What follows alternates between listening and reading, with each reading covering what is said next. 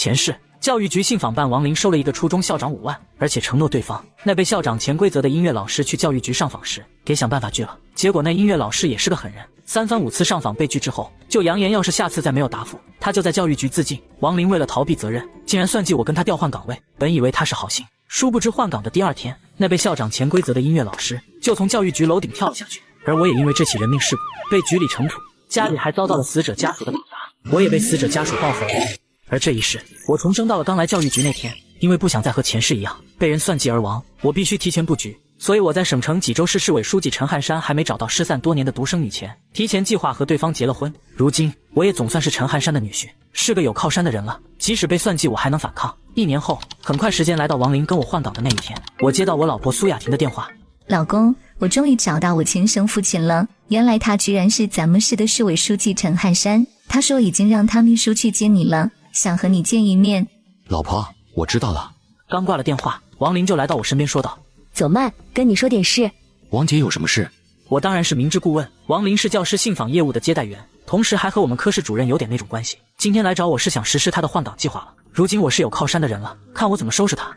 哎呀，左曼还真是聪明呀，其实也不是什么大事，就是姐这最近不知怎么了，总是有点腰疼，所以姐就想和你换下工作岗位。姐那个岗位可是……王林话还没说完，我就打断他话说道：不换。王林此时愣了下，很显然没想到我会拒绝他，而且还拒绝得这么干脆。而王林也在短暂的愣神后，这才神色恢复正常，于是有些撒娇的对我说道：哎呀，左曼，你就跟姐换换吗？难道你就忍心看姐整天腰疼？不换就是不换，滚一边去。此时办公室里和我同批进来也关系最好的朱勇更是一边对我使眼色，一边给王林陪笑道：那个王姐啊，左曼她可能中午吃饭多喝了点，还没醒酒，你别往心里去。左曼，王姐要换你就跟她换吧。王林更是眉头紧紧皱着，说实话，他之所以找我，就是因为我没背景没关系，平时又对他爱答不理的，让他这个连主任都百依百顺的信访一枝花有些不爽，这才故意想给我一个教训。但现在我居然敢让他滚一边去，直接怒火就起来了。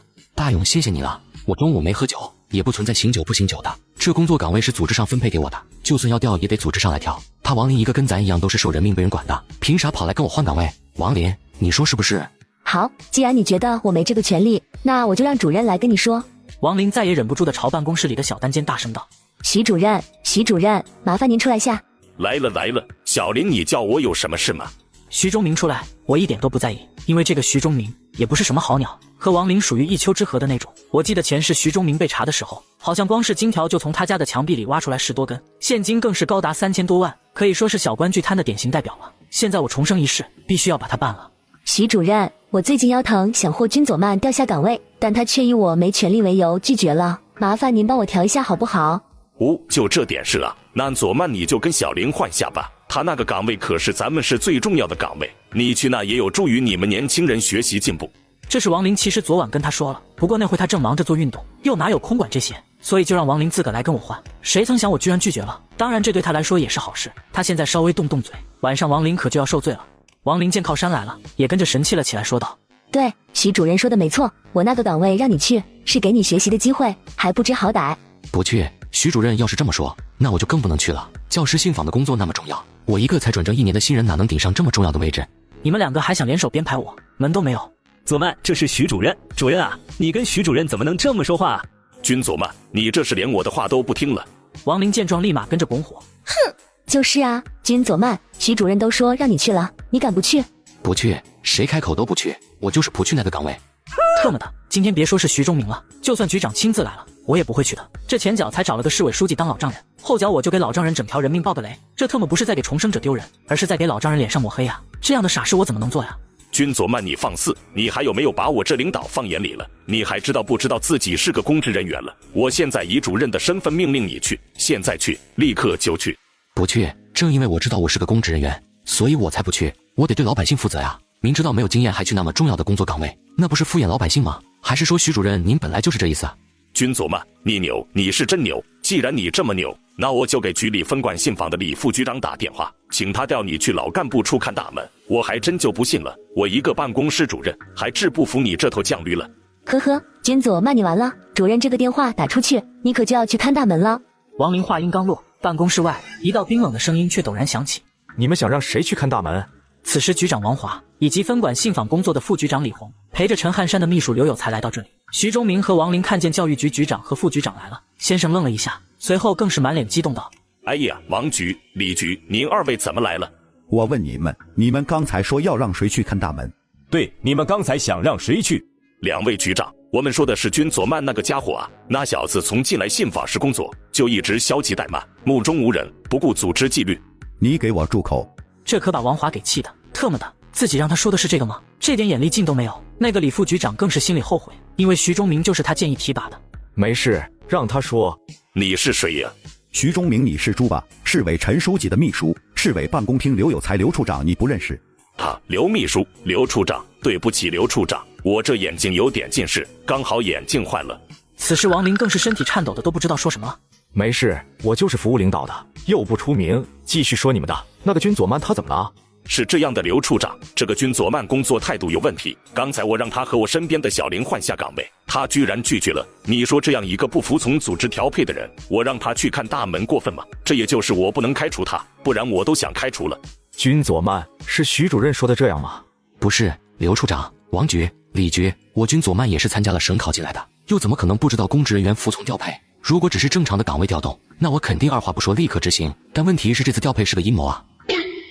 什么阴谋？你给大家说说。两位局长，我举报，我实名举报我们信访办公室副主任科员王林收受贿赂，故意以不正当理由拒绝上访者上访，致使上访者抑郁自尽，同时还和信访办公室主任徐忠明有不正当男女关系。我很快就把王林收受贿赂和市主任徐忠明关系不清，以及我根据前世记忆整理的，现在这个时候徐忠明已经犯过的事全部说了出来。两位局长，我刚才所说句句属实，我个人也可以随时配合组织上调查。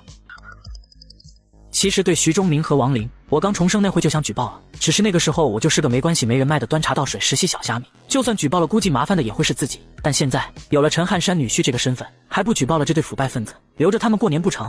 我操，怪不得佐曼死活不愿意去那个岗位呢，原来那位置有坑啊！徐忠民、王林、小曼说的可是实情。此时徐忠明和王林吓懵了，反应过来的徐忠明立刻反驳道：君佐曼，你血口喷人，你说的那些我都没做过，我和王林是清白的，你这是怀恨在心报复我。王局长，我没有拿人钱，我没有，你要相信我啊！今天这里的事我会如实上报给陈书记。君佐曼，跟我走吧。我去送一下。李局，你把他们俩直接送市纪委去。王华赶紧对着李红说了一句，便追了出去。李局，您要相信我们啊，我们真的什么都没有做过啊，这些都是君佐曼那家伙诬陷我们，他就是想用自己一条烂命毁了我们两人大好前程啊！诬陷你们，就你们也配？人家君佐曼那是市委陈书记的女婿，你俩是死到临头了还想狡辩啊？陈书记的女婿。徐忠明和王林脑子立马吓懵了，直接瘫坐在地。半小时后，我来到了陈汉山家。爸，我给你介绍，这是我老公君佐曼。爸，君佐曼，我问你，你家里的那些钱有没有违法乱纪所得？爸，那些钱我都解释好几遍了，你怎么就不信呢？我就是想听他亲口说。没有，别墅和车子，还有家里的存款，都是去年我买彩票中的，这些都是有领奖记录的。爸，你可以让人去查。况且我是1年前才转正的，现在在教育局也只是个打酱油的，谁会给我这种人送钱？那这件事就这样吧。其实这些事情陈汉山早就请纪委的同志暗中调查清楚了，确实是买彩票中的。当然既然是真事，他也就不会再追究，大不了回头让秘书把我的财产情况备注在我的档案里面就是。你们今天就住我这吧，家里有空房间，小刘你跟我去书房一下，评价一下我这个女婿怎么样？大将之风。你啊你怎么也学会拍马屁了？刘秘书就把今天在教育局的事说了出来。这可不是拍马屁，领导您是知道我的，我从来不会说违心的话。他今天故意当着我的面举报那徐主任，其实就是怕事情有人遮掩，这是有勇有谋啊。哎，没想到一个教育局的信访办居然就有这么大的问题。这样，你一会跟省纪委伍百庭书记说下这事，请省纪委和咱们济州市纪委联合成立一个调查小组，这件事一查到底，绝不姑息。好的，领导。至于那小子，我记得咱们省好像有个叫大河镇的地方，是吧？是的，领导。大河镇隶属于东安市新港县，距离济州352公里。因为地处平南山区，全省乡镇经济排比的时候，每年都是最后1名，可以说是又穷又苦。又穷又苦吗？既然你说他有大将之风，那就由你来想办法把他安排到大河镇，我们也看看他到底有没有这个潜力。反正他的身份在教育局已经泄露了，继续待在那也不合适。行，这个没问题，就是职务上怎么安排？就镇党委书记吧，他研究生学历转正就是副科，按理说还有1年才能提拔正科，但条件太苦，破格提拔也不算违规。咱们总不能想让人办事还舍不得放权，权我能给他，是就看他本事了。不过他可是你看好的，他要是不行，到时候你也跟着下去。领导，我还想跟着您。跟着我做什么？咱南平的老百姓才是你该跟着的。省委对东安市那边的部分干部已经有些不满了，回头我找时间跟书记和省长谈谈，看看能不能也给你个锻炼的机会，总不能我的事有眉目了，你的还悬着吧。行，那我听您的。第二天上班，我就被叫到教育局局长办公室。局长，您找我？左曼，你来的正好。来，我跟你介绍，这位是咱们省东安市市委组织部副部长赵若喜同志，这位则是东安市新港县县委组织部部长冯承轩同志。东安市新港县，我一愣，心里突然有些发慌。两位，这就是你们要找的君佐曼。君佐曼同志你好，我是冯承轩，新港县县委组织部部长。经过东安市和新港县两级组织部临时筛选，现决定调你到我县大河镇担任镇党委书记一职。这次来主要有2个目的，一是代表组织上询问你的意思，至于第二，那就是调令。此时我却瞬间明白了，这是陈汉山安排的。只是老丈人这也太狠了点吧，直接把自己往大河镇扔，这是把最硬的石头丢给我了呀。谢谢组织上的培养和2位领导的远道而来，我服从组织决定。好，这样的话那就明天过去新港县报道，我们就先走了。第二天我就来到东安市新港县县委组织部报道。哎呀，佐曼同志来了啊！我刚才还寻思着让人给你打个电话，问问你什么时候到呢，没想到这就来了。哪里敢麻烦冯部长给我打电话呀？从今以后我可就是您管着的兵了。哈哈，都是分内之事。佐曼同志，你是打算今天就去大河镇，还是明天再去？要不就今天吧，不知道李部长有空给安排吗？这样也行，那走吧，车上聊。之前从济州回来的时候，冯承轩就问过赵若曦我是什么来路了。当时赵若曦说让他不要问，同时还提醒他多照顾着点我。冯承轩也不是傻子，赵若曦一个市委组织部副部长都不敢说，那就肯定是我的身份不一般了，所以他这才表现得这么热情。冯部长，我是济州人，对大河镇那边的情况还两眼一抹黑呢，方便透露点不？既然你想知道，那我就给你说点。你是外地人，不知道也正常。这个大河镇啊，说它穷其实也不是没有原因的。大河镇除了自身的条件差之外，内斗也很厉害。内斗？你给我说说看。大河镇之前的镇党委书记田亮和现在的镇长李松，这2人提拔之前就谁也不服谁，后来更是愈演愈烈，连带着镇上的委员们也跟着站队。其中纪检委员谢忠、常务副镇长林正和，这2人是跟着田亮的，而组织委员陈川、宣传委员徐良、人武部长蔡国伟则都是李松的人。看来这个李松手段不弱呀，镇党委的7个委员他就占了4个。那可不，其实李松能力要比田亮强一点，只可惜没有用在正道上。直到前阵子闹发烧那会，李松不知道用了什么手段，居然拉拢了田亮手下的纪检委员谢忠，给田亮扣了一顶玩忽职守、防控不力的帽子，这才把他给整下去了。冯部长的意思就是我摘了李松的桃子呗，他很可能会继续和我斗。这些只是我的猜测，我可是有根据的。一来是因为你摘了李松的桃子，至于第二个，则是李松最近正在给田亮留下的常务副镇长林正和施压，打算把他也弄下去，换成自己人呢。你这一来，就等于是给了林正和可以投靠的机会啊。这还真是庙小妖风大，谁且王八多呀？既然县里都知道那李松和田亮不和，为啥不把2人分开呢？哎，这些呀，我告诉你，你心里有数就行了。田亮是陈县长的人，李松是县委马书记的人。我懂了，谢谢冯部长。差不多1小时后，车子到了大河镇镇政府门口。哎呀，欢迎欢迎欢迎冯部长来大河镇啊！这位想必就是君佐曼书记了吧？佐曼书记您好，我是咱们镇上的副书记镇长李松。哈哈哈，今天的主角可不是我只是例行公事而已。你们应该好好欢迎一下你们的新党委书记君佐曼同志。都是主角，都是主角。狗养的林正和出来了，我们一定要抓住他。只是下一刻，李松的话还没说完，身后却是陡然一道愤怒的咆哮声响起。仅仅只片刻，众人就看见镇政府不远处，几十号当地村民正义愤填膺地朝着这边冲来，有人手上还拿着利器。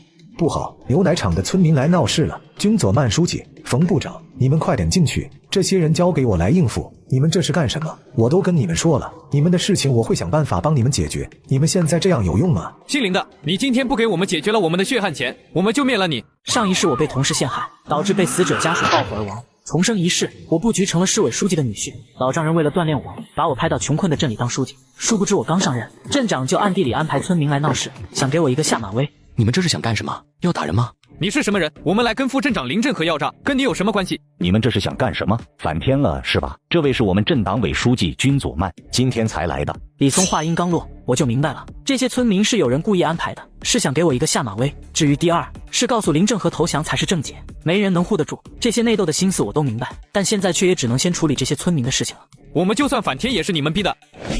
你们谁要觉得动粗有用，来照着我脑袋上来，来砸死我，看看你们一家老小还有人养吗？我这话说完，那些村民们都有些怕了。是个狠人啊！李松他们确实安排了这一幕，想离间副镇长和我，但现在我这很近，却让他们有些意外。都把手上的家伙事放下，有什么事情来找我说，我是这大河镇新来的镇党委书记，都把事情说清楚了。君佐曼书记，你可得给我们做主啊！我们以前都是咱们镇牛奶厂的工人，我们这么做也是迫不得已呀。你继续说。2000年的时候，牛奶厂经营困难，就裁掉了一批人，我们这些人就是被裁掉的。当时镇上说的，我们每个人按照每年600块价格买断工龄，可是这都3年了，我们的钱还没有拿到。林正和他兼任着牛奶厂的厂长，当初说这事也是他说的，我们都找了他很多回了，可就是没有见到钱啊。君佐曼书记，我也不想啊，可是牛奶厂现在的情况，连维持厂里现有20个人的工资都不够，其他的我是真没有办法啊。当时一共裁掉了多少人？需要多少钱？没有向县里打报告吗？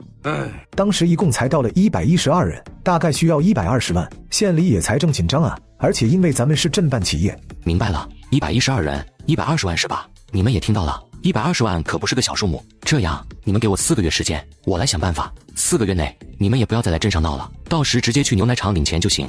4个月那太长了，不行。你们3年多等了，4个月就太长了吗？还是说你们谁家已经到了揭不开锅的地步了？要真到了这个地步，你们往镇上写申请，如果情况属实，镇上若是没有我帮着先行垫付。好，既然书记这么说，那我们给书记4个月时间，可我们怎么相信你呢？你要到时候再跟林正和一样给我们拖着怎么办？那位是咱们县委组织部冯部长，现在我当着他的面，我给组织上立下军令状，要是4个月后我还没有做到，这个镇党委书记我自己辞职，怎么样？好一个军令状，佐曼书记有担当，是你们大河镇的福气啊！呵呵，接下来有戏看了。好，既然君佐曼书记都这样说了，那我们相信你，我们走。黄主任，你现在去给我通知镇上所有要员，半小时后会议室开会，谁没来，那就主动辞职。好的，我马上去通知他们。半小时后，会议室里，我抓起桌上的茶杯，狠狠地摔在了地上，所有人吓了一跳。内斗，我让你们内斗，来，谁还想斗，我就坐在这里，有胆子的就站出来。说真的，我是真被气到了。本来对于这些内斗，我是没兴趣的，因为我知道自己来这里的任务是把大河镇的经济拉上去。但现在，我这才刚上任，就有人吆喝那些下岗职工开始勾心斗角。既然这样，那就好好玩玩。哈哈哈，佐曼书记这说的什么话？咱们大河镇内一直都是一片和。一片和啥？你糊弄鬼的吧？还是说你们当我是傻子，当我看不出来那些下岗职工是有人故意叫来的？瞬间，刚才还脸上挂着笑容的李松脸色沉了起来，目光也变得阴冷，就连陈川、徐良那些人也是眉头皱了起来，只有林正和有点担心的看着我。怎么说到痛处了？我告诉你们，这特么都不是痛，咱们镇政府的常务副镇长都差点让要钱的下岗职工给打死了，这才是痛。斗，整天就知道斗，是把自己钱包斗鼓了，还是把镇上的老百姓斗富裕了？你们什么都没斗出来。你听我狡辩，不是，你听我解释。李镇长，你不用狡辩了，我也实话告诉你们吧，我来这里，我要带着这大河镇的百姓脱贫，这是我的目的，也是我的底线。你们谁要是碰触我的底线，影响了我的脱贫计划，那就别怪我到时候脱了他的帽子，不信你们试试看。我的这番讲话，吓得镇政府的人一个个都不敢说话了。李松也是眉头皱了起来，众人都低着脑袋。好了，现在开始开会，我点到职务的人站起来让我看看。派出所所长来了吗？来了，书记您好，我是咱们大河镇派出所所长王清。呵呵，好，你看我好吗？咱们镇上的常务副镇长都差点被要钱的下岗职工给杖毙了，你跟我说好。派出所距离镇政府也就不到500米，而且那些工人们过来的时候还要经过你们派出所门口，你们就一直没听到没看到？还是说你们听到了看到了，故意等着出事？王清迟疑了下，下意识地看向了不远处的李松。那些下岗职工来闹事，李松早就给他打过招呼了，让他没有命令不要管，所以他也就没管。可现在他却是感觉到危机了。我现在提议，王清不适合再担任我们大河镇派出所所长了，由镇党委向新港县公安局作出提请，罢免王清的派出所所长一职。谁赞成谁反对？君佐曼书记，我。瞬间，王清慌了，说不出话来。我问的是你吗？你回答干什么？李镇长，你意下如何？这话说完，我看向了李松那些人，因为王清那可是李松的左膀右臂啊，当初弄下去田亮，这里面可就是有着王清的功劳。但现在我新官上任3把火，这第1把火烧的就是李松的左膀右臂。你们都看李镇长干啥？真正拥有一票否决权的是我这个镇党委书记，可不是他。我这话一出，所有人全部瞪大眼睛又看着我。完了完了！因为我这句话的潜台词就是不要反对我。今天你们谁敢反对我，以后就别怪我动用手上的一票否决权，关键时刻反对你们。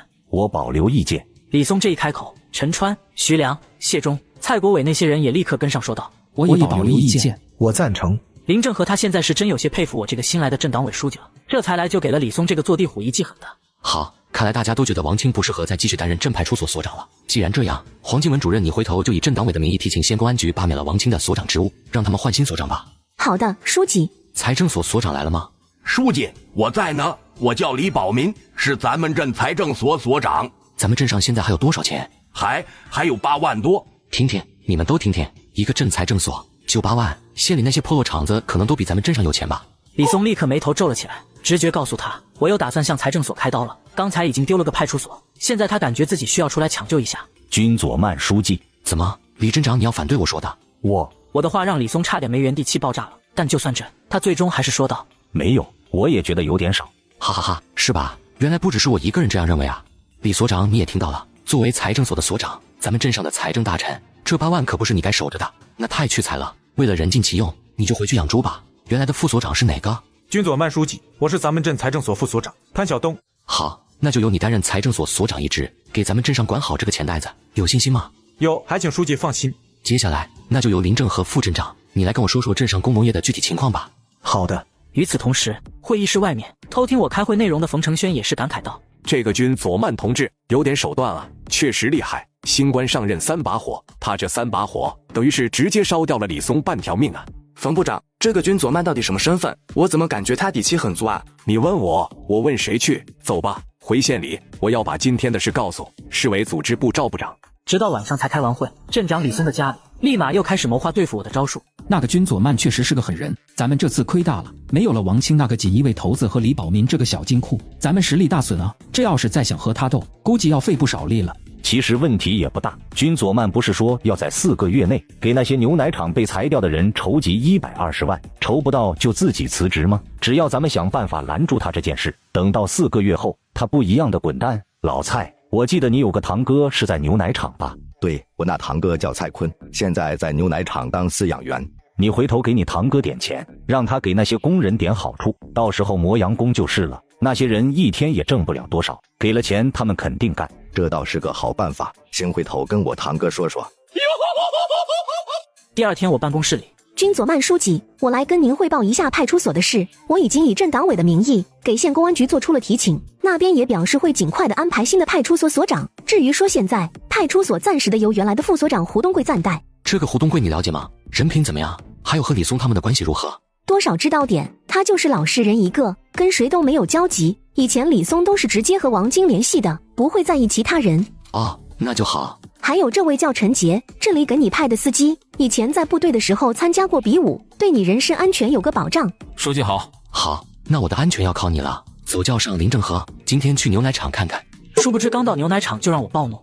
幕后黑手李松为了让我自动辞职镇委书记的职务，竟然教唆牛奶厂的工人磨洋工，从中阻扰我盘活牛奶厂。殊不知我竟然自掏腰包让那些磨洋工的人都下岗了，还把带头的人送到了派出所。你们是来厂里上班的还是来睡觉的？谁是管事的出来狡辩？佐曼书记，我叫王强，是牛奶厂的主任。这天气太热，工人要休息好才能干活。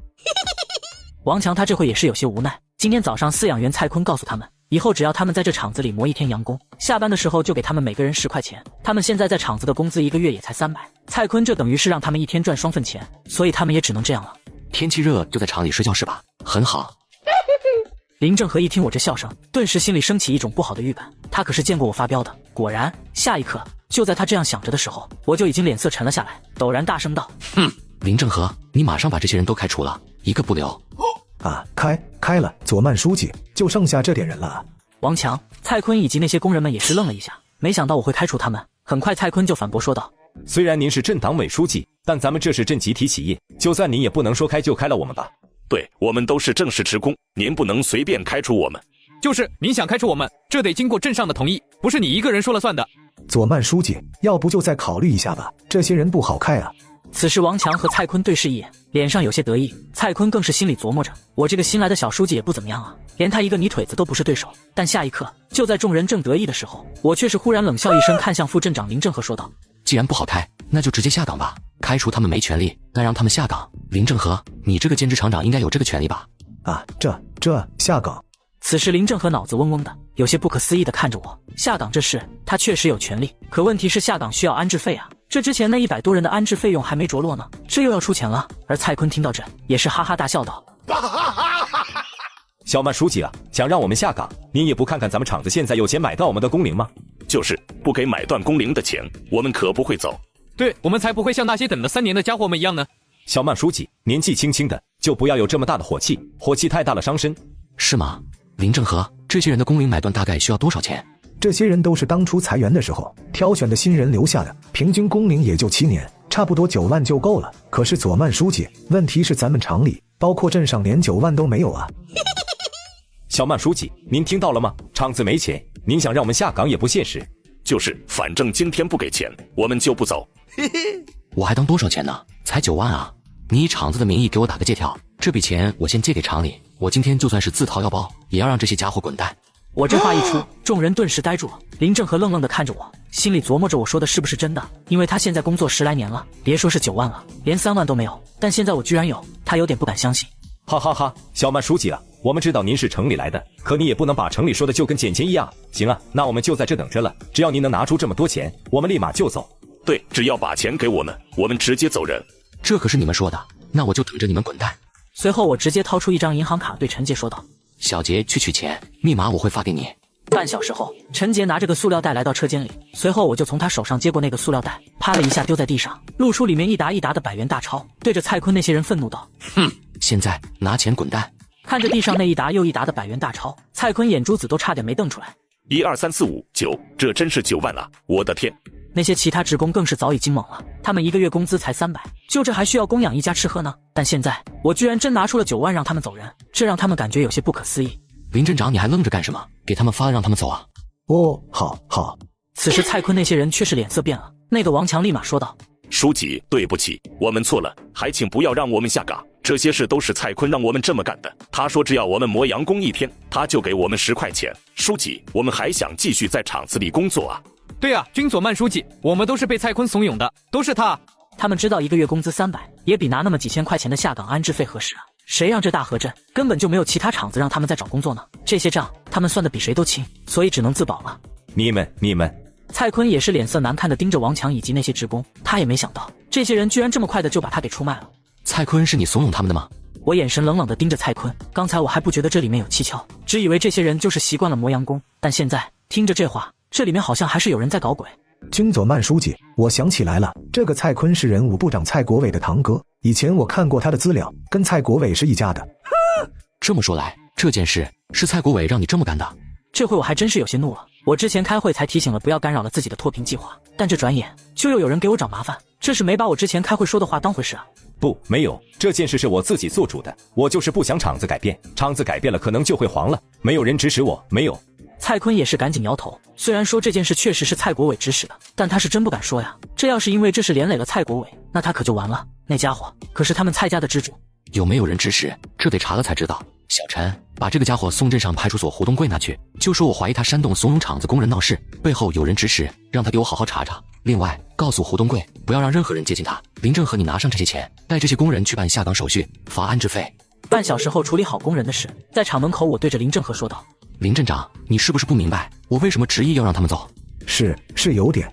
今天这些人，如果今天我给他们一次机会，以后其他人来了也会觉得在厂子闹事还有机会。人人都这样，厂子还如何继续？你这个人吧，勤恳是有的，就是太老实和迂腐了。要知道，慈不掌兵，义不聚财，人不主政。你自己好好想想吧，想好了去我办公室找我。与此同时，镇长办公室里，哈哈哈，也不知道咱们那位军佐曼书记怎么样了，该不会是被气死在了牛奶厂吧？如果不是今天天热，我都想去看看热闹了。去看个屁！咱们在这热了吹会空调，渴了吃块西瓜岂不是更好？我估计没气死也差不多了。昨晚上我可是让我堂哥每个人给10块钱的，工厂里那些人一天多挣10块钱，啥事不愿意干。这样就好，只要拖住了他筹资金的步子，这大河镇就还是咱们的。李松话音刚落，就接到一个电话。喂，我是李松。哦，知道了。挂了电话后，李松一巴掌拍在桌子上，大怒道：“咱们麻烦了，那个君佐曼居然让那些工人全下岗了，还把蔡坤送去了派出所。”啥？全下岗了？下岗需要安置费，他哪来那么多钱？他动用镇上财政所的钱了吗？没有，他让林正和给他打的借条，自己出的。这小子居然这么有钱，宁可自己出9万，也要把那些工人下岗了。咱们都小看他了。这下怎么办？老李，你可得想想办法。我那个堂哥可是个怂货，要是被派出所关阵子，可能就把我给供出来了。蔡国伟这才急了，这件事要是查到他，一个破坏组织团结的帽子，他可戴不起。慌什么？这样，老蔡，你去派出所那边看看，要是能把人捞出来就捞出来，要是不行的话，那就想办法让你那个堂哥咬死了，是他自己做的，没有人指使。这样的事情落在咱们领导干部身上才是破坏组织内部团结，但落在你堂哥一个小老百姓身上，无非就是拘留一阵子而已，大不了回头等他出来了，你补偿他点钱呗。对，老蔡你赶紧去，他君佐曼能把人送进去，难道咱们就不能把人捞出来吗？瞧把他给能耐的。好，那我现在就去。君佐曼书记，我想明白了，我听你的。好，明白就好。既然这样，那我现在就说说这个牛奶厂要怎么盘活的事。书记您说。首先，想要盘活这个厂子，我们最先要解决的是资金问题。不管是厂房的修整、工人的招聘，还是奶源以及牛奶的包装设计，这些都是需要钱的。这个钱我粗略估算了下，大概需要50万的资金，才能让这个厂子正常运转起来。50万差不多，可这正是咱们眼下最缺的。钱的事我已经想到办法了，咱们把13头奶牛卖了，2万1头，这13头能卖26万。至于剩下的，我看仓库那边还有一条以前淘汰下来的进口罐装线，这种罐装线卖个16、17万的也不是难事。这样一来，也就只差7、8万了。这7、8万，厂子后面那不是还有一间闲置厂房吗？想办法把它租出去，这不就解决了？佐曼书记，你这办法好是好，可是奶牛卖了，咱们奶源问题怎么办？还有这些可都是镇集体资产，咱们想要处置，就得镇党委开会通过。可您这才抓了蔡国伟的堂哥李松，他们不可能同意啊。奶牛没了，咱不知道从外面收奶吗？至于你说的集体资产处置这件事，这就交给我来办，我有办法让他李松在委员会议上乖乖同意。那成，要是佐曼书记能让李松他们同意，我没意见。黄主任，你找一下上次闹事的那些人，请他们明天都到镇政府来，就说我有事说。去叫那些人来干嘛？这牛奶厂想盘活最少需要50万资金缺口，我得让李松乖乖同意我别买一点用不上的资产。不过这刚抓了他的人，没点帮手可能不好让他就范啊。既然李松能利用那些人给我下马威，难道我就不能利用那些人逼李松就范吗？到时候只要那些人来了，李松敢说不同意，谁不同意就是断那些人财路，还不分分钟被敲闷棍。此时黄静文主任愣了一下，好像明白了我的心思。你是想这个办法好，要是有那些人在场，李松还真不敢反对，我这就去安排。李松办公室里，蔡国伟去派出所碰壁回来。老李，派出所那个胡东贵不让我见我堂哥，而且回来路上我听说君佐曼明天要召开大会，该不会是我那个堂哥招了吧？放心，还没呢，我在派出所里有眼线，你那个堂哥还可以，依旧在继续扛着呢，估计开会是说其他事。那还好，那兄弟我可就仰仗你了。放心吧，包你安全。明天开会君佐曼说什么，我们都要反对他，明天开会一定让他难堪。李松这些人还想反对我，殊不知我早已安排好人，他们已经成为我案板上的鱼肉，任我宰割。我为了盘活牛奶厂，找了牛奶厂的下岗工人来开会，目的就是压迫镇长李松他们同意我处置牛奶厂的资产。李松气不过，竟然威胁县委书记替他出手，怂恿县纪委书记在没有查阅我档案的情况下违规审查我。佐曼书记，对不起啊，上次我们不知道您的为人，差点把您也一起误伤了。就是要不赵书记您回头也拿棒子拍我一下。过去的事不提了，今天找你们来干啥？黄主任都跟你们说了吧？说了，书记您就放心吧。今天要是有人敢反对您筹措资金盘活厂子，我们就弄他。对，书记也是为了我们这些下岗职工的安置费，谁敢不同意，我们就跟他们拼了。不至于，就是演戏，吓唬就行，可别真搞出来事了。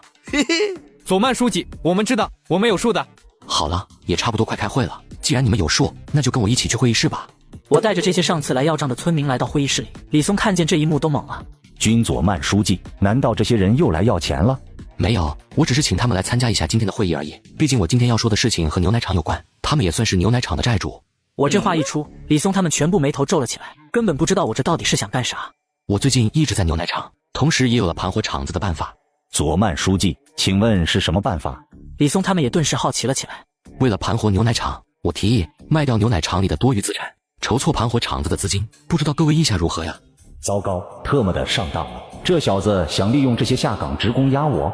我话音刚落，这李松也是立刻明白了我的意图。当着下岗职工的面，他要是反对，不用我说什么，那些职工就会跟他拼了，甚至都有可能把他当作阻挡了他们拿安置费的仇人。左曼书记，这样是不是太冒进了？要是场子盘不活……只是陈川话刚说完，那个村民刘二狗就大怒道：“陈川，你什么意思？你自己占着茅坑不拉屎，还不让左曼书记给我们办点事了？”就是陈川，你信不信我晚上就刨了你先人的坟？此时陈川也顿时明白了我的意图，脸色难看的不行。好了好了，老陈，你这思想不对，我们不能因为怕冒进就不做事啊。现在方法我已经告诉你们了，你们就只需要告诉我谁赞成谁反对就行了。嘿嘿，我笑眯眯地盯着李松那些人，让你们上次利用这些下岗职工给我找不自在，今天也让你们自己尝尝这种滋味。陈川很快对着李松小声问道：“老李，这咱们现在怎么办？这到底同不同意啊？”算了，同意吧，不然还能咋办？咱们要是今天不同意，就会议室里这些工人们还不直接跟我们拼命啊！李松是真不想同意啊，1000个10000个都不想，但没办法，因为他的对手是我呀。既然军佐曼书记都这么说了，那我们没意见。我也没意见。既然如此，那咱们就全票通过处置牛奶厂多余集体资产。感谢各位的鼎力支持。好了，那就散会吧。今天就这么一件事。黄主任，你跟我去送下各位下岗职工。2分钟后，会议室里就剩下李松的人了。陈川就一拳头砸在桌上道：“哼，特么的，你瞅瞅那小子嚣张那样，老李，这口气不能忍啊！你得赶紧去找县委周书记了。那家伙现在等于已经有了资金，这要是继续忍，回头真让他盘活了，咱们一个个都得凉。对，必须赶紧找了，马上让这小子滚蛋，不然咱们没好日子了。各位放心吧，我明天就去县委找周书记，让他找纪委的人来查他，我看他还怎么蹦跶。”第二天，林正和就在县里找到了一个愿意收购13头奶牛的养殖场。哎呀，这位想必就是军佐曼书记了吧？就是一笔小生意，还劳书记亲自来接待，受宠若惊呢。宋总这说的哪里话？生意虽小，但意义非凡，快去装车吧。好的。与此同时，李松已经来到新港县县委书记周华的办公室。你怎么来了？又有什么事？呵呵，瞧周书记这话说的，我来自然是想我外甥女婿了，来看看啊。别人只以为周华看中了李松的能力和手腕，却没人知道李松还帮周华养着情人和儿子。因为10年前李松请周华到他家里吃饭，谁曾想两人都喝多了后，周华居然借着酒劲抢了李松外甥女徐红，而且还一发入魂让徐红怀孕了。这就让李松有了威胁周华的把柄。你到底想干什么？我不是说过不要再提那事吗？别害怕，只要你乖乖帮我办事，女人和孩子我都还帮你养着。今天来找你，就是想让你帮我办件事。什么事？我想办了军佐曼。你疯了！上次田亮的事情已经让我在县委腹背受敌了，你还想办？不一样的，田亮那次是设计陷害他的，这次咱可是有证据的。什么证据？那个军佐曼。李松这才把我那9万块钱的事情说了出来。就这算哪门子证据？万一人家收入合法呢？李松，你别总是给我出这种难题。此时周华却眉头紧皱，仅凭这些就对一个刚来的镇党委书记调查，很显然太牵强了。呵呵，难吗？我怎么感觉不难呢？让县纪委带走就是了。至于收入合法不合法，证据够不够，那不还都是纪委来定的吗？那也是纪委，不是我。是吗？别以为我不知道，纪委王全书记是你的心腹。你要是这个态度的话，我回头可就让我外甥女去市里举报了，一个少女被。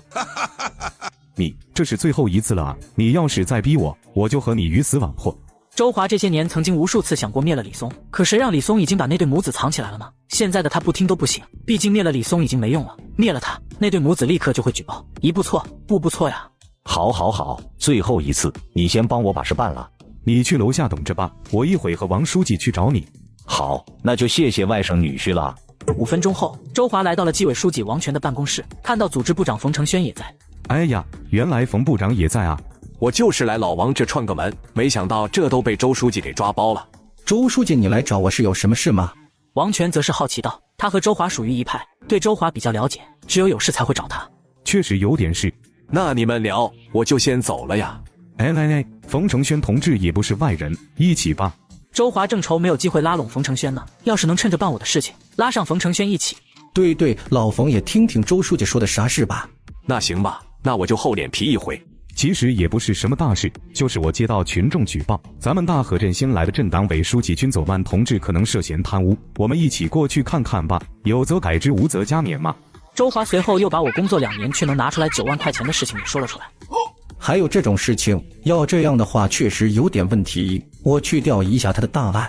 王全听了眉头一皱，立刻就想让人调档案了。这是县纪委调查的流程，必须先查档案，防止档案里有财产说明之类的。但冯承轩却是眉头皱了起来，有些不相信的道：“我跟君佐曼同志认识，他当初上任还是我送的，应该不至于吧？”当然，他嘴上这么说，心里却已经肯定了，8成是李松在背后搞鬼。毕竟我新官上任3把火，直接烧了李松半条命的事情，他可是亲眼看见了的。而且李松又是周华的嫡系，一想到这，冯承轩心里思索着自己是不是告诉一下我。要知道，我可是跟市里某位领导有关系的。哈哈，冯部长同志负责组织部，怎么能如此草率呢？知人知面不知心啊！我看档案就不用调了，事态紧急，我们直接过去吧。周华这会也不知道我档案里是不是有财产说明，但就算有，也不能让王权看了。看了如果有，王权肯定不会去，那样李松的事情还怎么办？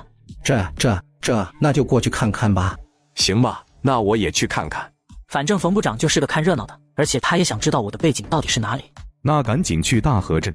在路上，冯承轩则是悄悄把这事发给了东安市市委组织部副部长赵若喜和我。赵若喜就告诉了他同学刘有才。小刘，怎么了？领导，君佐曼那小子要出事了。刘有才很快就把我因为给大河镇工人垫付下岗安置费而被县纪委调查的事情说了出来。他的财产来源，我不是已经让你写进档案了吗？怎么还会发生这样的事？此刻我老丈人陈汉山却眉头皱了起来。当初问清楚我没有贪污，他就让刘有才帮我在档案里备注，为的就是防止类似的事情发生。但现在居然还真就发生了。领导，写是写了，可能是下面县纪委没有查阅，又或者是……那这就是省纪委书记伍百庭书记的事了。你去给他打个电话吧，告诉他，他要是还想在我家里蹭我闺女给我做的饭，就把他手下的这种知法犯法的约束好了，不然下回他吃的饭里可能就要有老鼠药了。是，我这就去。而我这边刚卖完奶牛，准备回办公室，李松就带着一群除了冯承轩其他我都不认识的人来到牛奶厂门口。这时冯部长还悄咪咪地给我做了个手刀向下切的手势，提醒我，而我也是咧嘴一笑表示有数。同时我也有些惊讶李松的手段，居然能让新港县纪委的人不调阅档案就来查我，还真是小看他了呀。但是我根本不慌。镇长李松为了赶走我这个政委书记，竟然举报我贪污，殊不知我1000万的收入都登记在我的档案里了。县纪委书记违规操作被市纪委书记带走审查，镇长李松狗急跳墙，竟然派人烧了牛奶厂，这下他们摊上大事了。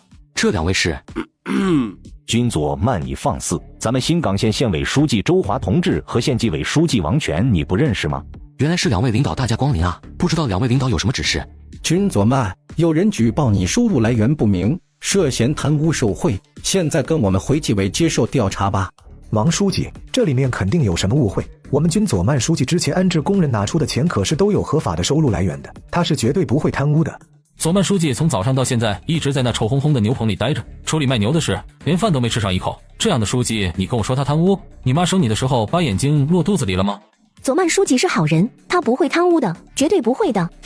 放肆！他君佐曼有没有贪污，那是你们说了就能算的吗？那是我说了算的。君佐曼，给我走吧。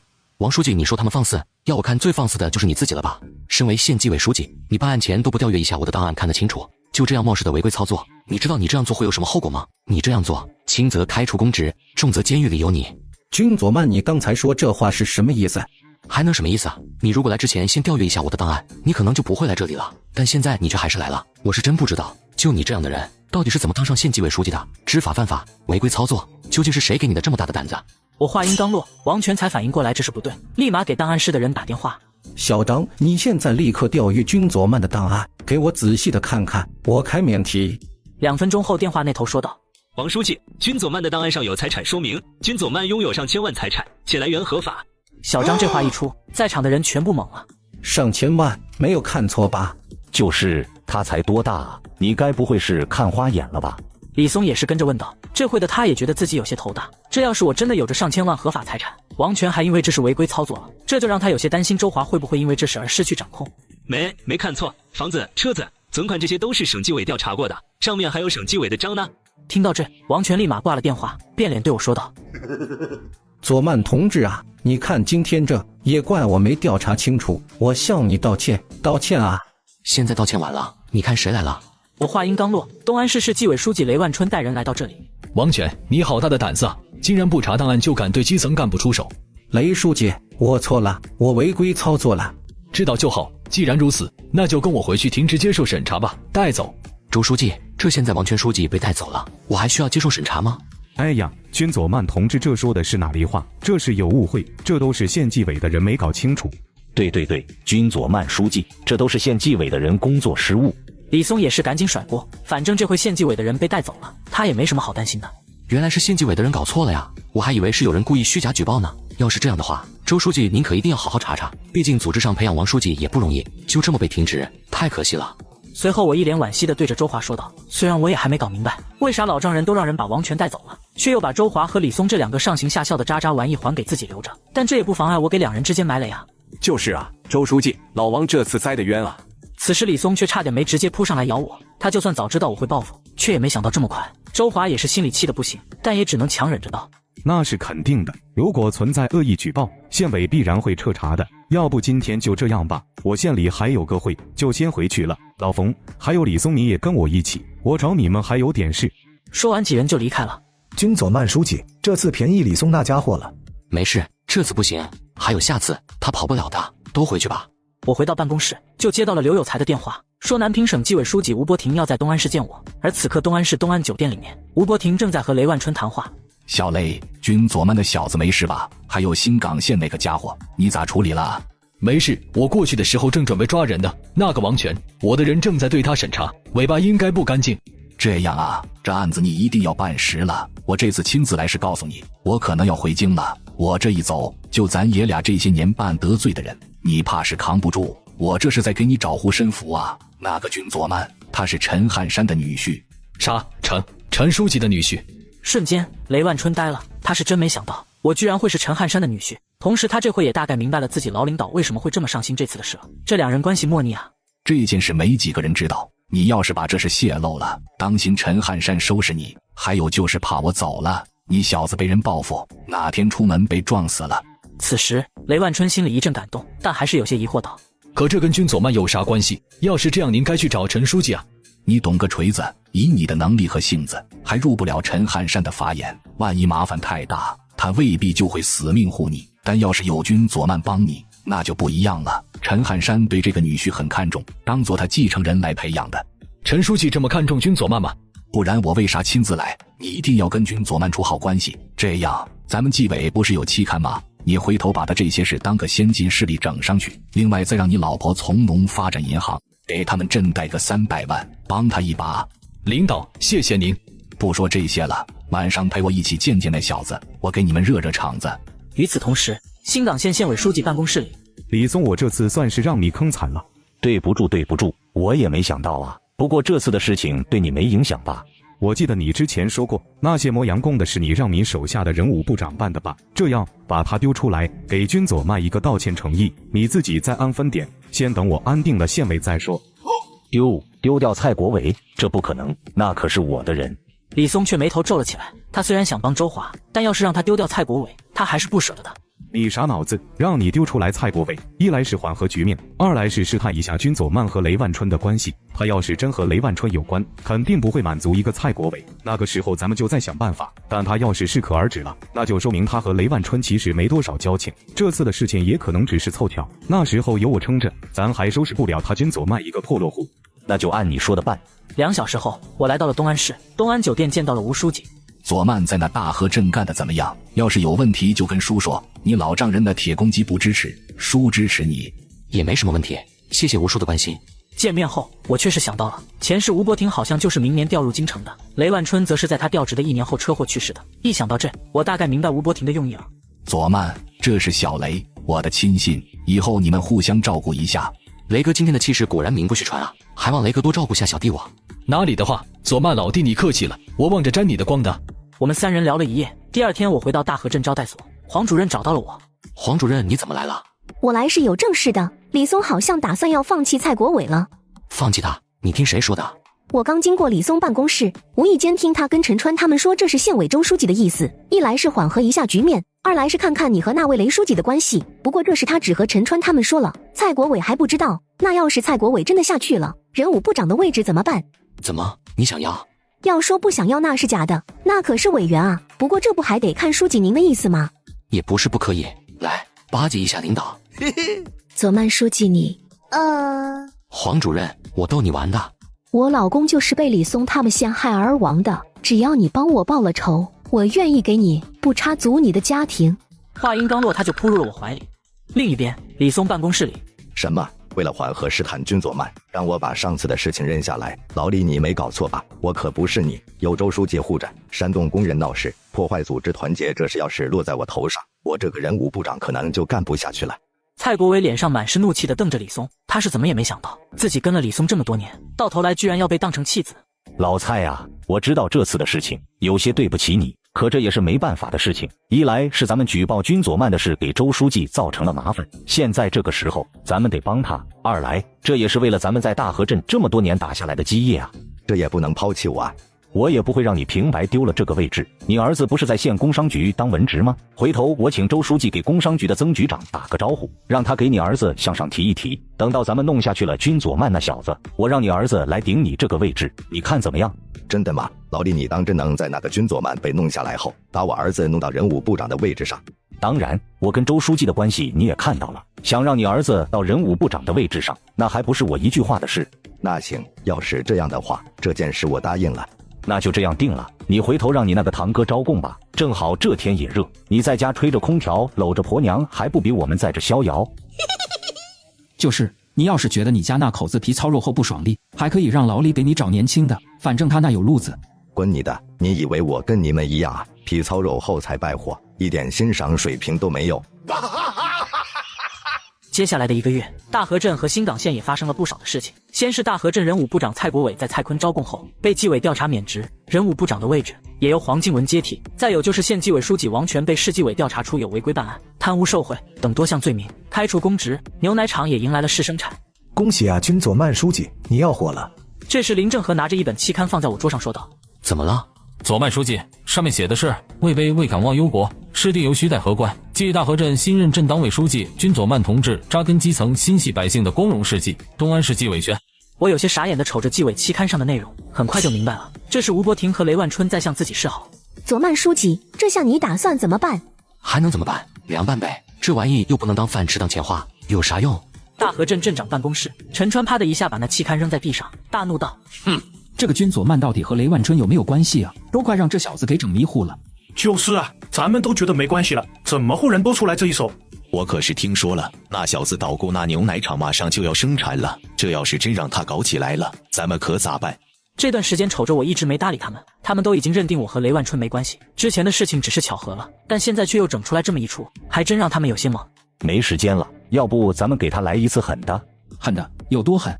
烧厂，咱们把他那小破牛奶厂烧了，只要烧了他的破厂，他所有的心血就化作乌有了。那个时候，我看他还有什么脸待在这？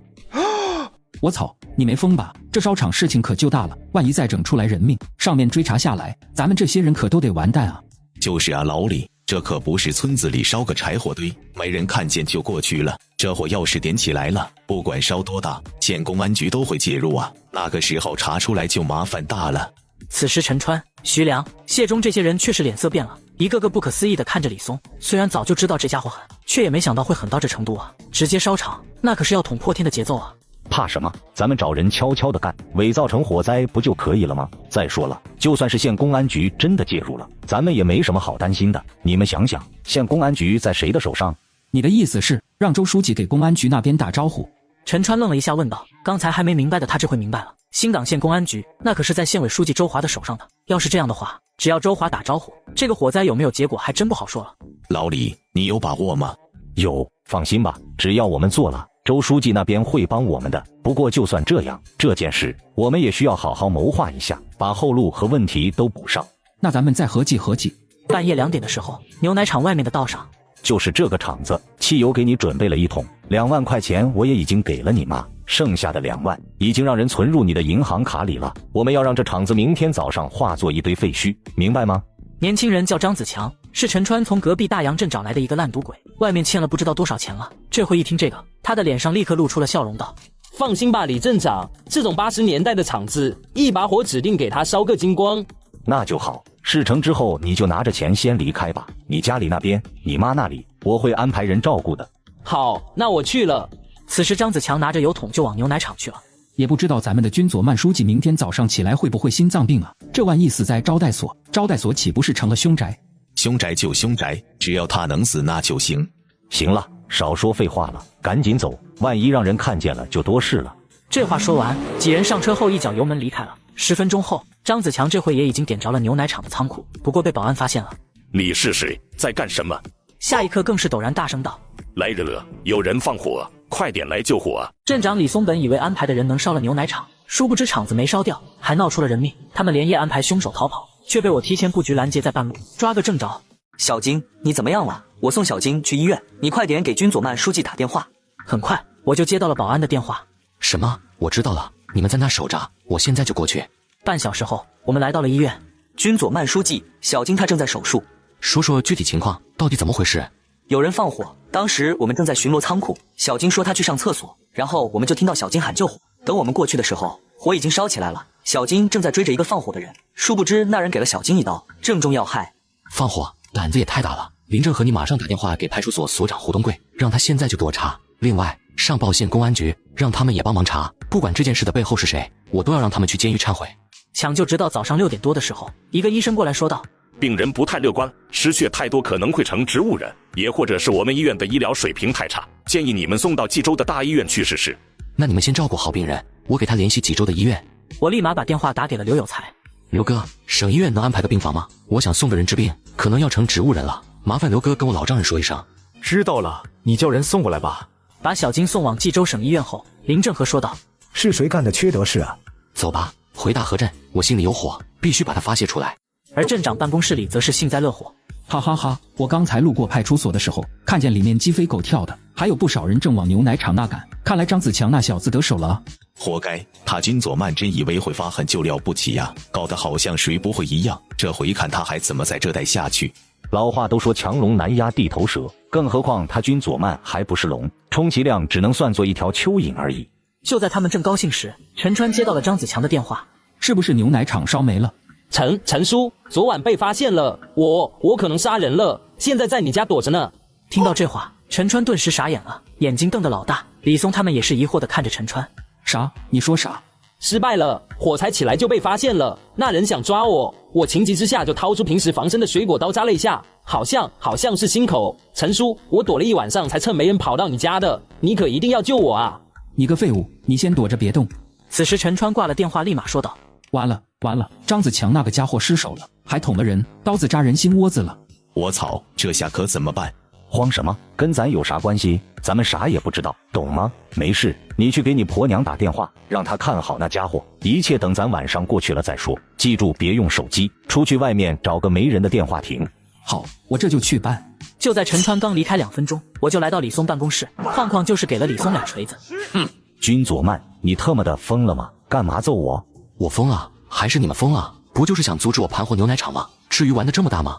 老子不知道你在说什么。对，军佐曼书记，你到底怎么回事？好一个不知道！你们几个完了！我说的，耶稣也救不了你们。这是揍你的医药费，就算到派出所也是调解赔钱，应该还有剩余，多出来的就当是我给你们买纸钱的。收好了，我们去牛奶厂看看。我走后，几人面面相觑，谁也没想到会发生这样的事情。镇党委书记居然把镇长揍了，这话说出去谁信啊？可今天就发生了。老李，你怎么样啊？要去医院吗？军佐曼，老子跟你没完。对，跟他没完，要不咱报警。报个屁，这是归派出所管，派出所还在他手上呢。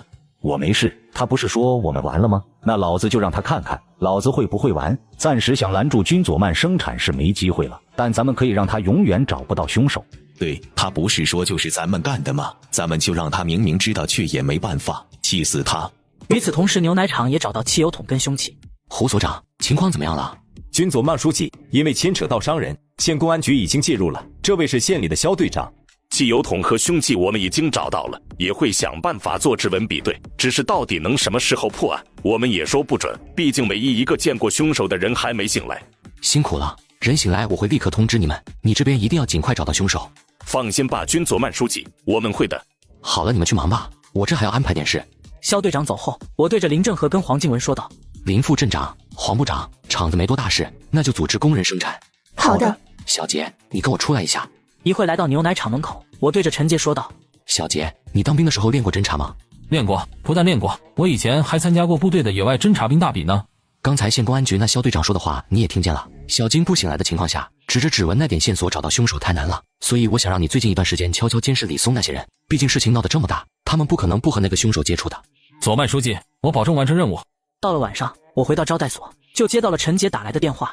找到了军佐曼书记，他们可能要把凶手转移地方。小坝村到县道的路上，一辆面包车，我现在正在跟着他们。那你继续跟着，千万不要打草惊蛇，我马上带人过去把他们拦住。半小时后，我带着派出所所长胡东贵在路上拦截了李松他们。李松，这次我看你还有什么可狡辩的？此时张子强看到这一幕害怕了，立马招了出来。军佐曼书记，烧厂伤人的事都是陈川和李镇长他们让我做的，我不是故意的，我真的不是故意的啊！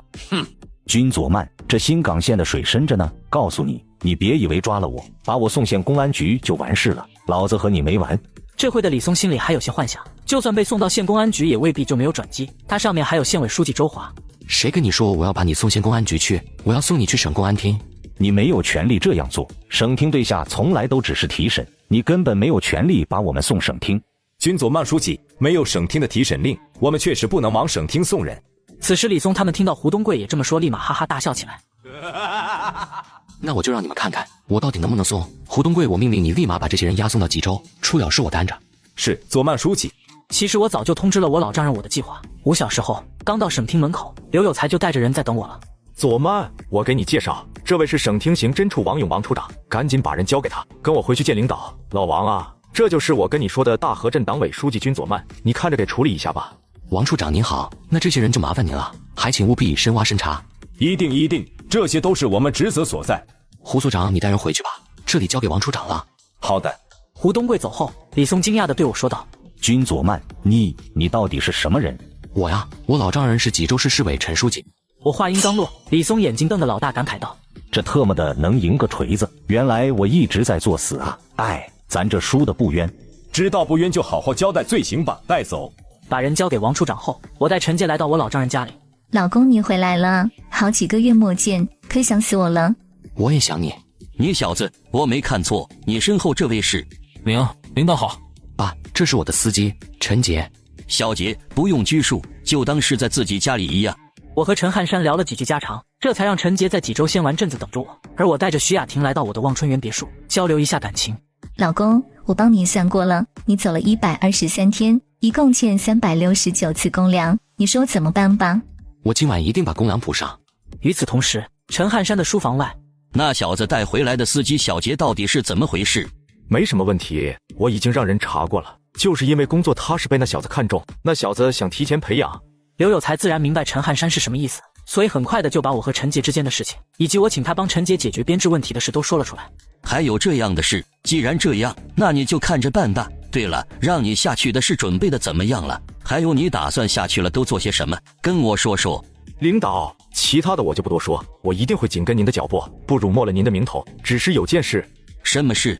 领导，能不能等我稳定局势后，把那小子借我用一阵子？我想把当年的事查一查。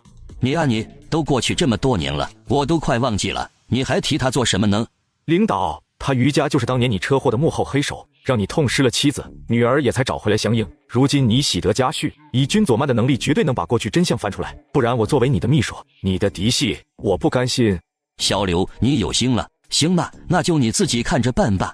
2天后，南平省东安市新港县大河镇的镇党委委员李松、陈川、谢忠、徐良4人被省公安厅以故意纵火罪、故意伤人罪立案调查，还查出新港县委书记周华充当李松的保护伞，还查出了包括该县县长陈有成、县公安局局长王伟也都存在重大违法乱纪行为，全部落马。原新港县县委组织部部长冯承轩临危受命，成了新的县委书记。一切尘埃落定后，我跟陈杰也从济州出发回新港县，殊不知刚到县城，停好车准备去商场买点那方茶带回大河，就被一辆车追尾了。县长和副县长的子女不仅酒后驾车，还追尾了我的车，事后还向他们父母告状说我敲诈勒索，殊不知被我反将一军，让他们父母亲手送子女去拘留。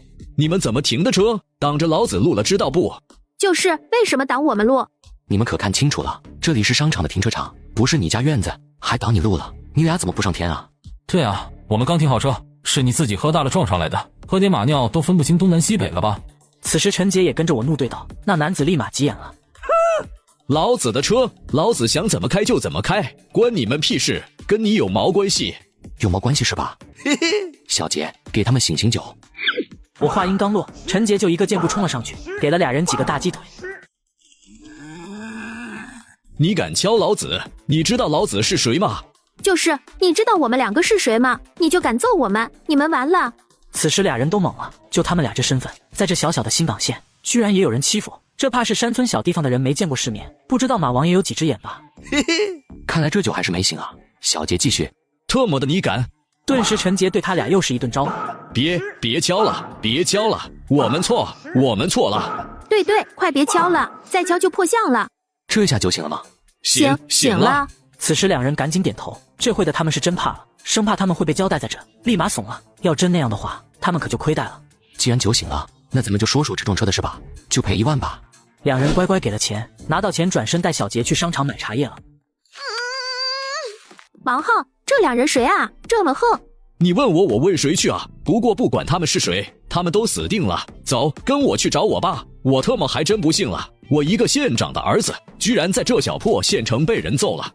那我也跟我妈说说，这小县城的人也太野蛮了。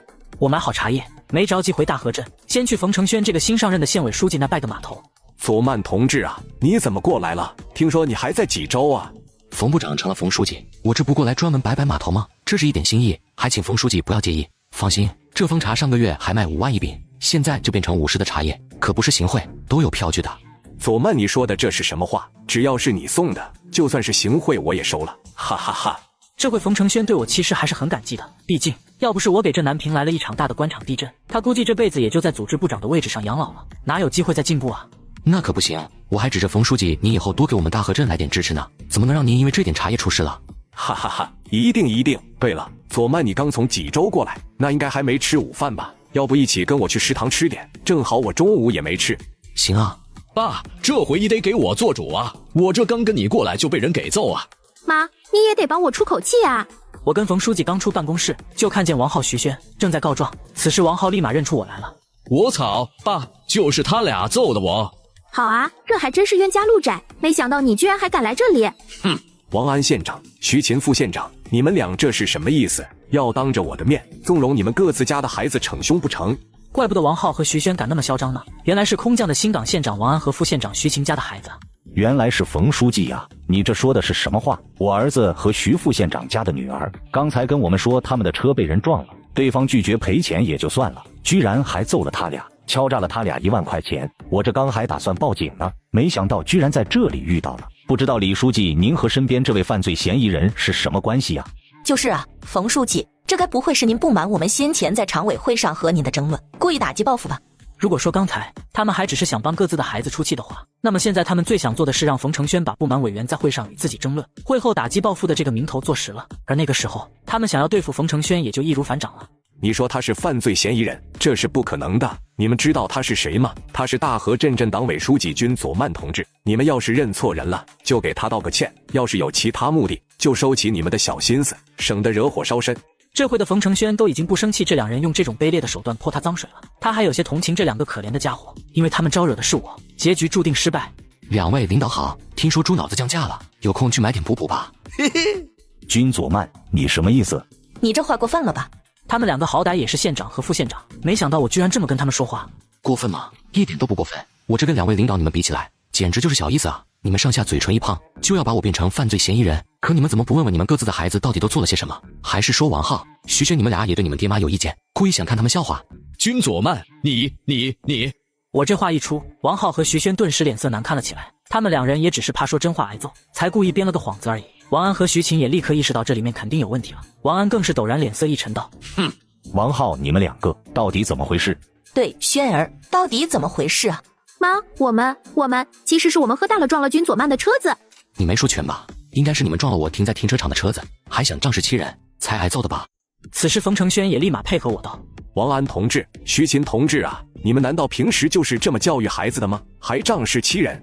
哎呀，左曼同志，对不起，刚才是我们错怪你了，都怪我儿子不对，我在这给你道歉，回头一定好好收拾他。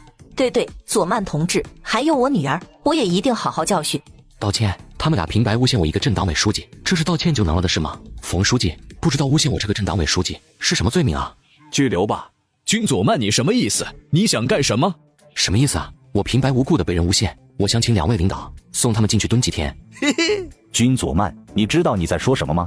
王安怎么舍得送自己儿子去拘留？知道，不就是进去待几天吗？两位领导难道不愿意？你，王安和徐勤快要气炸了，他们知道今天他们不按我说的做，估计是不行了。要是事情闹大了，他们更麻烦。好，我送他去拘留，拘留7天，行不行？这个随两位领导的意，要是这样的话，那我就先走了呀。两位领导可别忘了，冯书记，咱该去吃饭了。我们走后，王安立刻就掏出手机给县公安局那边打电话了，把王浩跟徐轩送去拘留。对不住啊，左曼同志，这回是我连累你了。冯承轩明白，那两个家伙其实是想要借着我揍人的事情抹黑他的，只不过是被我给反将了一军。可就算这，冯承轩还是觉得自己得拿出点道歉的态度来。冯书记，你说的这叫什么话？就咱俩这关系，说这就见外了。不过我怎么听书记你这意思啊？这两人大有来头。他们是于家角陈先行军的。于家角陈先行军？哪个陈？通过前世记忆，于家我知道是京城那边的家族，甚至我还知道现在的省政法委书记于正田就是于家的继承人。角陈先行军是什么意思我也明白，可就是这个陈却让我有点不确定了。陈自然就是咱们省济州市的市委书记陈汉山啊。为什么？哎，还能为什么？全拜，我其实也是前阵子听我一个才退休的老领导说的，据说好像是于家想让于书记和陈书记争一下省委专职李书记那个位置，所以他们就让在南平的人到处寻找陈书记过往工作的不足，好在关键时刻泼一下。原来是这样啊，冯书记，你应该也对那两个空降过来的也有意见吧？我恨不得锤死那两个玩意，刚来第一天就当着我的面抢班夺权，今天又一点都没把我这个县委书记放眼里的搞出来这么一出。我有意见，可我也没办法呀，谁让我没个好的靠山呢？这样啊，冯书记，你要是国庆后有空的话，跟我去一趟东安，我带你见个人。我还有点事，你想办法帮我搞定大河镇的人事，我就先走了呀。这话说完，我就离开了，只有冯承轩愣愣地坐在那里，喃喃自语道：国庆之后去东安带我见个人，见谁？等等，国庆之后东安，我操，军左慢你小子，瞒得我好苦啊！随后冯承轩更是好像意识到了什么一样，国庆之后陈汉山的秘书刘有才将接任东安市常务副市长的事，这在东安已经不是什么秘密了。再加上他之前从老领导那听说的陈汉山丢失的女儿好像找到了，还结婚了的事，他全明白了，我居然就是陈汉山的女婿。呵呵，没想到我老冯一个小虾米，居然也有加入大佬麾下的那天啊！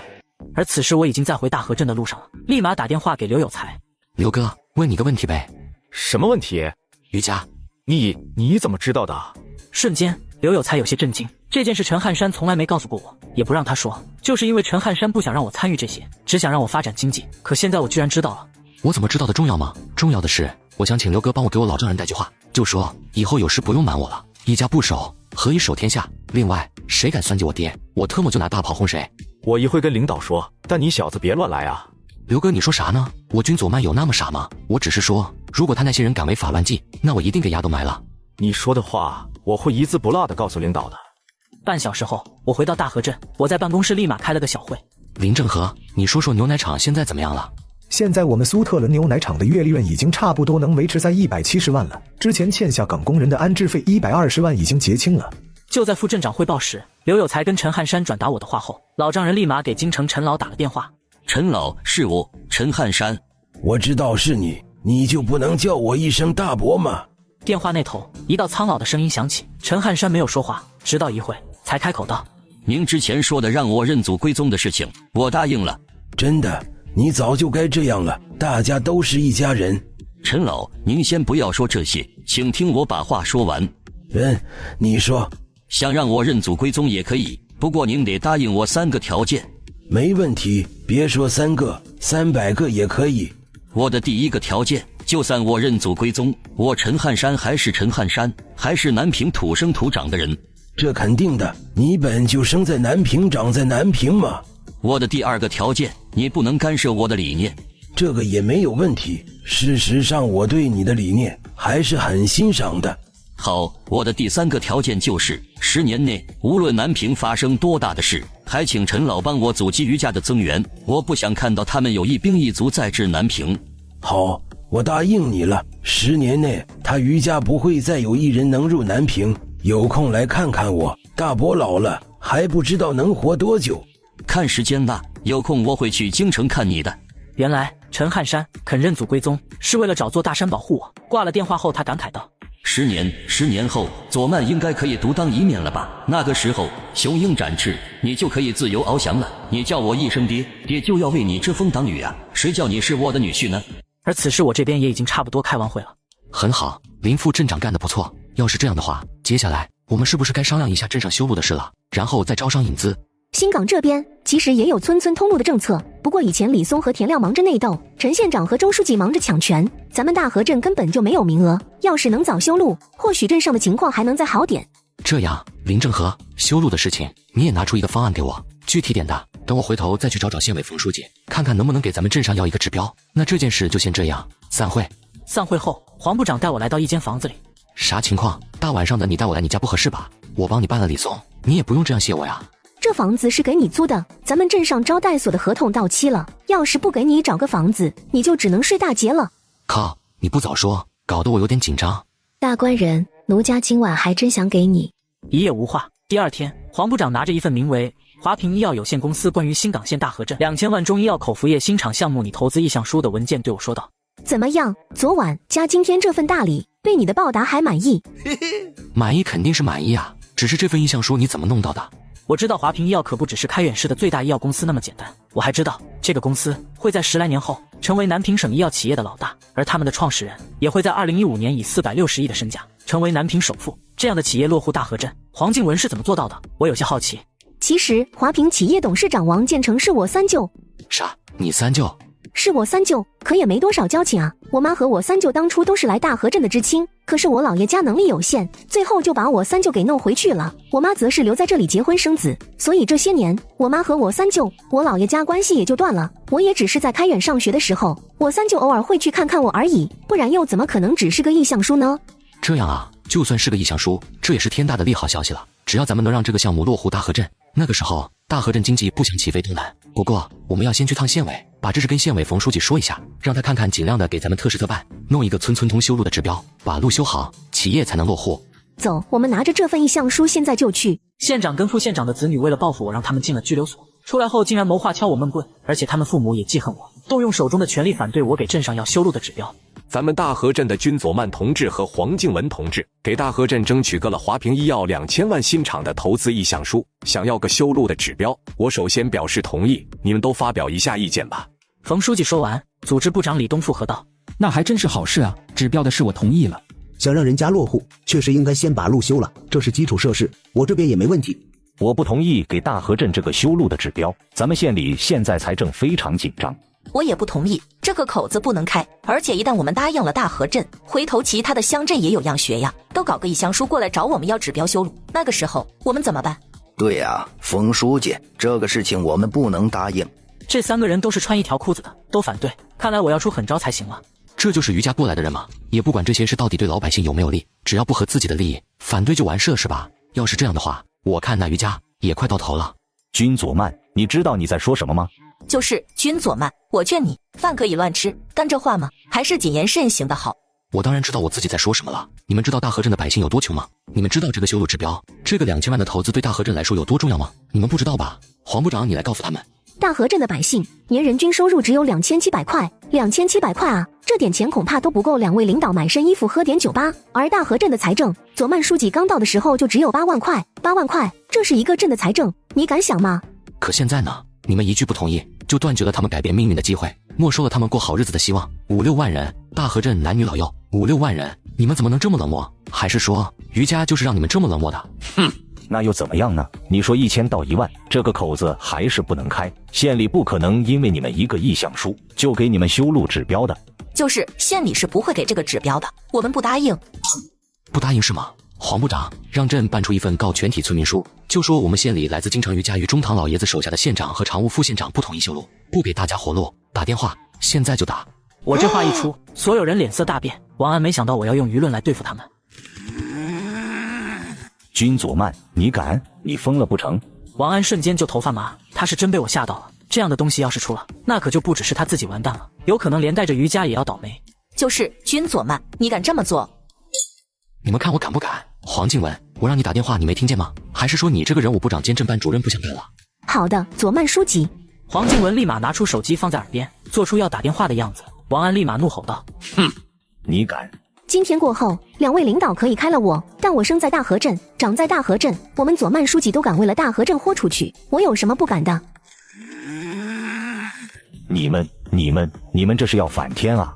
此时王安被气到了，徐晴也是脸色难看的不行，随后更是看向了冯承轩道：冯书记，这么大的事，难道您就不管吗？呵呵，我又没说不同意，跟我有什么关系呢？冯承轩这话让王安和徐晴傻眼了。君佐曼，你到底想要做什么？对，你究竟想做什么？你先别打电话好不好？我当然是想要给大河镇要个指标啊，我还能做什么？嘿嘿。好，你不就是想要修路指标吗？我答应了，但前提是你不能打那个电话。对，我也答应了，指标可以给你，你们先把手机收起来。那就多谢各位领导了。冯书记，就麻烦您监督一下资金，尽快到位。还有李部长，我们大河镇的缺失班子还请尽快啊。这个我昨天和冯书记说过了，我和黄部长镇上还有事，就先告辞了呀。放心吧，我会监督的。老李，你这组织部长，这几天就给他们办了吧。好，没问题，我这几天抓紧办。3天后，大河镇总算拿到了县里的修路指标，同时县委组织部也任命书到了，镇长由我之前建议的林正和担任，副镇长由黄静文担任。我也给老丈人打电话修路的拨款，希望他开绿灯。爸，我知道您不喜欢给人走后门，可省市县3级财政拨款到底要多久，您比我清楚。就算我现在开始申请，没有个1年半载也下不来，我可以等，但是大河镇不能等啊。这个华平医药我仔细研究过，如果发展的好，未来成为省内乃至国内知名药企也有可能。他们的新厂一旦落户大河镇，那绝对是大河镇逆天改命的机会啊。这样，明天你让人把指标和材料都送过来吧。爸，这么说您答应了啊？我陈汉山还没有那么迂腐，不管是冀州的百姓，还是东安的百姓，那都是我们南平的百姓，为百姓做事，难道我还会不答应？谢谢爸。2天后，南平省省市县3级8500万的财政拨款修路专项资金就已经到位了。黄镇长，你去通知大河镇的村代表开会，商量一下修路的事。好的，我立马就去。与此同时，新港县拘留所外面，王浩跟徐轩出来了。爸，我可总算是看到您了，我还以为我这辈子都见不到您了。妈，我好想您啊！出来了就好，我们去新港的大酒店里庆祝一下。就在这时，县财政局长黄龙来这里说道：王县长，不好了，不好了，出大事了啊！到底出什么事了？王县长、徐副县长，刚才东安市财政局直接行使上级单位的权力，从咱们县财政账户上划了1500万修路专项资金，连同省市里面下拨的，共计8500万，全部打入大河镇财政账户了。什么？还有这事？王安和徐晴都懵了。东安市财政局虽然有权可以从新港县财政局账户划钱，可这是很少发生啊。而且最重要的是，距离他们给大河镇发放指标也才过去了4天啊，4天大河镇就资金到位了，这怕是搭在了宇宙飞船吧？这是有蹊跷，省市县3级财政资金4天就走完了所有流程，这很显然是有人打招呼了，不然指着那个君佐曼，他哪有这本事？你的意思是君佐曼他背后有人？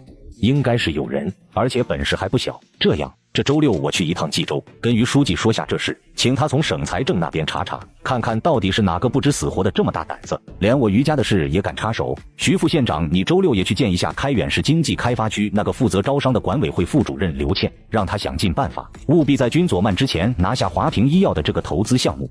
现在修路的财政资金已经到位，咱们想挡着君佐曼不让他修难度不小，但要是能先他一步拿下这个项目，那时候不仅君佐曼，那大河镇没法翻身，咱们还可以利用这事让冯承轩背个胡乱动用县财政的名头。你这个办法不错，只是那刘希我不认识，他会帮我们吗？放心，他弟弟前些年因为犯事进去了，你就告诉他，只要他帮着做好了这件事，咱们可以请于书记利用他在政法口的力量帮他弟弟减刑。他和他弟弟关系很好，以前还因为这事求过我。好，那就周6咱俩分头行动，这次咱们给君佐曼和冯承轩来个釜底抽薪，看他们还能怎么办。而我这边村代表也已经到了，正在开会中。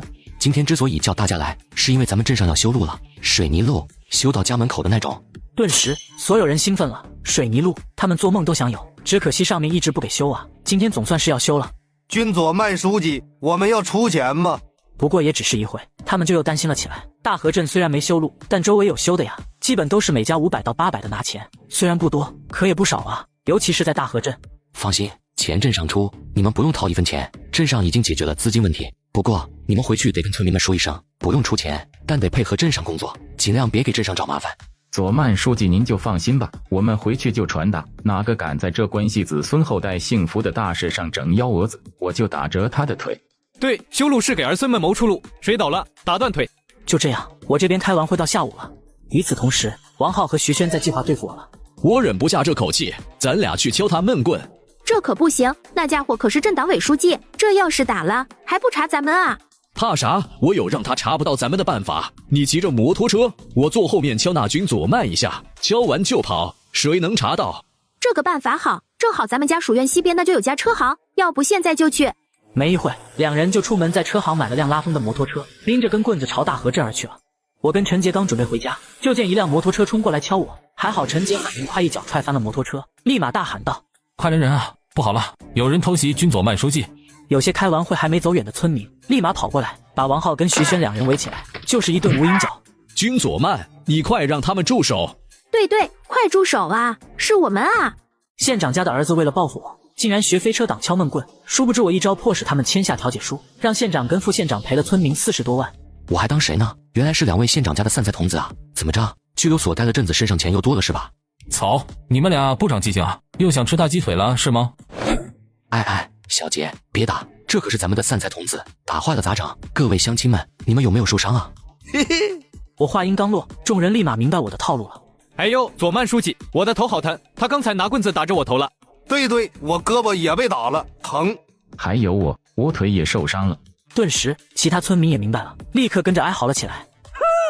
小杰，让派出所胡东贵带人过来，就说2位县长家孩子在咱大河镇行凶，打伤200多人。好的，佐曼书记。陈杰拿出手机赶紧打电话，他这也算看出来了，我这是又要让这2人掉坑里。军佐曼，你少诬陷我们哪有打他们？就是我们就2个人，怎么打他们200多人？王县长和徐副县长也是聪明人，怎么就生了你们俩这蠢货呢？难道你们就没看出来，我这是在救你们吗？救我们？你什么意思？你们想啊，你们这打伤200多村民，双方愿意调解，你们花点钱就能了事，但故意谋杀我这个镇党委书记，你们可就完了。我们什么时候故意谋杀你了？就是军佐曼，你怎么能这么诬陷我们？你们俩骑着摩托车，手里拿着棍子朝着我脑袋上抡，这也就是刚才小杰阻止了，不然的话，你们这砸上来，不是故意谋杀又是什么？或许你们觉得我没事，可就算我没事，你们也是3年起步的杀人未遂啊！你特么的，居然想谋害我们佐曼书记！就是在我们大河镇想谋害我们书记，你们好大的胆子！对，让派出所把这2个杀人犯抓了。村民们这会也是跟着愤怒了起来，他们现在又怎么可能还不明白？我就是想让这2家伙认下打人的是赔钱呢。既然明白，自然是要配合我的。此时王浩和徐轩却是吓了一跳，如果我咬定了他们想杀人，杀人未遂，他们还真跑不了。王浩，你快想办法啊！我可不想坐牢啊！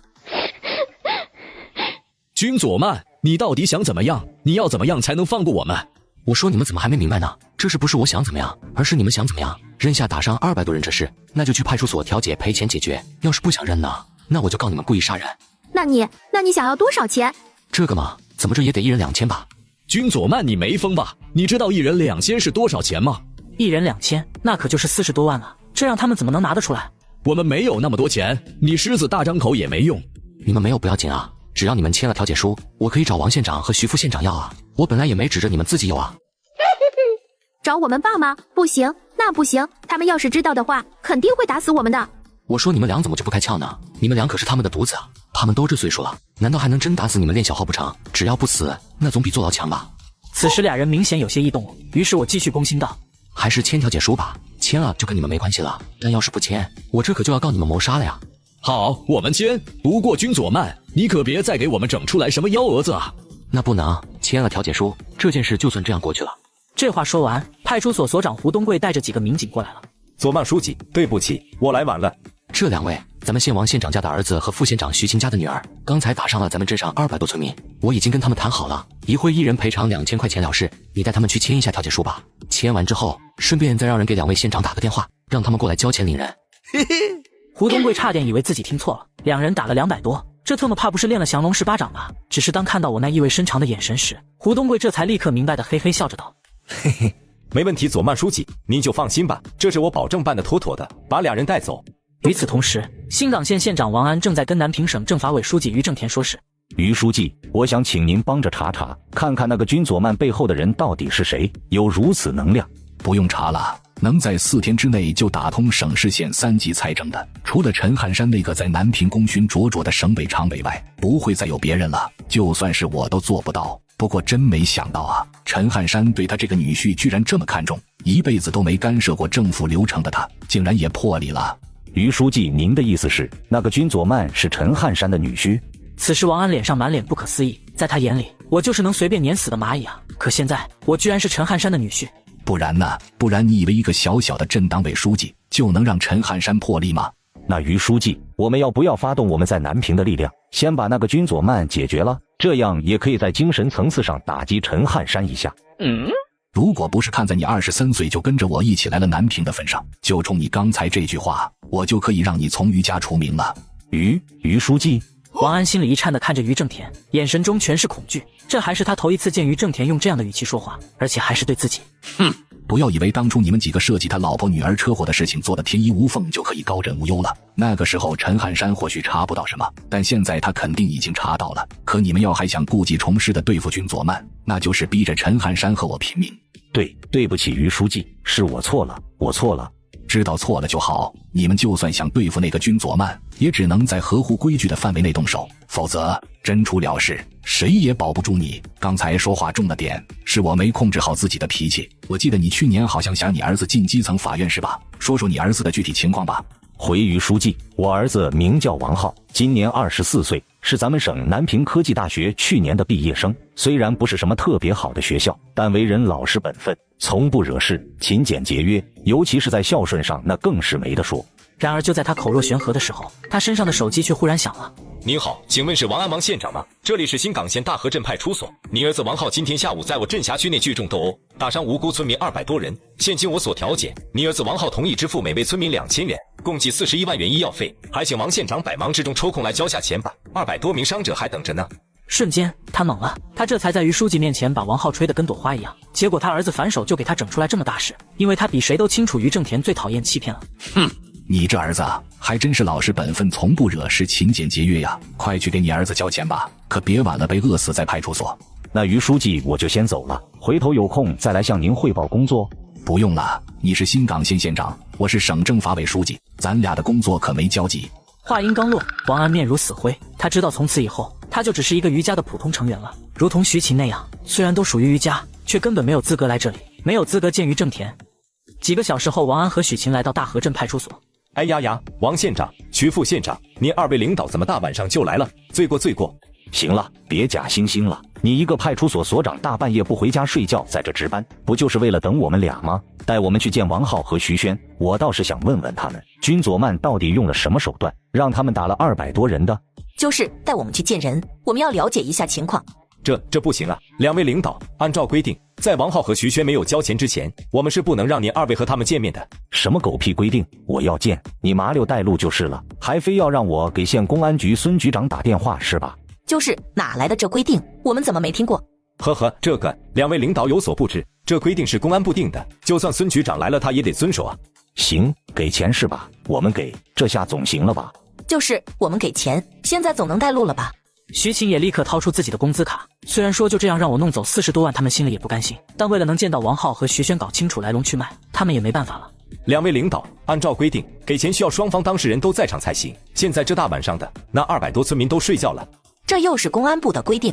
对，那你特么还在这等什么？还不赶紧派人去通知？通知不了啊！2位领导，按照规定，派出所夜间值班民警，非报警不出警，这也算是对基层民警的一种保护。那就打电话让其他人去通知。不行啊，领导，按照规定，无重案要案情况下，派出所晚上值班民警人数不能超过5人，且无故不得加班。好，那我们在这坐着等行了吧？等明天总行了吧？对不起，2位领导，按照规定，非报案涉案人员办公区域不能进，去院子里等着吧。王安再也忍不住的咆哮道：胡东贵，你就真不怕我明天让孙局长撤了你吗？要说怕，我肯定怕，但2位领导，按照规定，在我本人没有犯任何错误的情况下，就算是孙局长他也不能随意就撤我的职吧？还是说2位领导不知道我们左曼书记和市纪委雷书记关系不错？胡东贵却咧嘴一笑，这要是以前他跟我不熟那会，他还真不敢得罪2位县长，但现在嘛，他根本不慌。你给我记住今天你说的话。就这样，王安和徐琴在车里等了一夜，直到第2天上午11点多，2人才以40多万医药费的代价，从大河镇派出所把王浩和徐轩带回了王安的家。说那个君佐曼到底是怎么让你们认下这荒唐的罪名的？是拿迫击炮炸你们了，还是拿火箭弹轰你们了？王安咬牙切齿地问道。这回的他是真怒到了极点，尤其是一想到自己不但因为这事损失了钱，还丢了于正田的信任，他心里的愤怒蹭地往上涨。就是啊，徐轩，君佐曼到底是怎么让你们认下的？妈，这件事真的不怪我们啊，都是那个君佐曼，是他。徐轩这才哭着把事情的经过说了一遍。爸，我们也没办法，那个君佐曼说要不认下这事，就让我们去坐牢，难道您还要看着我坐牢不成？你们2个怎么这么傻？要早知道你们是因为这事，就不给钱了。杀人未遂岂是那么容易量刑成功的？就他君佐曼能有这本事？此时徐晴却有些无奈，在他看来，这事也就是王浩和徐轩被吓住了而已。算了，这件事就这样吧，以后少给我惹点事。你们俩都出去吧。俩人出去后，徐晴好像明白了什么，对着王安道：“老王，怎么回事？那个君佐曼背后的人很厉害吗？”君佐曼，他是陈汉山的女婿啊。什么？他是陈汉山的女婿？机会啊，老王，这简直是天大的机会啊！你的意思是，咱们两个想办法除掉君佐曼？对，既然他是陈汉山的女婿，那我们就该先对付他。只要我们除掉了君佐曼，那可就是大功啊！徐晴一直都想从于家在南平这边这些人的边缘进入核心呢，不然他为什么要听王安的？不就是图这家伙是于书记嫡系吗？而现在要是能除掉我，他也未必就不能进入嫡系。你这样说也有道理，要是这样的话，那冯承轩那边咱们就得先放了。那就这样定了，咱们先收拾君佐曼，再解决那个冯承轩。确实应该这样，只是那个君佐曼到底要怎么对付呢？还能怎么对付？当然是在修路的事上想办法了。对，他君佐曼不是要修路吗？你说这路要是出了问题会怎么样？这样，咱们分开行动，你依旧去阻止华平药业在大河镇的投资，没有投资，君佐曼就没有成绩。这样，就算陈汉山想调走他师出无名，他就只能定死在大河镇这个局里。至于我最近就想该怎么在这路上做文章。这路要是出了问题，那可就是大问题，搞不好还能烧一下陈汉山呢。你说的有道理，那就这么办。与此同时，为了让华平企业落户大河镇，我跟黄静文正在去开远市的路上。招商办的主任为了帮弟弟减刑，竟然勾结华平医药的张教授，让他在药品的验证报告上动手脚。殊不知这个张教授是个渣渣，我一个电话揭穿了他的阴谋。我给刘主任介绍一下，这两位是东安市新港县大河镇镇党委书记君佐曼和副镇长黄静文。王总，你该不会是想在那大河镇投资吧？就大河镇那地方，穷乡僻壤的，有啥好投资的？要我说啊，这投资还得看咱们开发区，地方大，条件还好。刘主任这话就不对了，大河镇虽穷，可它干净啊，开发区很大，这后面排队的人也多呀，您说是不是？我这话一出，刚才还皱眉的黄静文没忍住的笑了一下，他又怎么会不明白我这是意有所指呢？王建成心里疑惑，我是怎么知道刘倩除了和开发区的那些企业老板们有关系外，还和体制内的同行有牵扯的？君佐曼，你这话什么意思？没什么意思啊，我只不过实话实说而已。难道开远经济开发区企业想要入驻不需要排队？再说了，在哪里投资？这是华平医药的是吧？现在王总都没说话，刘主任是不是管得有点多了？你，刘倩被我这话给对得哑口无言，一时间居然都不知该怎么说了。但就算这，她还是皱着眉头道：行，那我们就看看这个项目最后到底会花落谁家吧。对不起啊，王总，我这才想起来，我开发区那边还有个紧急会议要开，那咱们就先这样，回头我有空咱再聊。行，校长，你带我送刘主任。刘倩走后，王建成带我们来到他办公室里。佐曼书记，虽然静文喊我舅舅，可我是个生意人，生意人讲究的就是利益。不知道我的这个新厂项目要是落户在大河镇的话，你能给我多大的支持呢？那是肯定的，让王总把新厂落户在大河镇，不就是为了华平医药和大河镇的双赢吗？如果我能让华平医药3年内市值翻一番，你觉得怎么样？瞬间，王建成惊呆了。要知道，华平医药现在的市值可是19亿，要是按照我说的市值翻一番，那可就是38亿，还3年内。王建成自己都觉得没这个本事。怎么，王总不信吗？呵呵，这个。此时我掏出了一张靠着记忆整理的药品配方，配方是前世华平医药在2012年研究出来的，名为小儿清肺止咳去热颗粒。虽然并不是完整的配方，但我相信以王建成的学识和能力，看到这张配方，多少也能受到点启发。果然，王建成只是看了一眼，就脸色变了。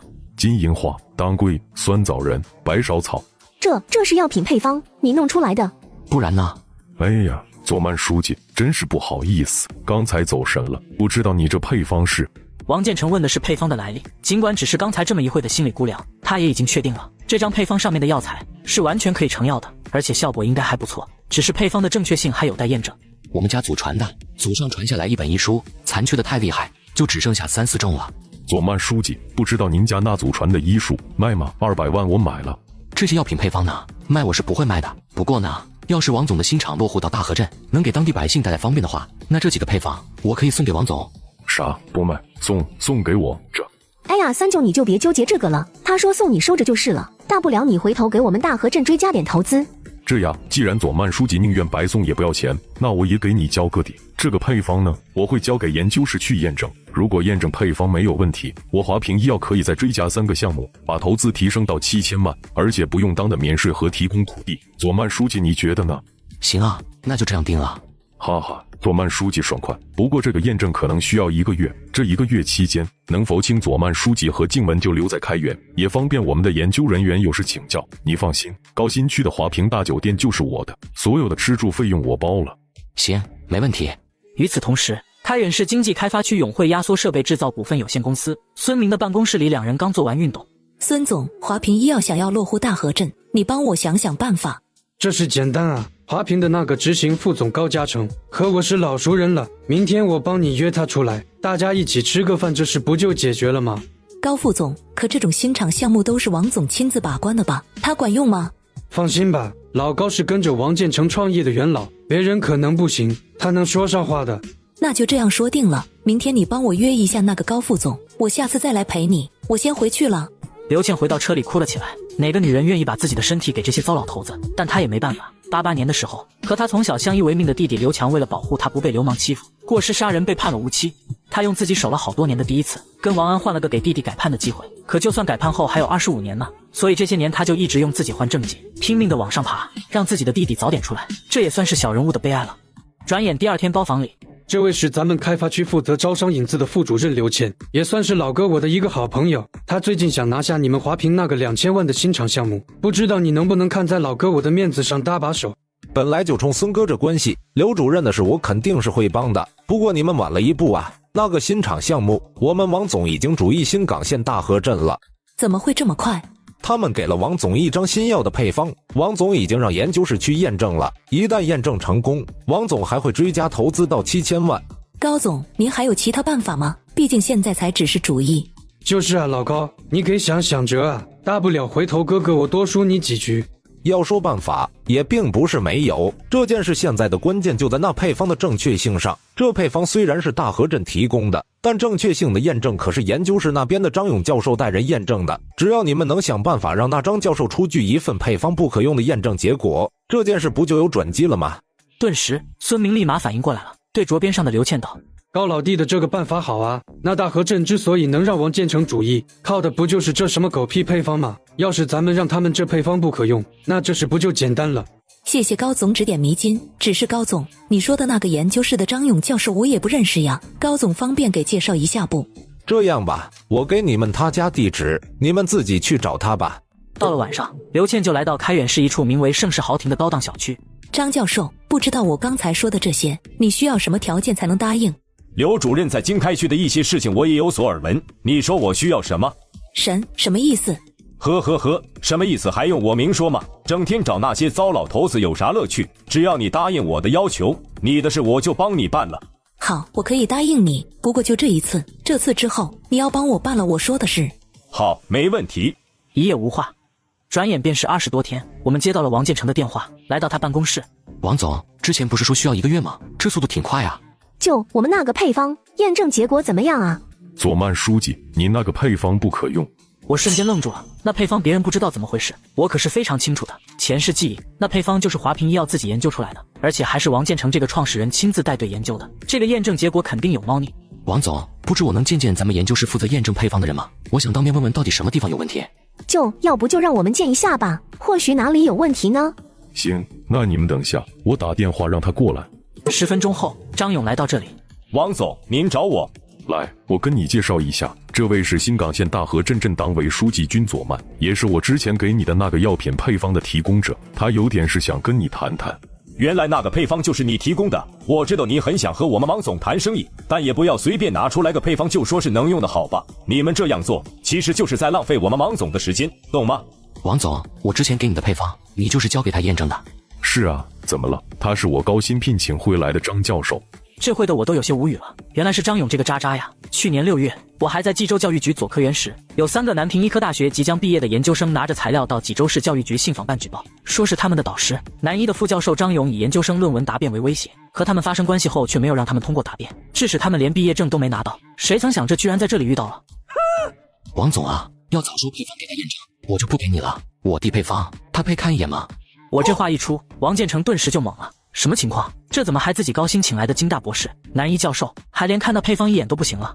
君佐曼，你这话什么意思？你今天最好把话给我说清楚了，不然的话，我跟你没完。呵呵，说清楚。张教授真想让我说清楚吗？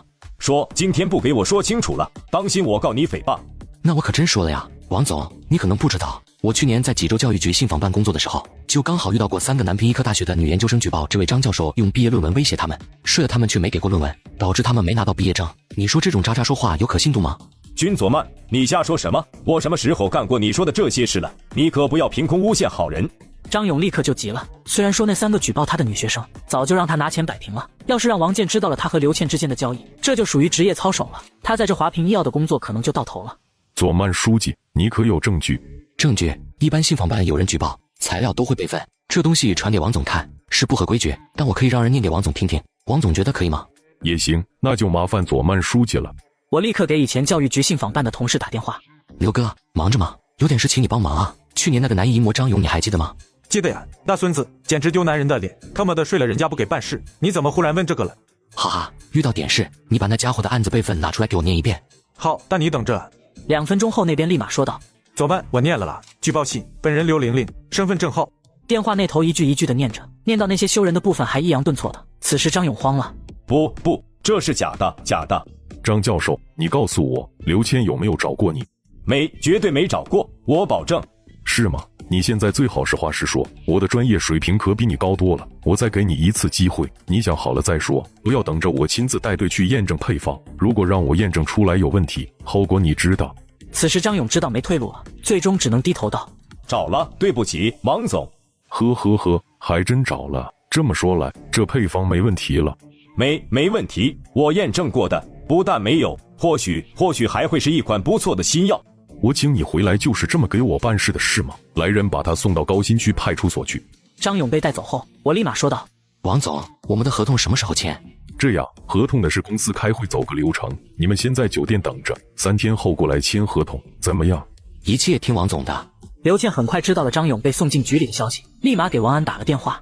王县长，阻止华平医药落户大河镇的事失败了。王县长，我求求你，看在我也算尽力的份上，帮我一次好不好？帮我吧，无论你有什么条件，我都答应你，只要能帮我弟弟减刑就好。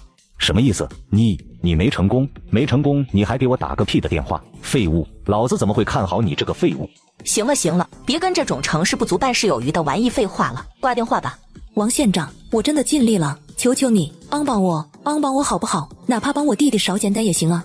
求我就拿合同来，看到合同别说少减，就算让你弟弟明年出狱我也能办到，前提是你能拿到合同。好了，就这样吧，拿到合同再给我打电话，拿不到就别打了。王安说完就挂了电话。现在刘倩满脑子都是怎么拿到合同。王安说的拿到合同让自己弟弟明年出狱都没问题，不过也只是一会，刘倩就忽然想到了个办法，于是他写了个辞职报告来到了开远市市委书记马忠的办公室里。你要辞职？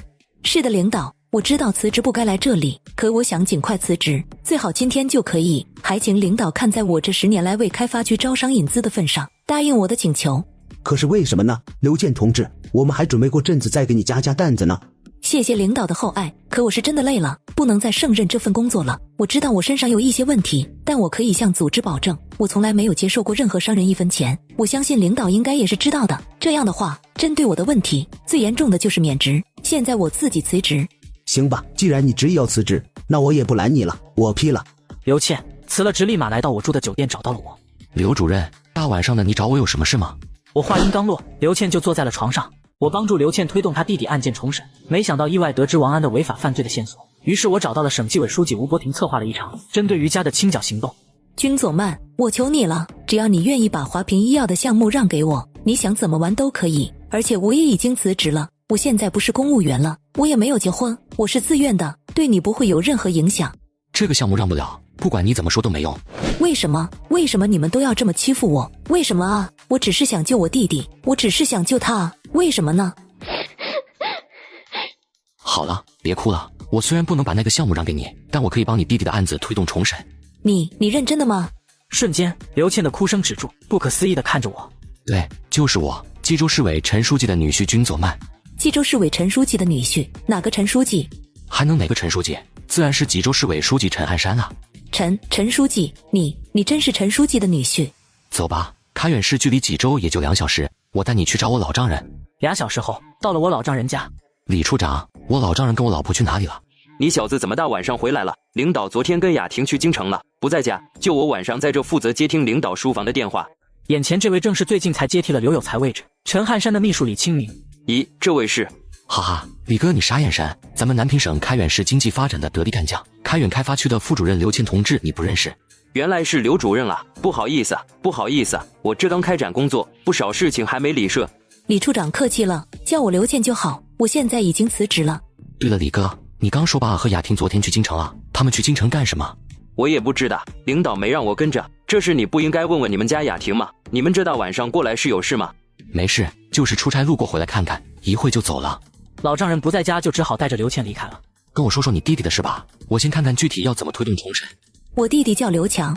刘倩说得非常详细，甚至怕影响了我推动重审，他连自己用自己第一次和王安交换改判的事都没有隐瞒地说了出来。你还跟王安有这样的交易？我就说苍天不灭有心人，这不意外收获呀。嘿嘿，我还真没想到自己只是单纯的帮他一次，竟然会收获这么一条重要线索。王安那家伙居然还跟刘倩存在着权色交易，而且还是改判渎职这样的大罪。有着线索干掉于家在南平一半的政法口要员，这还是问题不大的。你该不会是想让我去举报王安吧？怎么担心波及到你弟弟？是有点担心。可是你的担心都是多余的，咱们先不说你弟弟的案子和举报王安，这根本就是不同的两件事。就算这是一件事，你觉得我会满足于一个王安吗？你的意思是跟整个南平于家成员发起攻击吗？不然呢？怎么样，愿不愿做一回这灭于先锋？那我弟弟不会有事吧？不是，你怎么还不明白呢？要是团战，那这件事就是秘密进行的，你弟弟怎么会有事？算了，我就全部告诉你吧。如果对于家在南平这边的人发起团战，明天我叫上东安市委的刘有才和雷万春一起去省纪委吴书记家，直接向他举报，请他暗中摸底。好，既然你都这么说了，那我就做一回这灭于先锋。那就这样定了。既然明天要见吴书记，咱们晚上就先不回开原了。我一会也正好给刘有才和雷万春打电话。走吧，找地方住。怎么，你不住你家里？我老婆又不在，我住家里干啥？很快在附近找了家酒店住下，只是就在我正要进自己房间的时候，刘倩却忽然说道：君佐慢。怎么了？你真的不要吗？我可以给你的。刘倩有些不好意思的道，对于自己的身体，她现在都已经无所谓了。早点睡吧，有机会找个合适的人嫁了才是正事。回到房间，跟刘有才和雷万春打完电话后，我立马又打给了徐雅婷。老婆，你跟爸去京城干嘛了呀？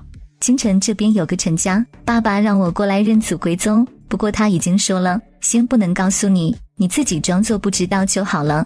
京城陈家认祖归宗，咱爸不是南平的吗？我也不很清楚，好像是爸爸的大伯，咱大爷爷家，不过他女婿好像是天东省委的刘书记。啥？女婿是天东省委刘书记？你说的是那个陈家呀？我瞬间眼睛都瞪大了起来。妈的，因为这回我已经知道徐雅婷说的陈家是哪个陈家了。前世记忆，在京城有个陈家，老爷子功勋卓卓，但却膝下只有3个女儿没有儿子。自己的老丈人陈汉山竟然是那位老爷子的侄儿，那我不是直接起飞了吗？第二天，我带着刘倩来到吴书记家。你小子比你老丈人都牛皮，你老丈人都不敢指使我在家等着他，你倒是胆子大。哪能呢？这不是知道吴叔您老人家最近操劳，故意的让您在家休息吗？行了，少扯犊子。事情雷万春昨晚已经跟我说了，你们要是真这样做了，这可就不是倒下3个人那么简单，这要倒下的会是一片。这样的后果，于正田暴怒都只是小事，最关键的是京城于家可能都有动作呀。放心吧，吴叔，大不了回头我们3人多注意点就是了，应该不会有事的。我也觉得不会有事。那也不行，今天除非你们跟陈汉山商量，不然这事我不给你们办。这时，我小声地跟吴伯庭说道：吴叔，我们家雅婷在京城陈家认祖归宗了。啥？京城陈？瞬间，吴伯庭好像什么都明白了一样，瞪大着眼睛。所以吴叔你放心吧，不会有事的。特么的，有这关系你咋不早说？故意看我笑话是吧？陈汉山藏得挺深呐，本来以为他就是一个渣渣呢，没想到渣渣居然是我自己，那还等个屁！开搞！吴伯庭本就是京城人，又怎么可能不知道陈老还有个弟弟的传闻？也就是说，陈汉山是陈老的侄儿，陈家唯一的独苗。陈家那可是京城顶级家族，于家在陈家面前什么都不是。所以刚才还坚决反对的吴伯庭，立刻就变成了最积极的那个。只是他的积极却让边上的刘有才、雷万春、刘倩3人有些傻眼，不明白我到底刚才跟吴书记说了什么。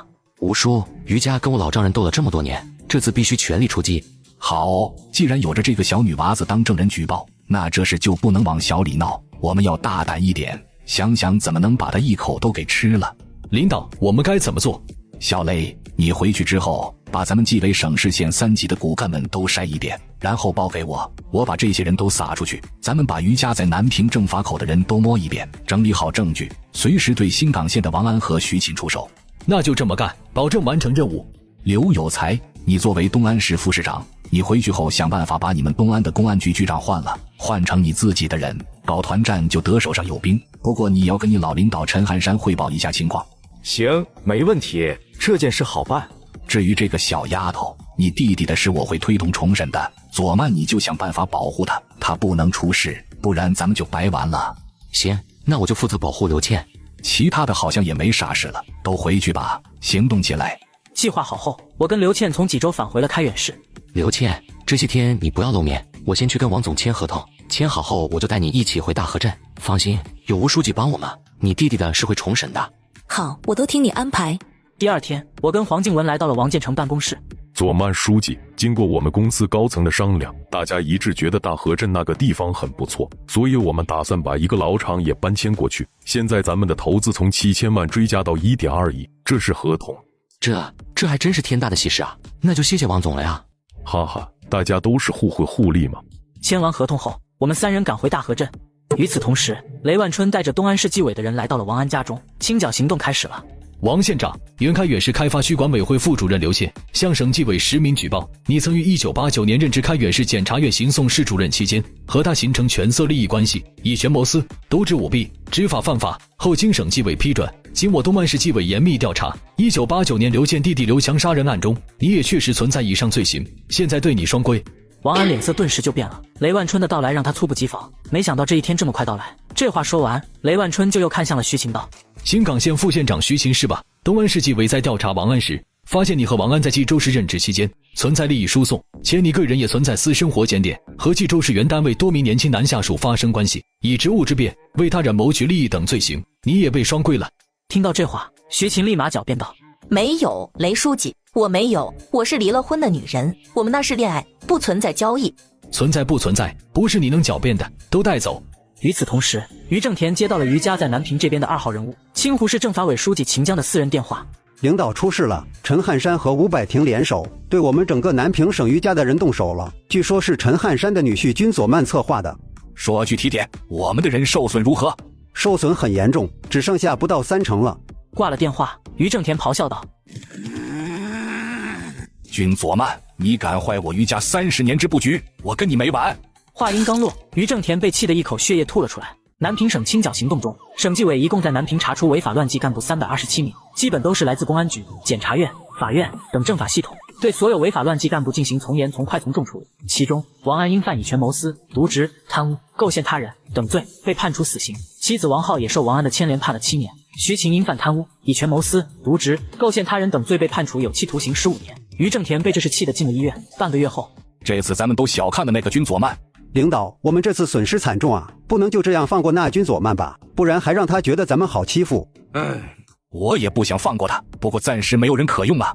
谁能想到人手遍布整个政法口的他，居然也有在这南平无人可用的一天。这时于正田的儿子于威说道：要只是对付军佐曼的话，我倒是有个合适的人，那就是之前新港副县长徐琴的女儿徐萱。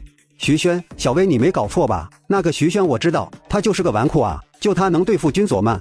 顿时，秦江一脸的错愕，于正田也眉头皱起，刚还以为自己这个手段不俗的儿子有什么人才推荐呢，就这。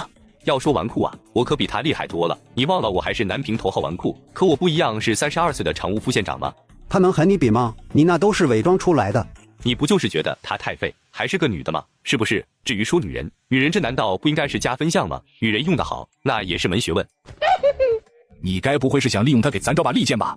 这时于正田立马明白了他儿子于威的用意，秦江也是眼前一亮说道：对呀，我怎么没想到呢？这咱们是没合适的人了，可咱们还可以请外援啊。以目前的局势，那么咱们想要对付军佐曼，除了我亲自出马，就没其他办法了。可我手上还有爸你给我的最重要任务呢，实在没空和他一个小瘪三过招。而要是这样的话，让那个徐萱去诱惑张达，对付军佐曼。张达是已经退休的那个常务副省长张德岭的儿子吗？以前还和你争过女人那个？对，就是他。他现在是东安市政办副主任，职位稀松平常，但最合适。一来他是真好色，最喜徐萱那样的小太妹；二来他继承了张德岭在南平官场数十年的政治资源。至于第三，这是一个赢了稳赚，输了不赔的买卖。赢了稳赚，输了不赔，这从何说起？20多年前，张德岭在昭山任市长的时候，对陈汉山有提携之恩。咱们利用张德岭的儿子对付君左曼，赢了那肯定是大仇得报；输了，咱也不损失什么，还能看看陈汉山到底怎么办。好主意，还真不愧是我的好儿子，这主意好，这事你看着安排吧。第二天，于威来到新港县，找到了徐轩。于公子，您找我什么事吗？帮你报仇啊？难道你不想找君左曼报仇？想啊，我当然想啊，我都快恨死他了，要不是他，我妈就不会进去15年。不过我不会直接帮你，我可以暗中指导你。这个人叫张达，他爸是前常务副省长张德岭，提拔过的人很多，只要你能让这个人迷上你，你报仇就有希望了。什么？您让我去勾引他？瞬间，徐轩脸色大变，他才25岁，都没谈过恋爱，可这个张达看照片都35往上了，而且长得也不怎么样，这让他怎么会愿意？不然呢？不然你一没钱二没权的，还有什么办法找君左曼报仇？不过你放心，我也不会让你白干这事。这卡里有500万，只要你做了，这些钱就是你的。好，我答应你了，我会按你说的做的。不过我还是第一次，你要不要先尝尝？那必须要尝尝啊！让张达吃老子剩下的。一夜无话，转眼过了20天，我从大河镇来到济州市委家属院陪老丈人过年。不过刚进院子，就看见今天上午才出院，正在外面散步的于正田。哟，于书记这是怎么了？怎么气色这么差？没什么，前几天感冒了，现在已经好多了。感冒了呀？现在的人总是喜欢乱吃乱拿，使得原本还只是小病的感冒也会要命。您老可得注意点了，千万别被人给传染了。咱们南平还需要您老呢。嘿嘿，我笑眯眯的道：“特么的，这次让你躲过一劫，下次就没有这么好运了。”放心吧，这把老骨头还能再撑几年。对了，说到身体我才想起来，前几天咱们济州公安局上报，说是有个小摊贩因为在人家商铺门口摆摊抢生意，被商铺老板找人捅了8刀，差点没抢救过来。还有这事啊？那这商铺老板抓起来了没有？这种人得判刑啊！我怔了一下，这老家伙可以啊，没交学费就把自己独门秘籍学走了。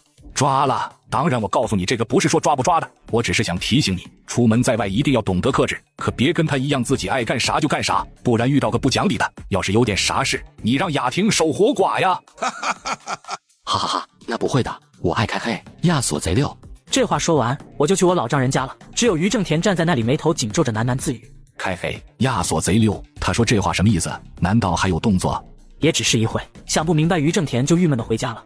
于伟把徐轩安置在他济州的另外一处别墅后，也回家陪于正田过年了。爸，我回来了。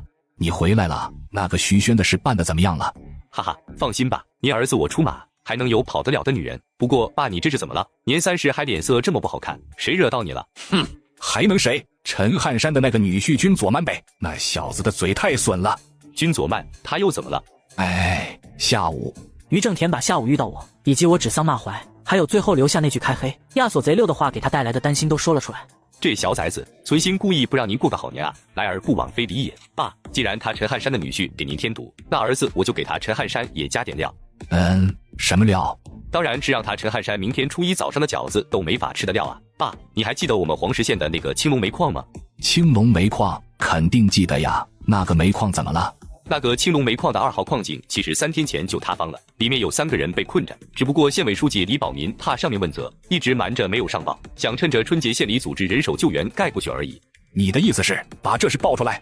本来这事我都没想着利用，可既然君左曼那小子给你找不自在，存心不让你舒服过年，那咱们也就给他老丈人陈汉山找点事。陈汉山不是还抓着南平省煤炭产业这块的业务吗？要是爆出来，他这个春节指定是过不了。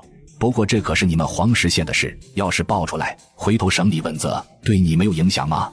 跟我有什么关系？爸，你忘了我可是在这之前就请假了的。再说了，这问责也问不到我头上啊，我就一个常务副县长，上面还有仨高个子的，天塌了也是他们顶着。那就按你说的办吧，不过尽量隐秘点，别让人知道是咱们参与的。1个小时后，陈汉山就接到了煤矿出事的消息。领导，出事了！刚才黄石县一个委办的副主任越级上报，说是黄石县青龙煤矿的2号矿井发生塌方，有3个人被困了。这是什么时候的事？瞬间，陈汉山脸色大变。煤矿塌方那可是大事，尤其是还有工人被困。3天前，黄石县县委书记李保民怕上面问责，就没有上报，一直在组织人手救援。荒唐！煤炭塌方72小时生命线，他居然敢瞒着不上报。刘有才，你现在立刻过去组织救援，不惜一切代价，一定要先把人救出来。我现在赶过去。领导，要不您今晚就别来了吧？这您好不容易跟雅婷父女团聚过个年，这边的事我会处理好的。那不行，煤炭产业我还抓着呢，这事就必须要去。而且你根本没有处理煤矿塌方的经验，那个青龙煤矿我以前去过几次，还算熟悉。你先过去组织救援吧。就这样挂了电话，年夜饭都不吃了。陈汉山准备立马就去东安市黄石县煤矿现场。爸，先吃饭吧，我还当啥大事呢？煤矿塌方而已，我在家就给你办了。我敢说这话，是因为我是个重生者。前世记忆，青龙煤矿2号矿井发生矿难后，这3个工人第一时间躲在了矿井的4段分风井，借助风井里的空气和距离该段风井最近的06号避难室所储存食物和水源，成功在里面存活了8天。老公，你真的在家就能解决吗？金左曼，你知道你在说什么吗？你知道青龙煤矿在哪吗？你知道青龙煤矿的具体情况吗？陈汉山眉头紧皱质问，连我全名都叫出来了。爸，你先别发火，我既然能说，就肯定是知道的。青龙煤矿位于黄石县青龙镇，年产煤360万吨，共有6个矿井，其中1、2、3号为地下井，4、5、6为地上井。2号地下井是1991年发掘并开采的，里面有12个避难室和9段风井，在3个地下井中产煤量最高。我说的对不对？老公，你是怎么知道这些的？还这么清楚？你也没去当过挖煤工啊？我大学有个哥们，他爸就在2号井，他跟我说的。他还跟我说了，2号井的工人都说，要是矿难就去风井躲着呢。当然，我说同学告诉我的，这肯定就是扯淡了。我只是为自己回头把人救出来好解释做个铺垫而已。吃完饭后来到客厅，老丈人同意了我的说法，我立马给刘有才打去电话。刘哥，根据我的推算，这些工人应该在4段分风井和06号避难室之间的位置。你让人从矿井1.5公里处向4段风井方向右倾斜37度作业，同时从主风井派出救援队尝试救援，注意施工塌方，明白了吗？明白了，我立刻去安排。而就在这时候，于正田和于威吃完饭在院子门口等着看陈汉山笑话了。怎么回事？陈汉山不是这样的人啊，怎么还没出门？再等等吧，应该是刘有才还没通知，他可能想看看情况再通知吧。那就等等吧，一会看见陈汉山了，你也问问他大半夜干啥去。君左曼那小子，让他气我，你也气气陈汉山。放心吧，我会的。1小时后，刘有才电话打过来了。领导，就出来了，就出来了呀。陈汉山在听到这后，激动的手机掉地上，满脸震惊的看着我道：左曼，你到底怎么做到的？你真的是我的福星啊！爸，其实这个我是计算出来的。臭小子，你去我房间把我秘书买的鞭炮在家属院门口放了，这过年就得有过年的样子。而就在我正在家属院门口放鞭炮的时候，于威也接到了3个矿工被救出来的电话。怎么了？刚才黄石县我安排的人打电话说，矿难的3个工人已经救出来了，好像。说到这里的时候，于威有些说不下去了，因为就算他这回都还有些猛呢，我打个电话指挥就把人给救了，这怎么都离谱。好像什么？快说！于正田瞬间脸色就沉了起来，这回的他也气得不行，他在这等1晚上了，就是为了等陈汉山出门，结果陈汉山还没出门呢，人就救出来了。好像是那个君左曼打电话远程指挥救的。听到这话，瞬间于正田白眼一翻就又昏了过去。爸，你怎么了？很快于正田被救护车送到了医院，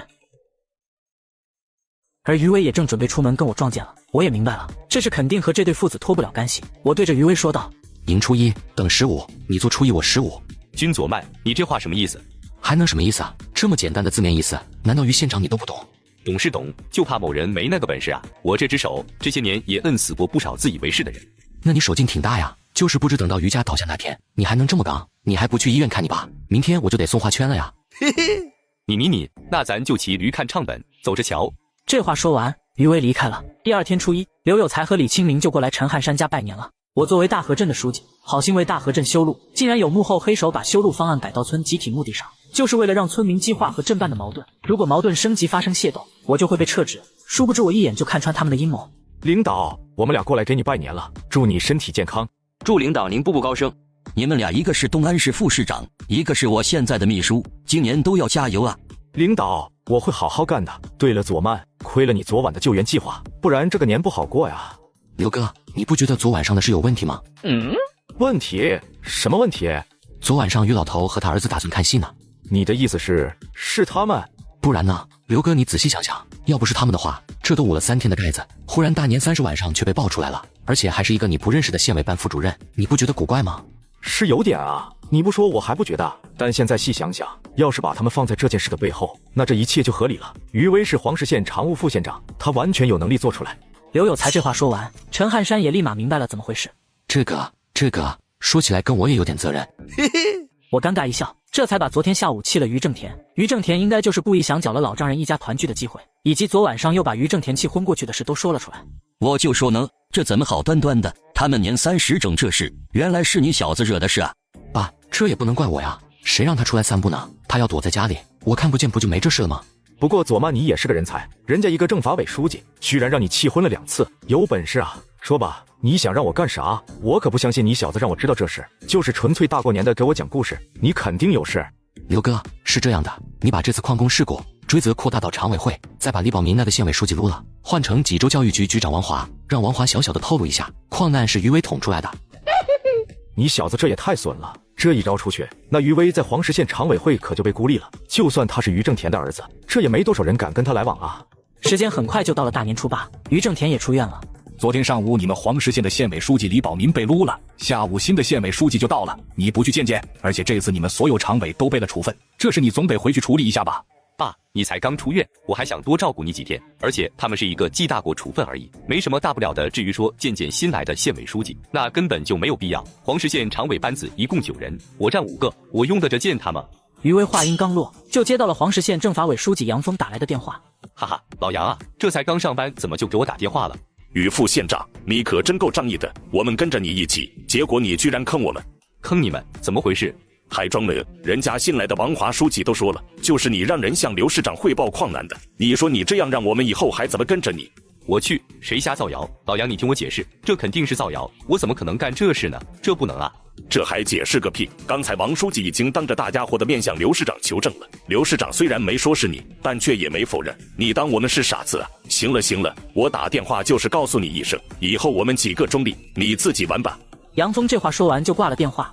还向刘有才求证，谁出的这么损招？想到这里，于威一会才陡然反应过来，大怒道：君左曼，我跟你没完！怎么了？君左曼他又做了什么？爸，这个说，我还没那么脆弱。好，那我可就说了。不过爸你也别担心，这些事我都能处理好。于威这才把我出损招让新来的县委书记捅了谁曝光矿难的事，还有自己现在在黄石县被孤立这些都说了出来。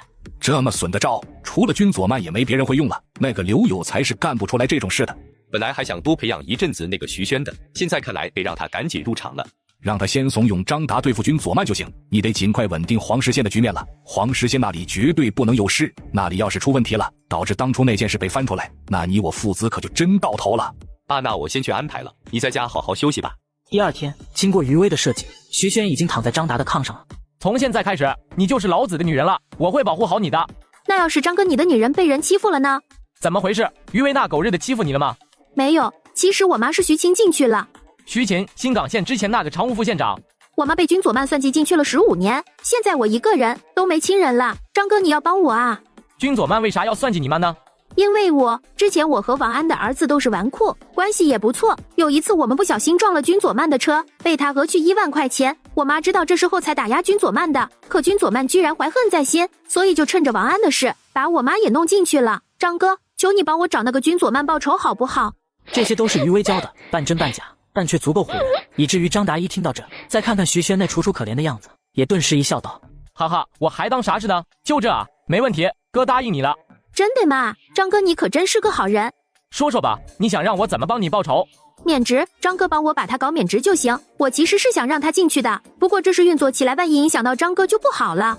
哈哈哈，我果然没看错人，你是我这么多女人里第一个为我着想的。有办法了，那君左曼的大河镇不是今年要修路吗？正好我跟他们的施工方路通集团总工程师黄三关系不错，明天我们去冀州见黄三，让他想办法以设计方案不合理修出来的路可能会产生质量问题为由，把一些路段改道，就往那大河镇的村庄墓地那改。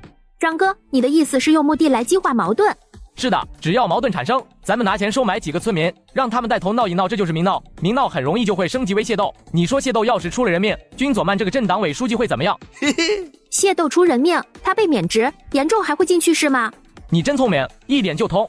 第二天上午，张达带着徐轩找到了黄三。黄哥，新年好。新年好，老领导身体还好吧？好着呢，前阵子还念叨黄哥你呢。黄哥，我给你介绍，这是我女朋友徐轩。黄总新年好。既然是张老弟的女朋友，那就不是外人，以后叫我黄哥就行了。不知老弟这忽然来找我，是有什么事吗？兄弟，我确实有件事想麻烦黄哥。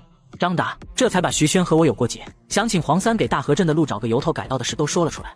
就为这事啊？没问题，那大河镇的项目就是个小项目，本来山路就多，我随便找个安全隐患的由头都能让他们改道，这个明天就可以给老弟你办了。第二天，镇长林正和着急地对我说道：“左曼书记，修路的事出了点问题。中午那会路通集团的张经理突然给我打电话，说是湘南凯旋设计院给咱们设计的道路方案有几条被他们总工程师已存在安全隐患，没有给否了。要是还想继续施工，就得按照他们的方案改道，不然他们为了对质量负责，就只能暂停施工。存在安全隐患，必须要改道。他们有说存在什么安全隐患和要改到哪吗？具体的安全隐患还没说，但他说的改道得改到咱们几个村庄和镇集体墓地那里。”瞬间，黄静文和我都愣住了。我一巴掌拍在桌子上，脸色阴沉道：“这特么的什么破方案？林正和，你现在就给那个张经理打电话，让他过来给我说清楚了，到底怎么回事？”对，让他过来解释清楚。好好的，怎么突然要改道？我怎么可能看不出来，这修路要是改道到镇集体墓地会发生什么？那就是镇政府和村民的矛盾啊！这事要处理不好就闹大了。随后，林正和立马拨打了张经理的电话，还开了免提。李镇长啊，你怎么又给我打电话了？我中午不是说了吗？你们镇上先商量改道的事。是这样，张经理，我们镇上已经商量过了，我们书记想请您过来给说明一下，到底存在什么安全隐患，又为什么要改道到墓地。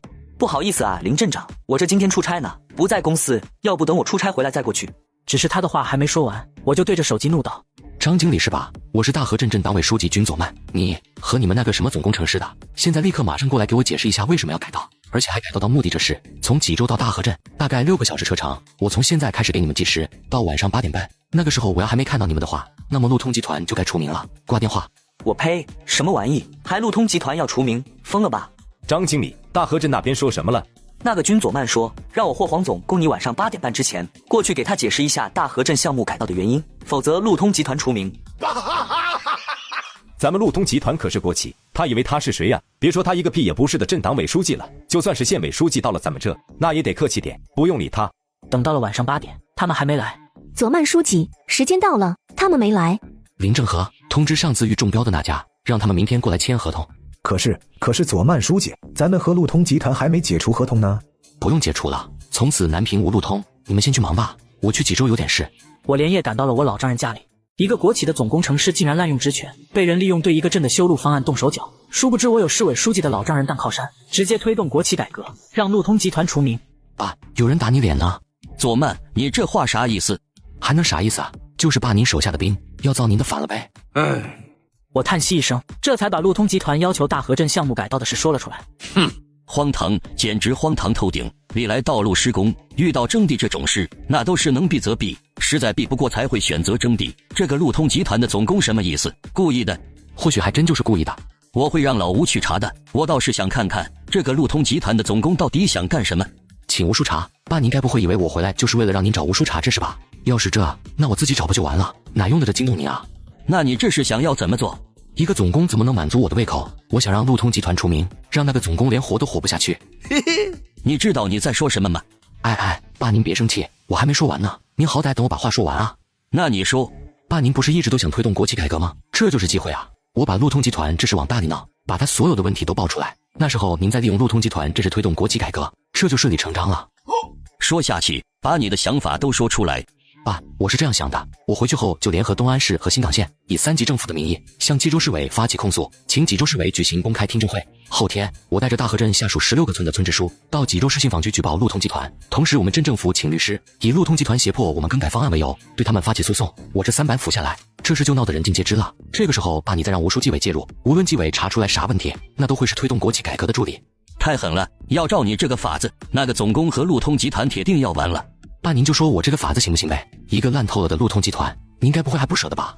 你小子也别激你爸，我有什么不舍得的？其实你不就是想给大河镇立威吗？这点小心思当我看不出来。不过法子还可以，你现在连夜回去准备吧。第二天早上，黄三跟张经理一起正在跟路通集团总经理王路德汇报工作室。王路德接到了秘书电话。王总，我们路通集团遇到麻烦了。刚才东安市、新港县、大河镇3级政府联名向济州市委发起控诉，说我们路通的总工程师无故改到大河镇修路项目，要求济州市委举行公开听证会给个说法。现在市委已经答应了，你赶紧处理一下吧。王总工，大河镇的项目是你让改道的。是啊，怎么了？怎么了？你还敢问怎么了？人家都把你告到咱们济州市委了，你知道吧？这不可能了，那大河镇就一小破乡镇，他们哪有这么大能量的？就是啊，王总，这事会不会搞错了？大河镇我去过好几次了，要啥没啥的，他们有这么大本事？没啥能量，人家能联合东安市和新港县2级政府一起联名申诉吗？要啥没啥，人家能今早才发公函让济州市委举行公开听证会，市委立马就同意吗？你们是猪脑子吧？这时王路德都要被气疯了。黄三和张经理，一个副厅，一个副处，到现在居然还不知道他们到底惹了多大麻烦。联名请求市委举行公开听证会，该死的，该不会是那军佐曼搞出来的吧？刚才他还没想到我，毕竟我在他看来就是个笑话，但现在听到这，他却忽然想到了我昨天说的话，甚至这回的他心里都有些慌了。什么军佐曼？怎么回事？那个军佐曼是大河镇党委书记，昨天他给我打电话说让我霍黄总工晚上8点半之前到大河镇给他解释改道的原因，否则。说到这的时候，张经理有些不敢说了。王路德追问道：否则怎么了？快说。否则路通集团被除名。太嚣张了，他算个屁啊！一个镇党委书记而已，还真把自己当人物了。王总，你也听到了，这小子对咱们根本就没一点敬畏之心。哼，我听到了，我听到你们可能要倒霉了，咱们路通集团也要倒霉了。什么意思，王总？还什么意思？你俩他特么的是猪脑子吧？那军佐曼要是没背景，他敢说让路通集团除名这话吗？他要没背景，他能让3级政府联名吗？而且你们怎么也不想想，东安市常务副市长是谁？那是刘有才啊！刘有才可是咱们济州市委书记陈汉山的前秘书。军佐曼要是没有足够的背景，刘有才会让东安市政府跟大河镇联名一起给陈书记找麻烦。王路德终于再也忍不住的大声咆哮。他虽然也不清楚我的身份和背景，但却可以肯定我绝对是有背景的，而且还是大背景。顿时黄三和张经理慌了。那怎么办？就是啊，王总，这要怎么办？解铃还须系铃人。这样，黄总、小张，既然军佐曼让你们过去，你们现在马上过去，看看还有没有挽回的余地。如果能让他们那边撤销公函最好，就算不能也得争取私下和解。那公开听证会不能开，听证会召开的时候记者都在，咱们想公关都没有可能。要是听证会开了，路通集团的股价会掉个底朝天的。算了，我和你们一起去。路上黄总工，你顺便给我解释解释到底怎么回事。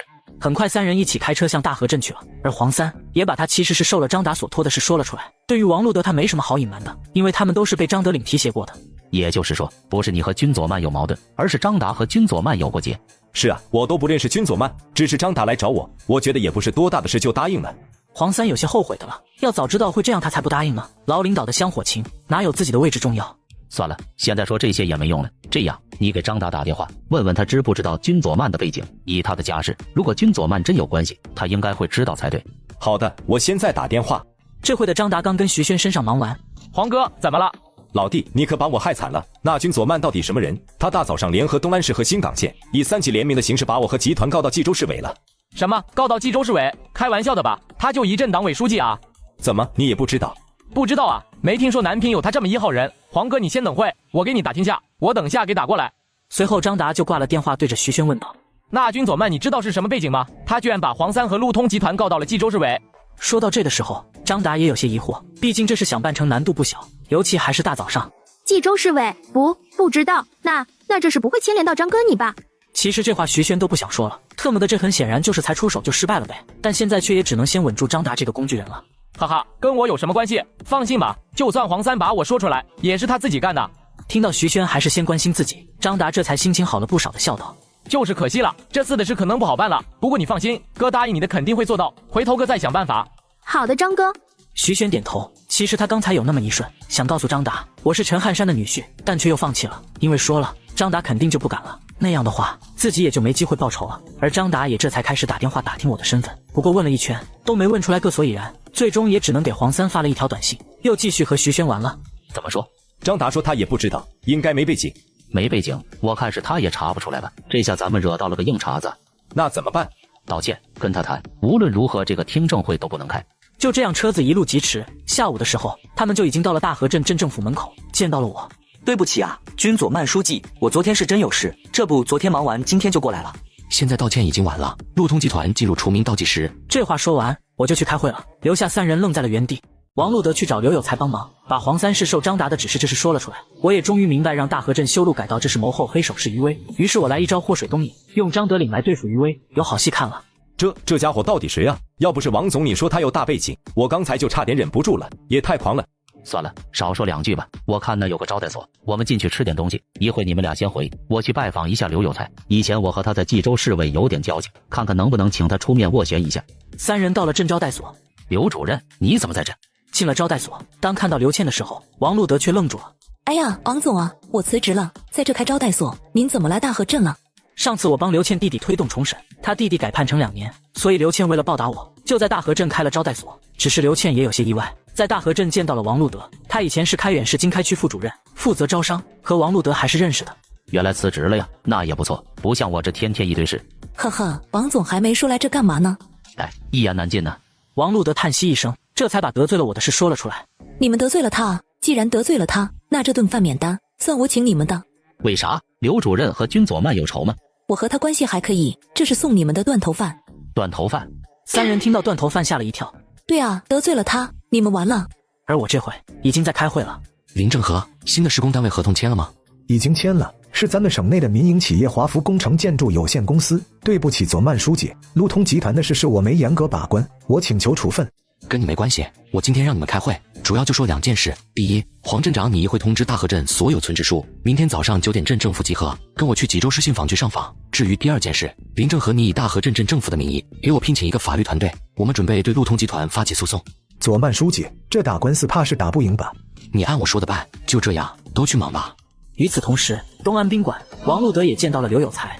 刘市长，事情就是这样，其实就是我们路通集团的人受了张达所托，这件事我回头一定好好批评，您看能不能帮着斡旋一下？原来是张达那小子，怪不得呢。老王啊，你这人能力是有的，就是不太会管人，看在你也是以前冀州市委的老前辈了，工作还算卖力，我建议你并退吧。王路德听到并退这2字，瞬间感觉这是不对劲了。并退？从何说起？君佐曼他是陈书记的女婿，这是翁婿联手要改革，所以啊，这事我压根就没法斡旋，也不是我能插手的。我也就看老王你在企业经营这块是个能手，才好意提醒你一下，趁早并退，跳出路通集团这个泥沼吧，否则大势之下，你这个路通集团总经理就不好说了。我知道了，谢谢刘市长，我欠您一个天大的人情，我回去就直接辞职。只是麻烦刘市长带我跟那位佐曼书记说一下，黄三在省内路桥这块还是很有威望的，他要是想让听证会办得圆满，最好还是找一个比黄三更有威望的人搏一下的好。好主意，你有合适的人选吗？有的，咱们开远市的郑老，他是我们国内少有的路桥专家，请他来搏黄三会让听证会的效果更好。不愧是老王啊！行，这件事我带那小子谢谢你了，我会转告他的。谢什么？要谢也得是我谢刘市长您，不然我可能麻烦大了。说完后，王路德就起身离开了，而刘有才在他离开后，很快就拿出手机给我拨了个电话道：来东安酒店，我有事跟你说。刘哥，什么事？大事，赶紧来。我马上过去。2个小时后，我就来到了东安酒店。我知道黄三背后的人是谁了。谁啊？说出来你可能不认识，张达。我咋就不认识了？不就是那个退休的常务副省长张德岭的儿子吗？其实要说这一事，我肯定是不认识，但要加上前世，那就不想认识都不行了。谁让前世张达因为玩了个有妇之夫而被人家老公捅了13刀，直接扎成了马蜂窝呢？这在当时的南平可是轰动一时的。你小子居然知道他，这不应该啊！你怎么知道的？听过，只是听过而已。不过这家伙莫名其妙咬我干嘛？我也没吃他家大米啊。是徐琴的女儿徐萱，她现在是张达的女朋友。徐萱，怪不得呢。呵呵，我就说张达怎么莫名其妙就朝我扑来了，原来是这丫头啊！不对，这不合理。那个徐萱就是个纨绔，她可没这么大胆子。你也发现异常了？看来刘哥你已经知道是谁了。你不也猜到了吗？我早就跟你说了，让你防着点余威。那家伙还是有点能耐的，看吧，差点让人家借力打力了。既然他想借力打力，那咱就釜底抽薪。不知道黄三背后的人，我可能还有气没地撒，但现在既然已经知道了是余威在利用徐萱和张达给自己找不自在，我又怎么还能忍得住？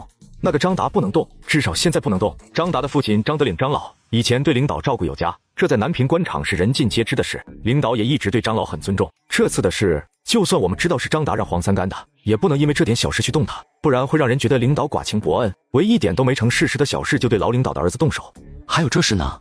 不然呢？我估计余家父子就是因为知道这个，才利用那个徐萱接触张达的。他们就是在等着张达失败后，你对张达动手呢。你这一动手，他们就有戏看了。有些事情刘有才比我要清楚，就拿张达这事来说，这很显然就是一个计中计啊。要是这样的话，咱们就改变策略，他借力打力，咱祸水东引。祸水东引？怎么引？你该不会又要出什么歪招吧？我去，刘哥你咋说话呢？什么叫歪招？我这可是正宗的36计。行，你先说吧。刘哥，你说咱们要是把余威利用徐萱算计张达这事，告诉张德岭会怎么样？张老脾气可不怎么好，张达又是独子，8成要给余威点颜色瞧瞧。他余威想用张达对付咱们就用这位张德林对付他，看看到底是老子厉害还是儿子厉害。嘿嘿，你小子还是这么损，我们什么时候去找张老？肯定今天啊，我这人从不记仇，因为我都是有仇当场报的。正好我明天在济州等着镇上的人。与此同时，路通集团总经理办公室，王路德这会也才从东安回来。没办法，刘市长说他也没有办法。不过你们也不要担心，刘市长虽然没办法，但我打听了，那君佐曼没背景，这次的事只是你们做的太过了，东安市委看不过去才帮着他出手的。没背景了，亏我还担心呢。这个君佐曼，看我回头怎么收拾他。那王总，那这是接下来就仰仗您了。仰仗我？不，老黄啊，刚才我回来的时候，之前体检的医生给我打电话说我身体好像有点问题，所以我准备明天给组织上推荐你来担任路通集团总经理，我要辞职了。什么？您辞职还推荐我做总经理？顿时，黄三心里那叫一个激动啊！谁说这特么是麻烦？分明是机缘好吧？就连张经理也心里琢磨着，要不要晚上巴结一下黄三。正好辞职养病了，以后路通集团就交给你了，你可一定要把集团守住啊！王路德心想，既然祸是你闯的，那这最大风暴也就你自己扛吧，老子不陪你们玩了，要溜了。这个还请王总放心，我黄三保证是与路通共存亡。那就这样说定了，咱男子汉说话算数，说共存亡就一定要共存亡。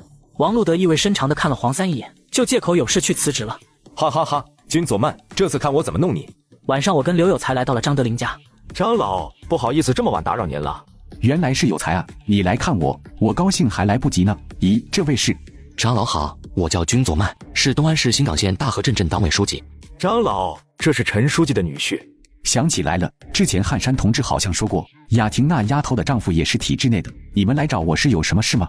长老，事情是这样的，我就把张达被于威以徐宣美色利用，指使黄三给大河镇项目改道的事说了出来。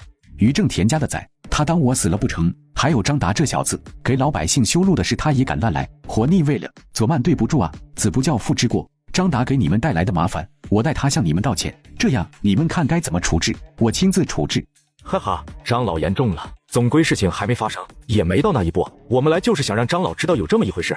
就是啊，张老，这事其实也不能怪张哥，要怪就只能怪那个于威，他给张哥安排的那个女人徐轩，那可是个妖精，以前在济州就天天四处勾搭男人，后来到了新港县也不知收敛。我现在就让他滚回来，我倒是要问问他，是不是离了女人就活不了了。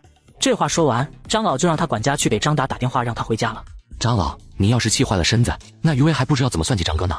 他敢真当他于家在这南平就无法无天了不成？有才，你不是东安市委领导吗？那黄石县有你的人吧？要不咱俩一起发力，给于正田家那个小子长长记性。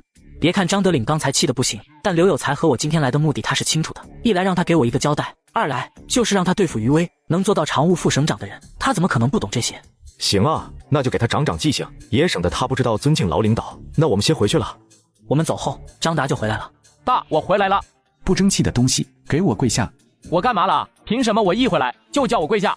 就凭你得罪了君佐曼，就凭人家岳父是春秋鼎盛的市委书记陈汉山，而你爸我已经退休了，就凭这够不够？够不够啊？什么陈汉山？大那个君佐曼，他真是陈汉山的女婿吗？刘有才亲口跟我说的，他们刚才走了。怪不得我才让黄三给他找麻烦，他就把黄三告到了冀州市委。你还敢提这事？你让人家于威算计了，当枪使你光荣啊！于家南平那么多人都在君佐曼手上损兵折将，于家父子都他妈背后缩着呢，就你个傻子，让人用个女人就糊弄得团团转了。爸，你误会了，这事和于威没关系，徐轩不是于家的人。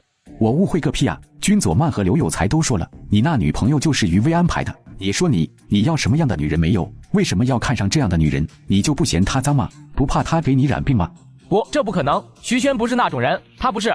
我不管他是什么样的人，总之你回去后立刻就跟他分了，听见了吗？不然腿给你打断了。那好吧，那爸，我现在去跟他分手。这时我跟刘有才已经来到我老丈人家里了。为了帮助老丈人推动国企改革，我带着大河镇的村支书来到济州市委信访局上访，同时要求召开听证会。黄三这个路通集团的总经理本想着靠自己的专业知识在听证会上逆风翻盘，殊不知我请到了国内顶尖路桥这方面的教授，愿意出席听证会，将会揭穿他丑陋的阴谋。去张老那了吗？爸，您怎么知道？你们俩小子也太小看我了吧！下午那会王路德同志来找我请辞，都已经跟我说了，你们俩其实没必要，该是什么就是什么，我又不在乎那些名声。爸，我心里有数的。爸，我都敢问您一句，您没于正田那动不动就昏倒的毛病吧？没有啊，怎么了？你小子说什么呢？领导他身体好得很。没有就好，我就是想说，明天的上访可能阵势有点大，别吓着了。嘿嘿，去你的！你爸我接待过的上访比你见过的人还多，还能被上访吓着？没事就去休息吧。而这会的张达也已经到了酒店来问徐轩了。徐轩，你能告诉我你以前谈了几个男朋友？一个，怎么了？真的就一个？对啊，就一个。上大学那会谈的，我也就是不知道会遇到张哥，不然我就不谈了，给张哥你留着。君佐曼，你敢败坏我们家徐轩名声，老子不会放过你。张达相信徐轩不会骗他，所以这回他立刻就确定那些话都是我故意说的，以至于这回的张达是彻底恨上了我。君佐曼他说我什么了？张哥，我真就谈过一个男朋友，你要是不信，我们明天可以去医院检查下。不用了，哥信你，你的仇哥会帮你报的。不过那个君佐曼是陈汉山的女婿，以后咱们再出手就得详细谋划了。第二天早上，一辆大卡车载着大河镇的村支书就来到了济州信访局门口。东安市新港县大河镇镇党委书记君佐曼携大河镇镇党委成员以及镇属16个村的村支书，带我大河镇6万百姓求见冀州市委陈书记，请陈书记为我大河镇主持公道。请陈书记为大河镇百姓主持公道。陈汉山看到这阵势惊呆了，立马明白了昨晚我问他有没有晕倒的毛病，原来是在这等着他。我这些年接待过的上访者不计其数，却还从没见过这样的。其他人先散了。大河镇镇党委书记君佐曼同志，你作为上访者代表，跟我进来谈吧。你们先在外面等着，我进去跟陈书记谈。我们要相信陈书记能为我们大河镇做主。说完，我就跟老丈人来到信访局里了。你说你小子上访就上访，你搞这么大阵仗干啥？就是啊，这也就我和领导知道你来上访，不然还以为你想干啥呢。爸，我也不想啊，可这是想闹大，就得这么干啊。别叫我爸，工作时间请称呼职务。君佐曼同志。是，陈书记，那我现在跟您汇报具体情况。你说吧。与此同时，路通集团代理总经理的黄三正在跟高层开会，张经理慌慌张张的进来了。小张怎么了？有事吗？黄总出事了。那个君佐曼，他带着大河镇的领导班子，还有各村村支书，到冀州市信访局上访了。哈哈，老张你至于吗？是信访局跟咱们平级，回头想办法把材料压下来就是了。小张你这样可不行啊，就这么点事，瞧把你给吓的。压不了，是市委陈书记亲自接待的，而且那个君佐曼还拉了横幅，到处发传单说咱们路通集团仗势欺人，要毁他们大河镇的祖坟。还有这件事已经传得大半个冀州都知道，估计晚上电视上可能就有新闻了。我去他喵的，君佐曼怎么能这么损？各位都说说吧，这事现在要怎么办？黄总，现在当务之急是市委的公开听证会。君佐曼上访，这是有陈书记参与，那么无论是公关还是压材料，咱们都没机会了。既然这些不行，那咱们就想办法让咱们要求项目改道的事在理论上站住脚。说的对，只有这个说法没问题了，咱们路通集团就能化险为夷。毕竟到了那时，咱们可以一口咬死了，咱们是出于对道路后期安全和质量的考虑才让改道的。那样不管是陈书记还是外界舆论，他都不能说咱们错了。谁让咱们干的就是这工作呢？如果咱们可以让这事在理论上没毛病，或许还可以借着这机会逆风翻盘，把外界对咱们的质疑变成咱们敬业精神的体现。你们这个主意不错，这样小张，你现在就给我推了未来5天的所有行程，你们其他人也马上去给我找和大河镇地质有关的材料和文献。他君佐曼不是说我狗屁总工吗？那我就让他看看我黄三这个狗屁总工到底有没有真本事。等我在专业领域解决了这事，回头看我怎么收拾君佐曼那小崽子。黄三这才又嚣张了起来，他或许人品和权术方面不怎么样，但他对自己的专业水平还是很有信心的。那好，黄总，我现在就去安排，去找资料。而我这回也已经装模作样的跟陈汉山汇报完了路通集团的事，说完还把自己整理的上访材料拿了出来。陈书记，事情就是这么个情况，材料我收下，这事我会处理的。至于你，就先让大河镇的干部们回去，你自己留在这里，明天和小李一起去见见郑老吧。我已经帮你和他联系好了，他明天会在家等你。谢谢陈书记。怎么了？才演了这么一回戏，就连爸都不叫了？那不是您说工作的时候称呼职务吗？工作谈完了，现在我又是你爸了。谢谢爸，那我先让镇上的人回去安排大河镇的人先回去后，第二天上午我就和李清明来到了开远市郑老家里。这位就是大河镇的君佐曼书记吧？昨天陈书记已经给我打电话了。郑老客气了，您叫我佐曼就行。一直听我爸说起您，说您是我们国家的瑰宝，只是没机会见，今天总算见到了。这位老人不但是南平大学路桥专业的名誉教授，同时还是国内路桥专业的泰山北斗。事情我都听陈书记说了，就是因为大河镇修路改道的事，对吧？那么原来设计方给的图纸你们带了吗？带了，你看看。我拿出图纸，郑老看了几分钟就说道：这图纸没问题，确实是人有问题。虽然之前陈汉山已经跟他说了黄三的目的和原因，但基于对专业的严谨，在没有看到图纸前，郑老也没发表什么看法。可现在他却确定了，真是人有问题。要是这样的话，那能否请郑老到时参加一下听证会，帮我们在技术方面把关？这个没问题，正好我也想看看那个叫黄三的小辈到底怎么巧舌如簧。不过你们可能需要来接一下我这年龄大了，出门不方便。这是应该的，我会安排好的。2天后，到了济州市委举办公开听证会的这天，刚到济州市委门口就遇见了黄三带着几个路通集团的高层。君佐曼，呵呵，原来是黄总啊！黄总别来无恙啊！就是不知你最近去南山公墓了没有？南山公墓，我去那里做什么？做什么？当然是买墓地了。我观黄总时日无多也。君佐曼，你放肆！我们黄总怎么着也是副厅级领导，你敢这么跟我们黄总说话？黄三爷脸色瞬间就阴了起来的道：“我是路通集团总经理，你知道你刚才说了什么吗？”知道啊，我当然知道你是路通集团的总经理了，可或许你一会就不是了。好，既然你觉得我们路通集团会玩，那咱就看看到底谁会玩。就是，或许你自己玩了，路通集团还在呢。那我等着，希望你们能如愿。这话说完，我就进去会场了。陈书记，我是天东卫视的记者。根据我们所了解的情况，此次听证会只是一起很普通的地方政府和国企之间的纠纷罢了。为何连您都出席了？这位小同志，你刚才说的观点不对。地方政府代表百姓，国企又是我们经济的重要组成部分，所以这绝对不是一件普通纠纷，而是重大问题。既然是重大问题，我作为冀州市委书记出席一下也是必要的。瞬间，我听到老丈人的回答，惊呆了，太牛叉了！老丈人这是轻而易举地掩盖真正目的，顺便还把这个问题抬到了更高层次上。这样一来，回头发飙的时候那就理所应当了。那个天东卫视的外省记者更是羞愧道：“对不起，陈书记，是我失言了。”呵呵，没事，年轻人嘛，谁不犯错？好了，接下来不再回答问题了，这个会有新闻办公室的人专门稍后回答。现在我们开始听证会。这话说完，陈汉山就看了一眼李清明。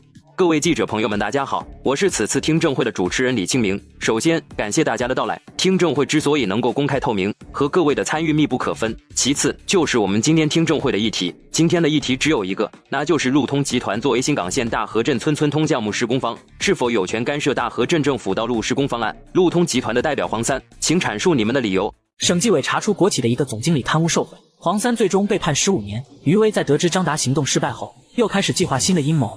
各位领导，各位媒体朋友，我们路通集团一直秉持修最好路、建最好桥的理念，这是我们路通集团发展至今的宗旨。但在与大河镇的这次合作中，我们确实提出了要求，这个我不否认。不过我们这么做是有理论依据的。请你说明一下大河镇改道的具体原因。因为根据我们路通集团以及我本人对大河镇地质的调查，大河镇因为地处平南山区，每年都会产生冻土。冻土相信大家应该都听说过，在西部高原以及一些海拔比较高的地方都存在。那里因为冻土的存在，道路施工很难，简直一派胡言。下一刻，会议室入口那里却是一道暴怒声响起，随后众人就看见郑老走了进来，不过也只瞬间。很快郑老就对着陈汉山道：“对不起各位领导，我腿脚不方便，迟到了。”呵呵，郑老能来就是好事，这些都不重要。既然郑老来了，那这次听证会技术方面就由您这位路桥领域的泰山北斗来驳斥吧。路桥领域泰山北斗，冀州市居然把郑老给请来了，他可是真的泰斗啊！此时黄三爷脸色大变，郑老这一来，黄三所准备的那些理论依据都白搭了。一时间路通集团所有人都慌了。就你叫黄三是吧？把你刚才说的话再说一遍。郑老。此时黄三只感觉自己连话都不会说了，也没法说，自己懂的郑老都懂，自己不懂的郑老也懂，这还怎么说？我让你把刚说的话再说一遍。郑老，我错了，我不该把大河镇的冻土和西部高原的冻土混为一谈。不。黄三这才低下头，他不挣扎了，在郑老面前挣扎也没用。但在场记者却一片哗然了。有个记者立刻就对着黄三问道：“黄总，请问您刚说这话是什么意思？您这么说，是不是意味着您之前说的因为冻土才给大河镇项目改道的理论依据不成立？”就是啊，黄总，还请您解释一下其中缘由。我。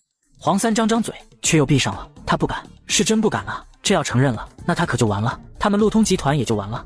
还是我来给大家解释下这两种冻土的区别吧。西部高原的冻土是因为各种原因造成的，厚度也可以达到数米，这种情况自然不太好修路。但我们北方的冻土厚度普遍也就几十公分，所以只要修路的时候，路基比冻土深点就可以了。黄三，我说的对吗？对，说的对。我去，原来是这么回事啊！要是这样的话，那黄总刚才是故意混淆视听了。黄总，请问您为什么要这么做？记者们步步紧逼地架起了长枪短炮，而陈汉山顿时怒道：“黄三，你可知你这是什么行为？你可知你这样做是什么后果？李秘书，给省纪委的人打电话，让他们过来一下。”好的，陈书记。10分钟后，黄三还有路通集团的人都被纪委的人带走调查了。仅只是3天，路通集团除了黄三他们以外的23名中高层领导就被纠察小组查出来存在吃拿卡药等各种问题，全部入狱。爸，恭喜你高升省委副书记兼冀州市委书记，而且你改革的方案通过了，怎么不开心呢？还不是你小子把路通集团给整得太惨了。现在路通集团都瘫痪了，今天光是辞职的人就把组织部门的同志给忙了个够呛，连带着领导也没闲着。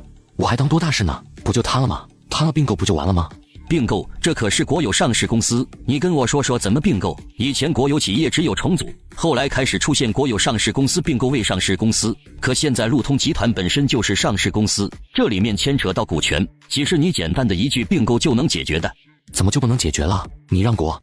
我今天还真跟老丈人杠上了，一听这也立刻反驳，只是话刚说到一半，我却愣住了，因为我这才想起来，京城那国资委是去年才成立的，南平省的国资委还要等到明年才能有。有关国企改革的股权分置和上市公司资产重组，也是以后的事。你刚说过什么？没啥，我没说啥。如果是南平这边的地方性政策，那我说了也就说了，可现在这牵扯到京城那边，我还真不敢瞎逼逼了。呵呵，臭小子，你当你爸我耳朵聋了似的？我刚才分明听见你说过什么了，快点说。就是老公，我也听到了。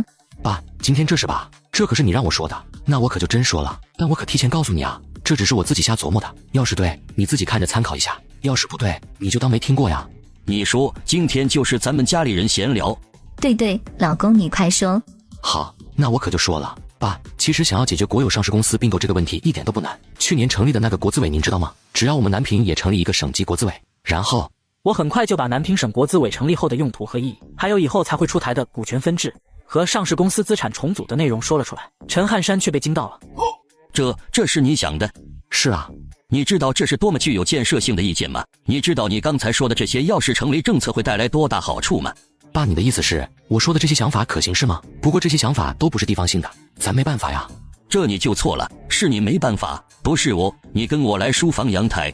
等到了书房，陈汉山很快就拨通了一个电话道：陈老，我是陈汉山，左曼那小子有点想法，我个人觉得还是很不错的，希望您能听听。好的，那让他跟我讲电话。陈汉山把电话递给了我道：是陈老，你叫陈老就好，不要失了礼数。喂，大爷爷，您身体还好吧？好着呢。你小子，我刚听你爸说你有点想法，说给我听听。是有一点不成熟的想法，希望大爷爷您能帮我纠正一下。我很快就把刚才跟陈汉山说的那些又说了一遍，尤其是在说到地方国资委的重要性之时，我说的比先前还要清楚，因为我知道路通集团的并购想要实行，那两个以后才会出现的政策不重要，但南平省国资委的成立却是必须要有的，只有这个成立了，并购才能有办法实现。你想的这些真好啊，这件事就交给我吧。左曼，有时间来看大爷爷。好的，我有空就去看你。与此同时，另一边于正田家里余威又在做计谋了。爸，君佐曼可能知道张达是被我利用的了，或许还告诉了张德林。最近我们县委那个新来的王书记和张德林提拔过的刘县长走得很近，也一直在盯我的人，有点像联手报复。那需要我帮忙吗？不用，我已经有了破局的办法，用理念不合围攻雷万春。理念不合？于正田有些震惊地看着自己儿子，虽然早就知道自己儿子桀骜也胆子大，但却也没想到他会用这种手段。理念不合，这玩意还有一个名字，正斗，这可比拳斗可怕多了，甚至就算是他都不敢掀起。但现在自己这儿子竟然要这样做。雷万春那家伙这些年在东安纪委办案风格太过狠辣激进，其实很多人都不满了，只是以前有吴伯廷罩着，也没人能把他怎么样。可现在不同了，吴伯廷下个月就要调回京城，您说等他走了，咱们让张达撺掇一下那些早就对雷万春心存怨念人，能不能以理念的分歧整出来一场覆盖东安的正斗？等这玩意出来了，再拉君佐曼下水。雷万春确实得罪了不少人，没有了吴伯廷的庇护，如果有人推动，以理念分歧的确能搞出来。你让张达来办这事，我明白你是想借机分化君佐曼和张德林的联手，这一招看起来不错，可正斗运作起来也很麻烦。张达他会干嘛？我有什么不敢的？是张达先起，又不是我。至于您说的张达会不会答应，他现在已经被徐轩给迷得五迷三瞪了，答应问题不大。不过你千万不能下场，这玩意搞不好就是牵连全家的，咱没必要。放心吧，有工具人在手，我为什么要亲自下场？我又不傻，爸，我去找徐轩了。2天后，东安锦湖园小区，徐轩的住处。徐轩，你怎么了？没什么，就是昨天晚上做梦到我妈了。被张达这么一问，徐轩有些心虚道：其实他这哪是梦到他妈了，他这分明是昨天下午趁着张达不在，被余威给顽劣了疼的。不过这事他可不敢让张达知道，不然这个工具人恐怕会炸。放心吧，我已经在想办法了，等我想到办法，就帮你再对付那君佐曼。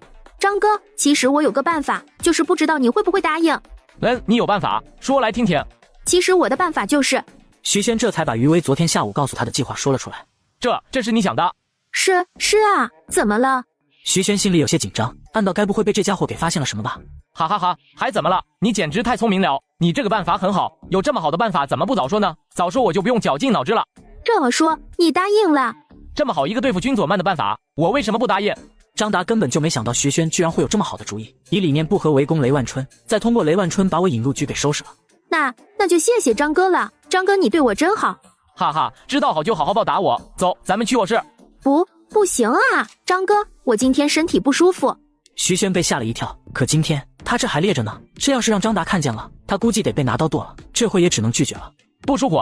张哥真的很难受，要不你去找其他女人吧？你看看我脸色都多难看了。啥？找其他女人？你认真的？总不能让张哥难受不是？我不在意的，只要张哥心里有我就行。你可真是太好了，既然你这么说，那我最近就先去别的地方，也顺便想想你刚才说的办法。不过这次咱们不能着急，你说的办法不是一般手段，就算想推动，没有1-2个月准备也不行。说完，张达就来到了他下属吴俊明家里，找他老婆林红。你怎么这个点来了？我老公中午还回家吃饭呢。哈哈，我来自然是想你了啊。至于你老公，我打个电话让他出差2个月就是了。俩人一夜无话，就这样转眼便是小2个月。我带着苏雅婷来到京城看望陈老了。大爷爷好。大爷爷好。婷儿真乖，总算是见着你们了。瞅你小子，将来是个可造之才啊！大爷爷过奖了，跟您和我把臂还差得远。你小子的那些想法，我已经帮你推动了，正在讨论，据说反响还不错。这要是通过了，你可就立大功了。有没有想来京城工作？来京城？大爷爷，这还是算了吧，我在南平就好，还能帮我吧？你倒是有点意思，不知道多少人想来京城，你居然不愿意。行啊，那就随你，总之在哪里都是工作。跟陈老聊了下家常，就都休息了。第2天，我按着吴叔给的地址来到他京城的家。刘哥、雷哥，你们怎么也在？你小子怎么来了？是领导告诉你的？不对，你爸还不知道呢。不知道什么？出事了吗？哎，告诉他吧。今天早上刘有才把今天早上张达联合3个市委常委和其他人对雷万春动手的那些事全部说了出来。这些说完才继续道：这是背后要是没有张达，那可能还真是对付老雷的。但现在有了他，再加上他身边的徐轩，这就基本上可以肯定是于家父子又利用了那个张达。其实目标是你啊。就是啊，我想过雷万春会因为我的办案风格出事，却没想到他居然会成了你和于威、张达这些家伙交手的牺牲品啊。吴伯庭也有些无奈，就连雷万春也有些哭笑不得，自己本来还指着我关键时刻救命呢，结果现在这……呵呵，于威、张达，我看他们是寿星吃砒霜，活够了。于威想整雷万春，然后拉我下水，殊不知我直接找到陈老给雷万春镀金身，让他们的阴谋破灭，还给张达设计了一个陷阱，他被抓个现行。左曼，这事你绝不能插手。我虽然把雷万春当儿子，但要因为他就把你和陈寒山也连累了，那我就当绝后了。就是啊，君左曼，这事你别管了。谁说我要亲自参与了？我的意思是给你塑金身，懂吗？给老雷塑金身？你的意思是像那些商人一样搞个名声保护？他们所谓的理念不合，不就是因为雷哥办案风格很辣吗？可要是这些权威机构认可了雷哥的做法，也就是说他的风格没问题，这个调子就算定下了，他们再想推动什么，那就是唱反调了，他们敢吗？好主意，你小子这脑子转的就是快，居然想出来这么个点子。要真给老雷出一次专访，认可他的工作，这样他们还真不敢继续了。可咱们在央视也说不上话啊。吴书记，您央视有认识的人吗？没有，纪委我倒是能说上点，央视不行，我才来京城，又是八竿子打不着的部门，基本说不上话。你们没有，我有啊。雅婷还在陈老那陪他聊天呢，这件事找陈老就行，都是小事。嘿嘿，陈老，这不合适吧？就为这事麻烦陈老，大材小用了吧？就是啊，要不咱们再想想办法，这万一陈老怪罪。矫情，有人凭什么不要？吴叔，你能保证我雷哥工作上真没一点问题吗？请陈老帮忙，我觉得问题不大，毕竟经历过战火的老人都喜欢雷万春这种风格，但前提是雷万春得真没问题才行。我拿我这颗脑袋担保，不会有问题。左曼，你哥我真没做过什么违法乱纪的事。行吧，那就这样，我带你们去见陈老。与此同时，于正田家里，今天张达那边动手了吗？已经动手了，现在就等着君佐曼那小子入局了。爸，您说如果陈汉山出手，咱们能不能让家里想办法把陈汉山从省委副书记的位置上给撸下来？别想了，没可能的，他这才再进一步，就算有家里帮忙也不现实。你现在应该做的是怎么不暴露自己，同时想办法保住你在黄石的人，那里才是咱们的机会。我一定要镇好黄石县。我这几天都在想，君佐曼扔一个王华到那里，该不会就是为了翻出那件事吧？应该不会，那件事过去时间很久了，陈汉山也一直都没在意过。我觉得可能就是巧合，况且君佐曼也未必知道那件事。不过我们不能大意，陈汉山或许不在意了，但还有个刘有才呢，那家伙也不是个安分的主。这回我们已经来到了陈老院子里。大爷爷，人我带来了。陈老好，说说你们找我什么事？是这样的，大爷爷，我把吴伯庭和雷万春在南平纪委的办案风格，以及吴伯庭调来京城后，于正田父子想要利用雷万春在东安搞事的情况说了一下。你小子也算有能耐呀，居然能让于家那两崽子因为你搞出来这么大的阵仗，那你这是想让我干啥？该不会让我帮你平了这事吧？大爷爷，这种小事哪能用得着您啊？我们就是有个小忙需要您帮一下。说你想让我干什么吧？我把自己打算利用央视新闻、明报这些给雷万春定调子的想法说了出来。这话说完还赶紧道：大爷爷，雷书记的工作肯定是没问题的，这个您可以查。陈老，雷万春是我亲手带出来的，我拿我脑袋担保，他工作不会有问题。查我肯定是会查的。小王，去调雷万春的档案过来，我看看。好的，老爷，我现在去。你小子这个办法倒是有趣，这是等于给小雷镀了一层金身啊！要是这样的话，于家父子还不得被你给气死？谁让他们用这样的手段呢？10分钟后，陈老的助手王建福把雷万春的档案拿来了。陈老看后说道：小雷还不错嘛，从秘书岗下放后，先后获得6次省纪委先进荣誉，工作上也没什么纰漏。谢陈老夸奖。那大爷爷，您看这是？没问题，优秀的肯干实事的同志不应该被人欺负啊。不过这事不能我来提，我提了这就是私事。小王，你跟纪委的同志沟通一下，让他们来办，他们自己的人，他们不给揽着后腰谁来了？谢谢大爷爷。陈老答应后，我们几人来到吴伯庭家继续商量剩下的事。那于威和张达，你打算怎么办？这两人都不好处理啊。于威没直接参与，张达又……你们说驱虎吞狼咋样？嘿嘿。前世，东安市委办公室一个叫吴俊明的科长，意外发现自己妻子林红和张达维持婚外情长达6年之久。发现后，吴俊明连捅了张达13刀。现在刘有才这么一问，我却有了新想法，找一个于家投诚的编外人员来引爆，比如派出所所长这种。这样一来，张达完蛋了。张德岭也以为是于威搞了他儿子，他的怒火也就彻底转移到了于家那边。驱虎吞狼啥意思？解释这个问题前，刘哥，我先问问你，东安市委办公室是不是有个叫吴俊明的科长？有，怎么了？对呀，你问这人做什么？我有一次出去逛街，先是碰到了吴俊明和他老婆，然后没过多久，我又在一家酒店门口碰到了张达和吴俊明的老婆。当然这就纯粹鬼扯了，我只是想给自己的计划找个借口而已。你该不会想把这事透露给吴俊明吧？不然呢？我们可以……我很快就把自己的计划说了出来。我去，你都搁哪学的这些阴招啊？多损啊！就是你这也太损了。这样一来，张德岭觉得他儿子死在了于威的算计下，那还不得跟于威拼命？损怕啥？管用就行。你们说我这方法怎么样？办法倒是可以，那要是按你这方法，咱们就先别回去了，省得回头让张德岭怀疑上了。我明天打电话给赵若喜这个组织部副部长，让他找个于家投诚的派出所所长安排就行。就这样，第3天，东安市委家属院，东安市武装部部长王坤，市政法委书记周鹏，市委宣传部长蔡勇，这会正在商量雷万春的事，同时还看着焦点访谈。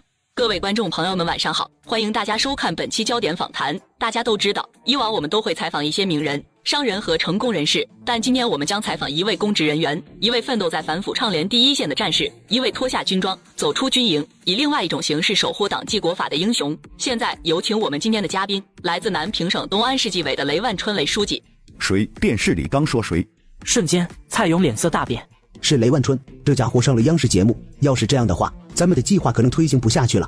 是啊，央视那可是上面的喉舌，他们这样做就等于是上面认可了雷万春的做法，这样一来，咱们还真没办法继续了。这时蔡勇立马拿出手机给张达打电话。张达，你快点来，我家出事了。表哥，出什么事了啊？快过来，出变故了，雷万春上央视了。焦点访谈，王部长和周书记也在我这。我马上过去。与此同时，于正田家里也得到了消息。张达这废物简直白瞎了我这么好的计划，可我就不明白了，他们是怎么想到这种歪门邪道破局的？用央视给雷万春定调子，这都没人用过，而且他们怎么能联系到央视，还是焦点访谈这种节目？现在不是想这些的时候，这种歪门邪道一看就知道是君佐曼那小子的手笔，而且最重要的是，这是到现在连1星期都不到，不到1星期，他们就联系了央视，还让节目播出了，这意味着他们在京城有人，而且能量还不小。要是这样的话，以君佐曼那小子睚眦必报的性格，我们这些人都会有麻烦。这样，你现在立刻返回黄石县，不管军佐曼知不知道这事后面是你，都得做好应对他报复的准备。黄石县不能出问题。我知道，我现在就回去。而这回张达和徐轩来到了蔡勇家里。算了，这次就这样吧，等雷万春回来了，我们去跟他道个歉。也只能如此了，怕就怕雷万春不会轻易放过咱们。不会的，到时我带头道歉。我爸和陈书记关系还可以，就算雷万春不放过咱们，陈汉山应该也不会不念旧情的。这样就麻烦表弟你了。商量好后，张达带着徐轩离开了，来到车上。怎么了？你生气了？没有，我知道张哥也尽力了，我就是身体有点不舒服。这也就余威还没让他撤，不然他都想好好奚落张达一下了，这点事都办不好。又不舒服了？我也不知道，就是感觉不舒服。要不张哥你去灵湖那吧？算了，现在太晚了，我明天再去。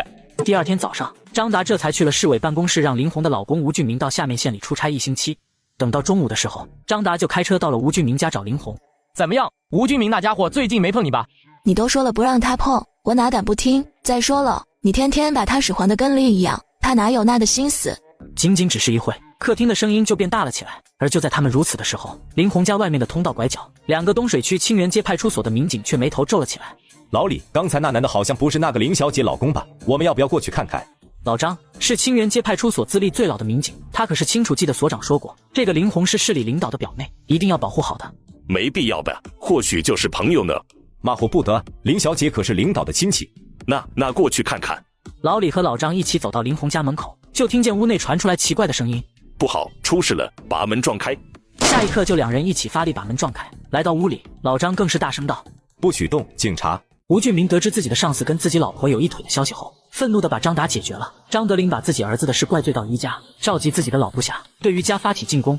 都不许动！警察，我们接到群众举报，说这里有人从事违法活动。谁跟你们说这是违法活动？我们这是……张达只是话说到一半，他不知道怎么说了，说是夫妻，林红老公是吴俊明，一查就出来了，说是男女朋友，林红都结婚了，有个屁上的男朋友。这个女人的老公我们认识，部长你这样，你说你们这不是违法活动是什么？2位兄弟是哪个所的？或许我跟你们所长认识呢。哪个所的你到了不就知道了吗？跟我们走吧。 2人很快就被带到派出所。这是怎么回事？所长，这2人。老张也很快把事说了一遍。还有这事？你是这里的所长？对，我是所长。你是？我叫张达，这是我的证件，这是帮忙这一下，回头我请你吃饭。原来是张主任啊，没问题。你先跟他们去审讯室，我上个厕所，一会就亲自处理。等张达和林红被带去审问室，邢光远这才来到厕所，赶紧拨了赵若喜的电话道：“赵部长，出了点情况。”邢光远很快就把事情说清楚了。 你确定是张达？赵若喜也愣了下。其实他之前也不明白刘有才啥时候有林红这么一个亲戚需要保护了，但现在一听是张达，再想想林红是吴俊明的老婆，以及邢光远于家投诚人员的身份，他却明白了，这是要算计于家呀。确定他有证件？这样啊，那就公事公办吧，该怎么处理就怎么处理。既然知道刘有才的目的了，他怎么可能会不知怎么办呢？好的，赵部长，那我就秉公处理。邢光远挂了电话去审张达和林红了，而赵若喜也很快就拨通了刘有才的电话。 老赵，怎么了？张达和林红被派出所抓到了，我让人公事公办，就是跟你说一声。行，知道了，改天请你吃饭。而这回的邢光远也已经让张达认下了招嫖之事，并且按规定对2人做了5000的处罚，还打电话通知了2人的家人。可此时还正在下面县里出差的吴俊明听到这却懵了，立刻摇头道：“邢所长，这该不会是搞错了吧？我老婆也不缺钱，又怎么会干这事？不会错的，男方叫张达，也是你们办公室的。好，我知道了。” 谢谢邢所长，我这就回去处理。这话说完，回到市里，吴俊明把林红接回了家，说从哪天开始的？三年前。3年前，3年了，也就是说你们给老子戴了3年的绿帽子，还在老子买的房里，你们这是真把老子当绿毛龟啊！老公，我错了，你再给我一次机会吧。下一刻，吴俊明掏出一根黄瓜解决了林红。半小时后，吴俊明直接来到张达家里，把张达也解决了。你是张达的女朋友？ 要是没看见徐轩，他可能还不会有别的想法，但现在他却忽然有了在张达家玩一下张达女人的想法了。你想干什么？他玩了我老婆，你说我要干什么？去浴室洗干净？不，我咋地？你不愿意吗？刚才在我家，林红被我解决了。你杀了林红？不然呢？去浴室等着，否则我也解决你。好，我去。半小时完事后，吴俊明把徐轩也解决了，来到客厅，拨通了市公安局的电话道：“我叫吴俊明，现在在张达家里，刚解决了3个人。” 差不多15分钟后，东安市公安局副局长林维强就带人来到这里了。都是你杀的？为什么？对，都是我杀的。张达睡了我老婆。小张、小王，你们带他去另外的案发现场。小李，你去冀州接一下张德龄长老，其他人保护现场。林威强安排好后，立马出来门口给刘有才打了电话，因为他是刘有才的人。刘市长，出事了！怎么了？张德龄的儿子张达被他手下的科长吴俊民杀了，另外还有吴俊民的妻子林红以及张达的女朋友徐萱也都被吴俊民杀了。那个吴俊民还在杀徐萱前还侵犯了他。我现在人在冀州市委陈书记这案子你认真办，记得遇到张老，好好安抚张老情绪，有问题再给我打电话。刘有才说完挂了电话。怎么了？我听你刚说张老。领导，张达死了，真被吴俊民杀了。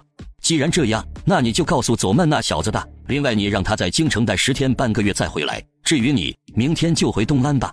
好，我知道了。那领导您早休息，别太累了。第二天早上6点多，张德龄看到自己儿子的尸体，怒道：小黎啊，这到底怎么回事？张达怎么会无缘无故被杀了呢？是这样的，张老，张达他……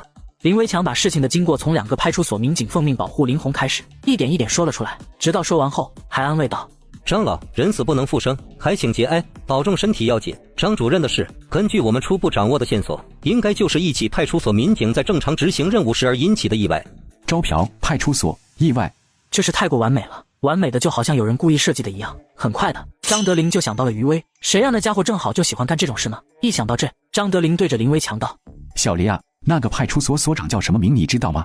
叫邢光远，是东水区清源街派出所的所长。张老，您问这个事？没什么，我就是问问。张老把张达的尸体带回家后，立马对管家说道：给我查一下邢光远和余家有没有关系。邢光远，领导，他本就是余家在南平这边的编外人员啊。你确定？瞬间，张德龄脸色铁青。确定，那家伙以前就是东安市公安局局长的人。余家父子是我老了提不动刀了，还是你们太飘了？你们安敢让我张家绝后去通知我第一任秘书、现任清湖市市委书记周志和，还有东安黄石县县长刘福生，叫他们明天来我家，说有要事相谈。好的，张老，我立即去办。第二天，周志和跟刘福生就来到张德龄的家里。我张家绝后了，昨天我儿张达被于正田父子算计，身中37刀。什么？还有这样的事？他余家也欺人太甚了。就是老领导，他余家过线了，他们怎么敢如此？这便是我今天召集大家来的目的。我欲血洗余家，诸君可愿一起？没问题，老领导尽管吩咐就是。既然余家如此欺人太甚，那咱就给他们放血。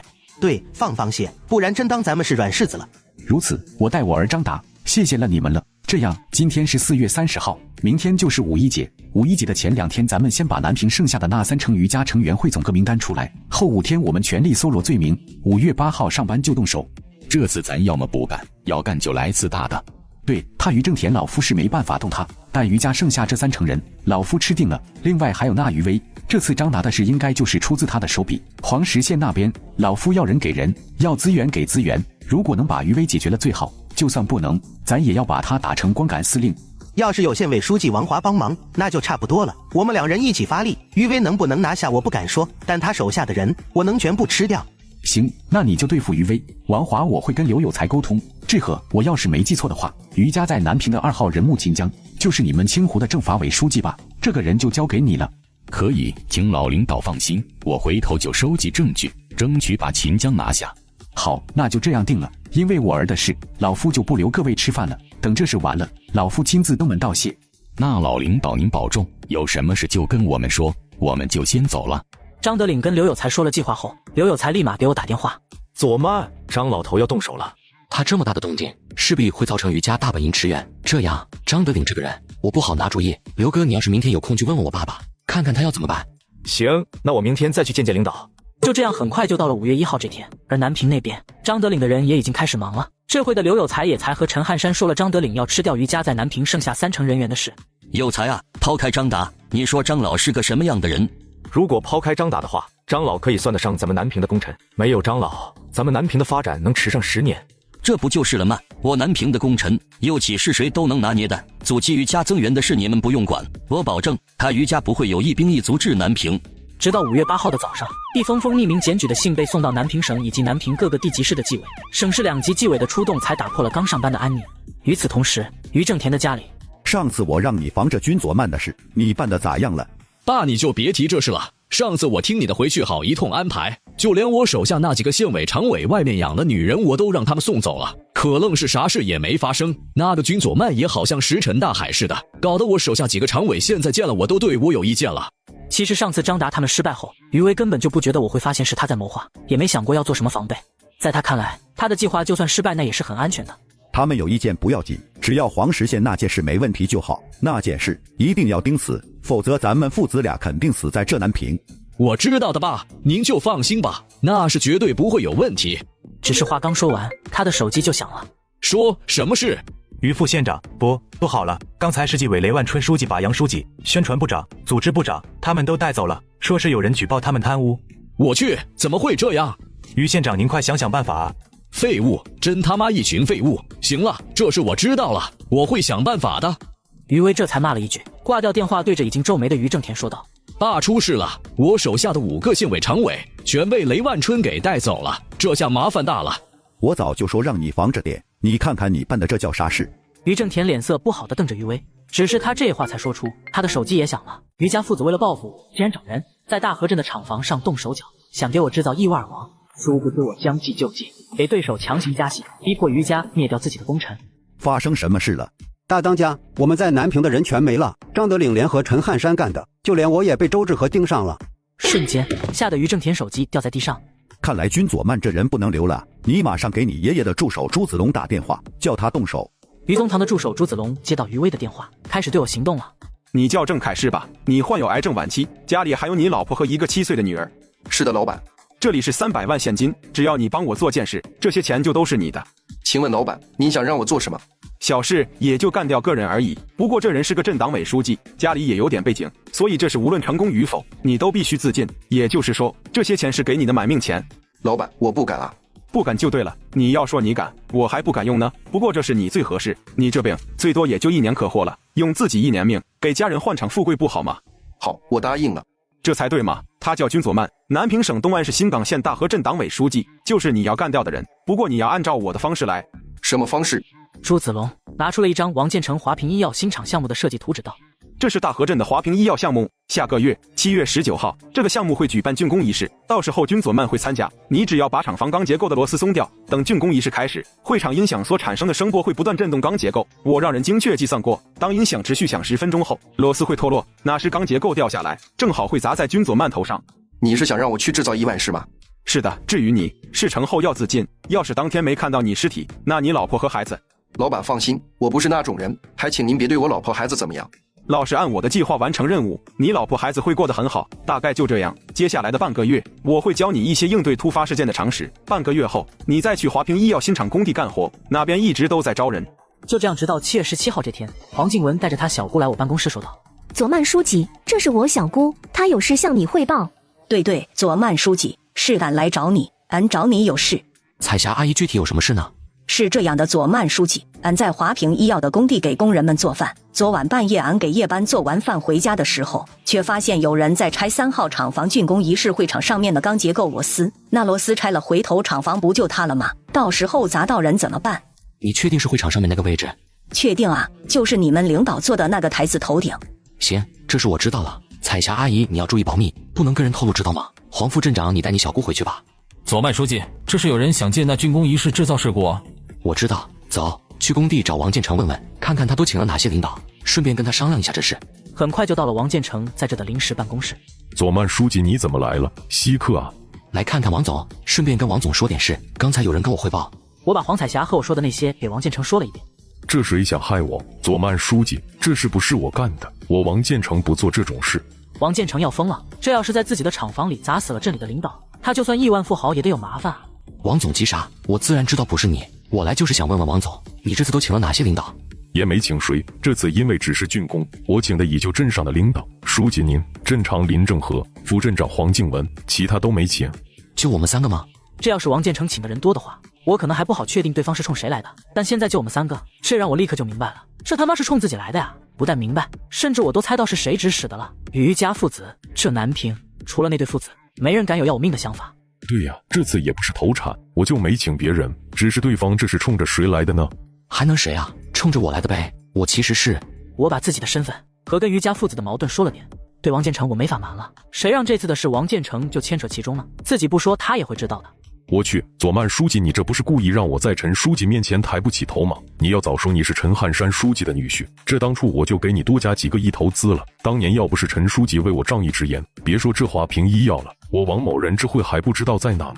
好了，先不说这了，还请王总先找个借口把3号厂房封起来，别误伤了其他工人。回头咱们等没人了进去看看。他于正田想给我来个当头一棒，那我就给他来个守株待兔。行，这没问题，我现在就去安排。左曼书记，那我给镇上派出所所长胡东贵打电话。不用，现在还不确定那工人是不是咱镇上人，要不是还好，如果是，老胡他们目标太明显了。我给刘哥打电话，让他从市局派几个人过来。说完，我很快就掏出手机给刘有才打了过去的。于家父子那边对我出手了，你给我派几个人过来，我这边派出所的人不方便。行，你在那等着，我和老雷一起过去。下午4点，刘有才跟雷万春就带人来到大河镇。那个工人晚上应该还会去会场送螺丝，刘哥，你带人在厂房周围布控，今晚要把那人抓了。好的，我听你安排。一切安排好后，到了凌晨1点的时候，就看见郑凯拎着一把大扳手鬼鬼祟祟的走了进来。等你办晚上了，这次看你往哪跑。你是军总曼，还认识我？看来真是冲我来的呀，抓起来。顿时郑凯拔腿就跑，没想到他跑出厂门口被刘有才带人拦住后，咬舌自尽了。你们几个先秘密把尸体带回局里查查具体信息吧。很快郑凯的尸体被带走了。竹篮打水一场空，本来还想着能不能趁这机会再办他们点人的，看来是没机会了。其实也不算一场空，咱们还是有办法弄死那个背后指使者的。你们有没有听过强行给对手加戏？强行给对手加戏，这又是啥歪主意？其实办法很简单，就是咱们自己顺着他们的目的把戏演下去，把这事闹大。演戏闹大？他们不是想制造意外事故弄死我吗？那咱们就顺着他们目的，也别意外事故了，咱直接把厂房炸了。左曼书记，咱关系可不错，你可不能坑我啊！急什么？我还没说完呢。我的意思是，咱们整个过年放的大炮仗，把那钢结构震下来，再给我身上弄点血浆。你们想啊，这厂房意外事故把我杀了，和有人故意炸厂房把我炸了，哪个是大？这肯定是炸呀！先不说炸要国家管制，就单这无法无天的态度，这是传出去了，省里和上面也会严查。严查之下，你们要是于正田，还会让那个指使者活着吗？他们船太大，可不敢冒险啊。这高压之下，于正田可能还真会这么干，他们赌不起。可你这玩的也太大了吧？这事是故意欺瞒省里和上面，领导能同意吗？我爸呢？我有办法让他同意。你真有办法？走回去我办公室，我给我爸打电话。来到我办公室，我拨通了陈汉山的手机道：爸，刚才于正田父子派人来杀我。我很快就把大河镇这边的事说了出来。还有这事，也太无法无天了吧？是啊，侥幸躲过了一劫，可是下次呢？你有什么想法？我知道，还真有一个。我把自己打算强行给对手加戏的事说了出来。我同意了，不过你事后得让王建成一个声明，就说这是一个误会，只是工厂里的一些化学用品爆炸，不能让人以为咱南平真这么乱。谢谢爸。我挂了电话说道。总导演同意了，请演员就位。刘哥、雷哥，要演戏还得你们上。你们俩要是明天有空，就把我们镇上那俩人换下来，他们干不了这事。有空，这个没有问题。本来华平医药在东安落户，我这个东安市市委领导就该去看看的。我也没问题，就看王总欢不欢迎我这个东安刽子手了。那必须欢迎啊！2位领导能来，是我们华平医药的荣幸。王总，你晚上得找几个心腹，按照他们那拆螺丝的手法，把那厂房顶部的钢结构螺丝拆上3根的，也别3根了，拆上10来根，怎么说也是炸厂房，得对得起这名头。行，这事我会让人办的。还有就是我爸刚才说了，等这事过去了，希望王总能出一个声明，就说炸厂房只是误会，实际上是厂子里的化学用品爆炸，就当是给这事最后定性了，这样对省里是好事，就是有点损王总的名声。小事，我王建成这条命都是陈书记救的，这点事算啥？接下来就是小杰你了，你才是这次行动的主力，你负责在厂房里找个没人的地方引爆那大炮仗，你引爆后肯定会有火药味和一些钢结构被震下来，那时候我就说是炸药，让那些记者赶紧离开，等他们走了你再过来给我把血浆抹上，弄得鲜血淋漓逼真点，对外就说厂房被炸，我被钢结构砸伤了，明白吗？明白是明白，可我什么时候引爆呢？就竣工仪式开始10分钟吧，那时候引爆就行。好，那我记住了。第2天，竣工仪式开始了，市里来了3个记者。军总曼书记您好，我是咱们东安市电视台的记者杨雪，能不能采访您一个问题？可以，不知你想问什么？是这样的，军总曼书记，我听说您去年让华平医药落户大河镇，靠的是一张药品配方，请问是真的吗？真的。那请问军总曼书记，您是怎么得到那配方的？那配方又是什么样的配方呢？这个记者话音刚落，厂房里一道巨响就忽然响了起来，浓郁的烟雾也迅速弥漫整个会场，而那些已经被拆了螺丝的金属钢结构也掉下来了7、8根。不好，是炸药，这里危险，大家快出去，快！记者们也一个个吓了一跳，赶紧向外跑。刘有才和雷万春也一边引导那些人离开，一边向外退。这时陈杰往我脸色弄好了鸭血，很逼真。快叫救护车！左曼书记受伤了，快！我很快被送到医院，只留下那些记者们一脸懵逼。最终看向杨雪道：怎么回事？军左曼书记怎么搞成这样了？军左曼书记为了救我才被砸中的，各位，这是必须报道啊！这位军左曼书记本身就在大河镇做了不少好事，今天这事值得宣传，我们马上去发新闻。与此同时，于正田的家里，于威接到了在华平医药工地收买了个工人的电话。军左曼被砸了吗？于老板，炸了，厂房被炸药炸了，那个军左曼被砸了，血肉模糊的。什么？厂房被炸药炸了？军左曼被砸的血肉模糊？你看清了？看清楚了，厂房里到处都是炸药的气味，要了好多光结构，那个军左曼书记就被砸中了。顿时，于威挂了电话，然后才对着于正田说道：爸，好像出事了，厂房被炸药炸了。朱子龙到底整的什么破计划？他这是疯了吗？不知道动炸药就是大事吗？我他妈听见了，给朱子龙打电话，问他到底是怎么计划的。话音刚落，于正田就接到了陈汉山的电话。汉山同志，怎么了？刘书记让你来开会，省委常委紧急会议。是发生了什么事吗？来了就知道了。很快于正田来到常委会。刘书记，刚才我接到东安市市委书记刘有才的电话，说是新港县大河镇华平医药新厂区有人故意以炸药炸毁厂房，厂房顶部金属钢结构掉落，大河镇党委书记军左曼同志不幸被砸中，生死不知。什么？还有这事？炸药炸厂房，还伤了我们基层领导干部。汉山同志，这到底是谁做的？人抓到了没有？这也太大胆了。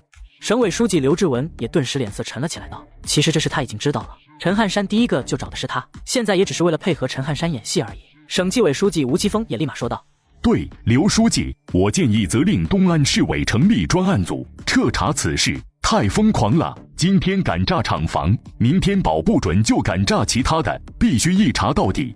我同意让东安市成立专案组仔细调查，炸药绝对不能在外面出现。田省长也跟着道：他们都是知道我身份的，也自然知道陈汉山这回的怒气，就连省委组织部长赵忠祥也开口道：我也同意，这样的重案必须严惩。这时于正田这个政法委书记彻底慌了，省委彻查，这保不准就会查到朱子龙了。陈汉山眼神冰冷道：于正田同志，你觉得呢？该不该彻查？该查。好，既然正田同志你这个政法委书记也觉得该彻查，那就请省委责令东安市委成立专案组彻查此事。散会。于正田开完会回到家，立马给京城的于宗堂打去电话：爸，朱子龙不能留了，南平这边要彻查这事。我知道了。于家父子想给我制造意外的阴谋被我识破，我将计就计，把事件闹大。于正田怕阴谋败露，于是下令解决了他于家的工程风口。刚才刘有才以东安市华平爆炸案专案组组长的身份发了声明，说大河镇华平厂区的爆炸是化学用品的意外爆炸，其他的都是谣言，我们都被军左曼耍了，他这是让我们自己杀了朱叔啊！看来于家要另寻出路了，不然于家要灭亡。我现在问你，你能不能为了于家收心？啥意思？爸，您该不会又要让我结婚吧？不止结婚那么简单，准确的说是联姻。联姻跟谁？北疆秦。爸，您没跟我开玩笑吧？他们家没结婚的就剩老三秦思雨了，那可是母老虎。你能活着那才有女人，你要是死了，有哪个女人会跟你一起？那行吧。2个月后，我被调到了黄石县担任公安局长兼任副县长，于家也跟秦家联姻了。左曼局长，我最近刚接手咱们县政法工作，整理卷宗的时候看见了一起悬了7、8年的少女奸杀案，我觉得这案子还是有可能破的，就交给你们公安局了。可以，没问题。既然左曼局长你这样说，那就限期3个月破案吧。对，限期3个月破案，你要是破不了，可别怪我们向县委建议惩处你。不用3个月，我已经破了。嘿嘿，于威居然还想用悬案来给我设套，让秦思雨有机会收拾我，只可惜我早就已经知道凶手了是谁。呵呵，军左曼你该不会想随便抓个人去打成招敷衍了事吧？于副县长要是不信，可以一起去现场看看我是怎么破案的。我肯定是要去看看的，不止我还要请王书记、刘县长一起去。我倒是想看看你究竟玩什么猫腻。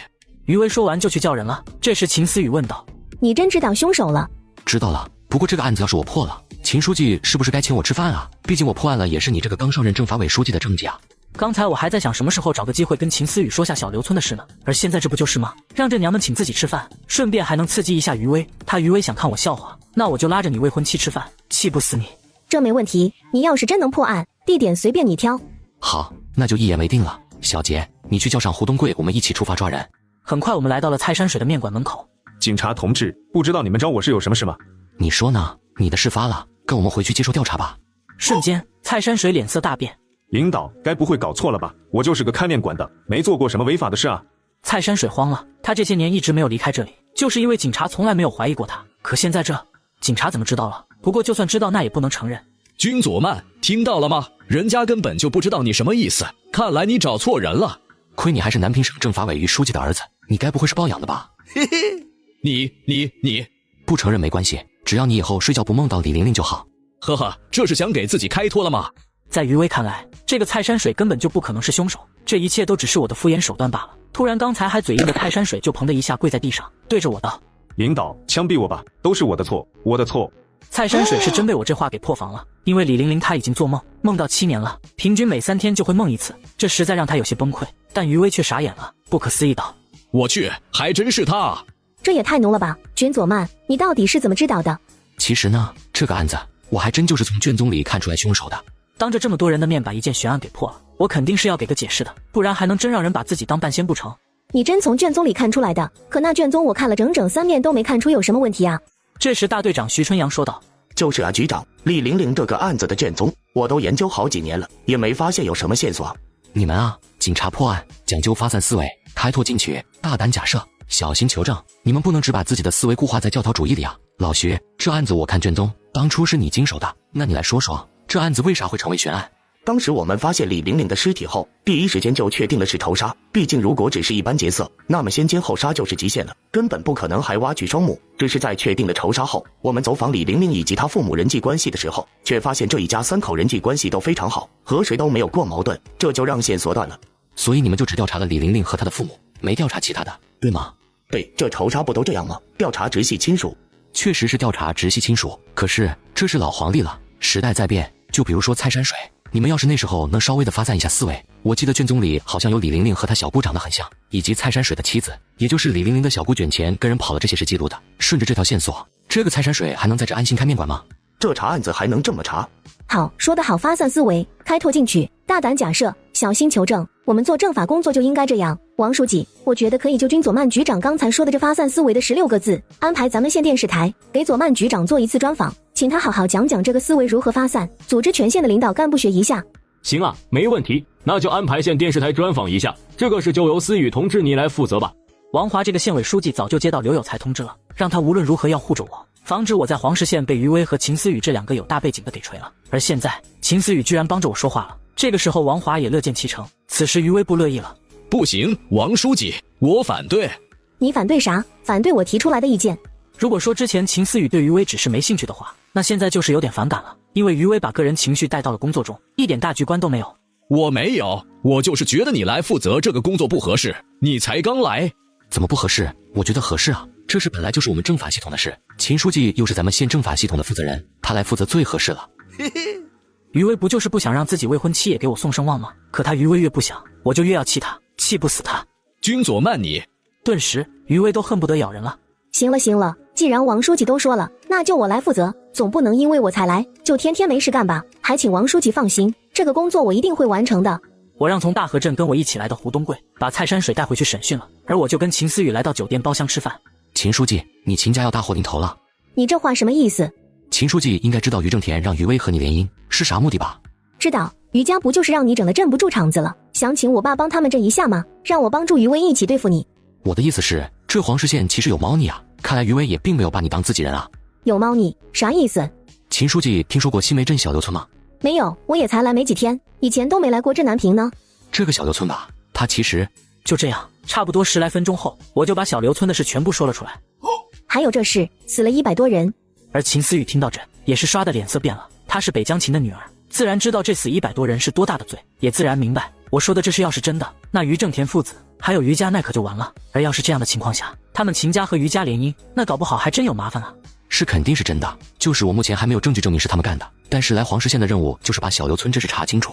我就说呢，你一个没任何政法经验的人，怎么就突然到黄石县出任公安局长了？原来是为了这事来的啊！现在就看秦书记你是相信我还是相信于威了。呵呵，你倒是奸诈，估计早就看出来我对那于威瞧不上眼了吧？不过这事太大了，我要跟我爸说了才能给你答复。你现在带我去小刘村看看吧。吃完饭，我带着秦思雨来到荒无人烟的小刘村。这也就白天。还有你跟我一起来，不然我都不敢来这地方，真是一个人都没有啊。这村子说到底都是那边那个废弃炼油厂污染造成的。自从1982年发生泄漏后，这厂子就被关停了。当时厂里的相关负责人也都拉去毙了，可这也挽回不了上百人的命啊。走吧，回去了。你跟瑜伽的事，我不参与了。我俩很快来到车上返回县城。你觉得要这事是真的，到时候波及到了他们跟你们玩命，你们扛得住吗？呵呵，秦书记，你这也太瞧不起人了吧？你来头大，可咱也不小呀。你跟你岳父到底背后是谁呀？其实也不是啥大人物，我爸他姓陈啊，京城陈家。我去，原来是陈老啊！我一直听说陈老有个侄儿，感情那个侄儿就是你岳父陈汉山陈书记啊。就是我爸。你说你们这样有意思吗？你们背后站着的都是陈老了，那瑜伽你们直接拿下不就完了？还非要斗来斗去的。现在好了，把我和我爸也拉下水了，你们这不是故意吗？秦思雨是真被气到了，陈老那可是老前辈，就连他爷爷见了都得客气，有这样的背景，居然还让瑜伽蹦搭到了现在，这要说不是故意他都不信。哎，我说秦大姐，你讲点理好吧？你以为谁都跟你似的，天天脑门上贴着我爸北疆秦5个字晃悠啊？再说了，这对付瑜伽那些人，你也得有证据啊，没证据还能给人捏造不成？而且就我爸那性格，你觉得他会让我干那事吗？我也无语道，这怎么还怪自己了？难道不是你们为了利益入场的？行吧，就当你不是故意的。那你说现在咋办吧？让我们不帮瑜伽那没问题，陈老那是连我爸也得教书的。可问题是，我们这都已经入局了，就算退出，你也得让我们参与一下，消除影响吧。其实想参与也没问题，关键是我们能得到什么呢？原来你是在这等着啊？行吧，那你说说你想要啥，我回头跟我爸商量下。要不我晚上也我爸商量下，明天再给你答复。还有我的身份你不能暴露给瑜伽。行了，那就明天，反正也不着急。返回到县城，我立马给陈汉山打了电话。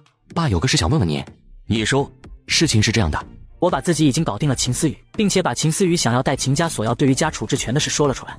你们黄石啊，经济可以升级县级市也是有机会的，就是差了加大企业投资这一块，咱们地方去跑要没有秦家好办，你看着帮黄石弄一下。另外，瑜伽其他的人可以让秦家处置，但于正田和于威要是有问题，那就得由南平来处置。没问题，那我明天跟那个秦思雨说一下。我刚挂了电话，胡东贵就进来我帮公司说道：领导出事了，我刚接到城关派出所电话，县一中前几天发生了一起学生食物中毒事件，经过派出所调查，问题不在学校，然后就把这案子给接了。可是学生家长们不满意，这回正在学校闹呢，城关派出所那边怕出乱子，请求局里支援。你带上人跟我一起去看看。副县长家的小舅子承包学校食堂，学生食物中毒进了医院，这个小舅子竟然买通食物化验人员出具合格报告，殊不知家长不买账，来学校要说法。我是县公安局局长军佐曼，我今天过来是帮大家解决问题的。家长派一个代表，派出所所长以及校长跟我去学校会议室谈，可以吗？那家长代表就我吧，我叫刘能，是学校家委会成员。可以，那去会议室谈吧。这话说完，在校长苏运东的带领下到了学校会议室。说说吧，怎么回事？佐曼局长，我家孩子是真中毒了，我这还有医院的诊断证明呢。还真是食物中毒。苏校长说说那个承包食堂的人。佐曼局长，承包我们学校食堂的人叫田磊，是咱们县永香食品公司的老板。周所长，你说说你这边什么情况？局长，这是县里出的检验报告，说食物没问题，是偶然事件，所以在4天前我们就结案了。没想到今天那些家长又到学校闹了。我已经明白怎么回事了，刘先生，这样吧，这案子我们县局接手，我们争取尽快给你和所有家长一个交代，怎么样？那行吧，那就麻烦领导了。这是应该的，那也请刘先生一会跟其他学生家长好好说说，咱们有事好商量，别动不动学校闹。学校是给孩子们上学的地方，让孩子们看到了也影响不好。周所长，你跟刘先生一起把校门口的家长疏导一下，叫他们回去吧。俩人走后，我对着校长说道：苏校长说吧，那田磊跟谁有关？佐曼局长，您怎么知道的？能让你一个校长对学生家长反映的情况视若无睹，这不是有人罩着是啥？我倒是挺好奇，究竟是谁才能让那田磊连学生的饭菜都敢搞幺蛾子？是于副县长，那田磊是于副县长的小舅子。于副县长，于威。是的，那田磊说他姐是于副县长女朋友。局长，这不是我们不处理，实在是。说说那田磊的公司地址吧。那田磊的公司在春阳路东头。苏校长准备给学校换食堂承包人吧。老胡，我们去抓人。很快我们来到田磊的公司。你好，警察叔叔，请问你们这是有什么事吗？找你们老板田磊，他人呢？我们老板他在里面办公室。老胡，你带人去把田磊控制起来。5分钟后，我来到田磊办公室，他已经被控制起来了。你就是田磊，于威的小舅子。你是谁？我呀，我是连你姐夫都想抓的人，带走。话音刚落，几个警察就把田磊押上车了。我正要出去时，那个前台来到我面前说道：警察叔叔，等等，麻烦把这药给我们老板带上，他有病，很严重的胃病。有病？胃病？对，我们老板从小就有病，听他说，好像他们村子不少人都有。村子？哪个村子？小刘村，对，就是小刘村。我以前听老板说过一次。你确定是小刘村？没听错？还真是小刘村啊！要知道，我上午在资料室找卷宗的时候还在想，要是能找几个被打发了的小刘村村民，问问当时的具体情况，或许还能多挖点线索呢。而这回，这个愿望就要实现了。确定，我们老板当时就是这么说的。好了，要我会帮你带给你老板的。说完，我也回到车上。知道为什么抓你吗？知道，领导，我错了，我就是当时害怕被抓了，才借用我姐夫，才借用于副县长的名头，塞了点钱请检验的人帮了个忙，我愿意赔钱，我愿意给那些中毒的孩子们赔钱，行不行？赔钱？晚了呀，你这已经不只是赔钱那么简单了，行贿，还有以公职人员亲属的名义招摇撞骗，这得坐牢了。当然了，你要是能让于副县长承认你是他小舅子，那就不算招摇撞骗了。这样的话，行贿罚款，学生赔钱也可以了事。真的，只要于副县长承认我是他小舅子，我就可以赔钱吗？可以。那好，我能给我姐打电话吗？你打吧。姐，我小磊啊，我出了点事，这次你可要救我啊。田磊这才委屈的赶紧把自己的事情说了出来，随后又继续道：姐，我问过抓我的警察了，只要姐夫承认我是他小舅子，那我的事赔钱就可以解决。姐，我不想坐牢啊，你帮我求求姐夫行不行？可是我跟他已经分手了，也都保证过以后不联系的，你先跟警察走吧，我一会给你问问。很快我们回到局里。你这个公安局长好忙啊，怎么还亲自抓人呢？那可不，大有来头啊，你小舅子。啥意思？秦思雨愣了一下，我这才指着田磊道：就这小子，不知道是于威哪个女朋友的弟弟，居然搞了个小公司在。我很快就把田磊的事说了一遍。还有这事，学生吃饭的事上你也敢动歪心思，我看你是活腻味了。秦书记，你消消气，老胡带下去审。局长，好的。他们离开后就剩我跟秦思雨了，我立马说道：你来该不会是替于威平事的吧？我巴不得你现在把于威收拾了呢，你到底什么时候才能找到点证据？我还等着赶紧跟那家伙散伙呢。这个嘛，其实刚才抓的就是小刘村移民。小刘村移民？你该不会是想从小刘村移民那里挖掘线索吧？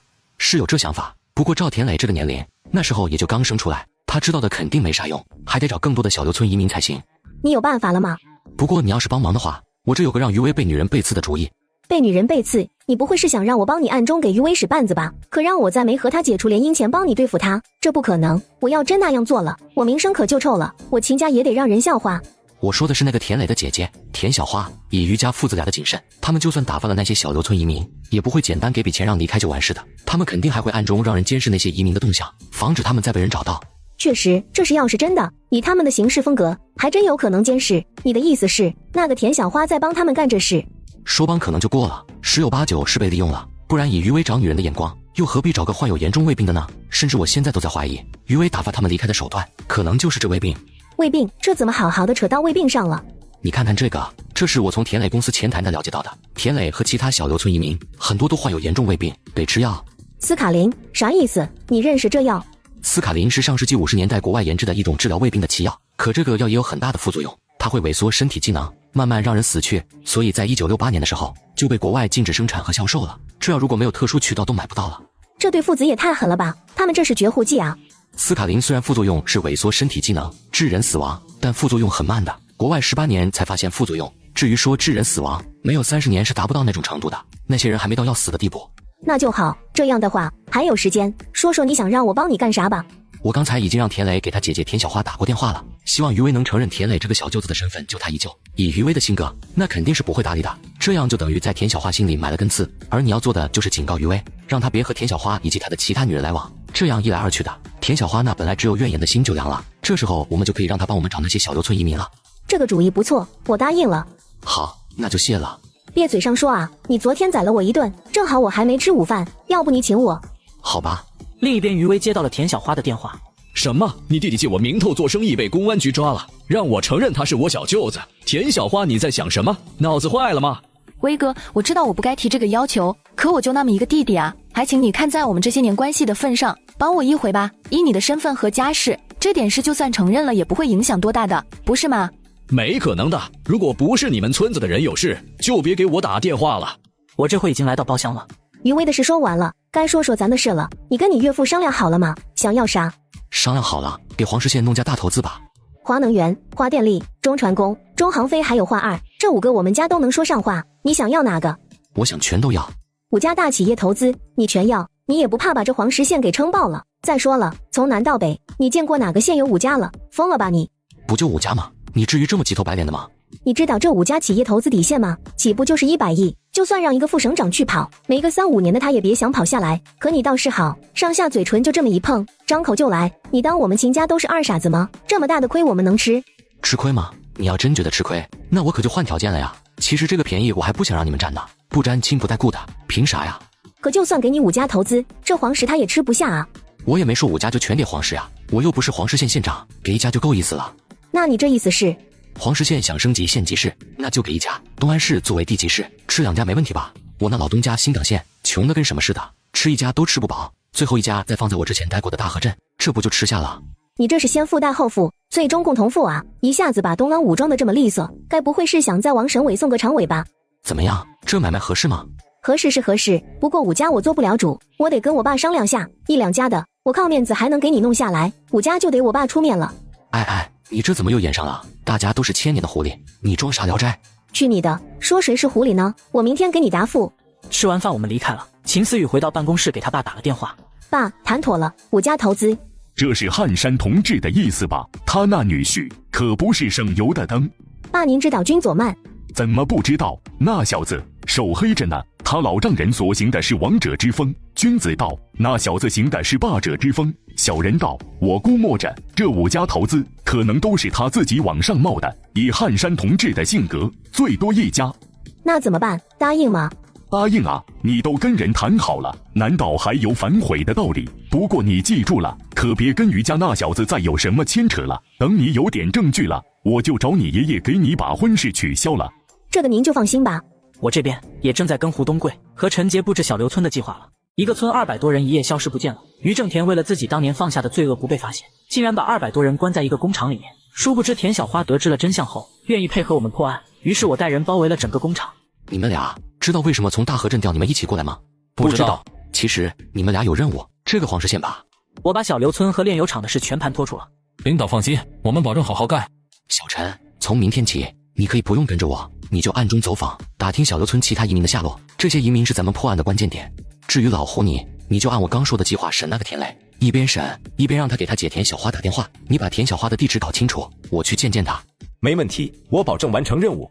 另一边，余威办公室里，思雨，咱们是不是再想办法收拾一下那个君佐曼？有他在黄石县，我心里不踏实。你自己先想办法吧，我没空。我爸刚给了我个重要工作，我得先处理一阵子。秦思雨这话说完就直接离开了，因为他刚才警告余威不能和其他女人联系的目的达到了。我看你是想做山关虎斗吧，可我余家也不是就得靠你。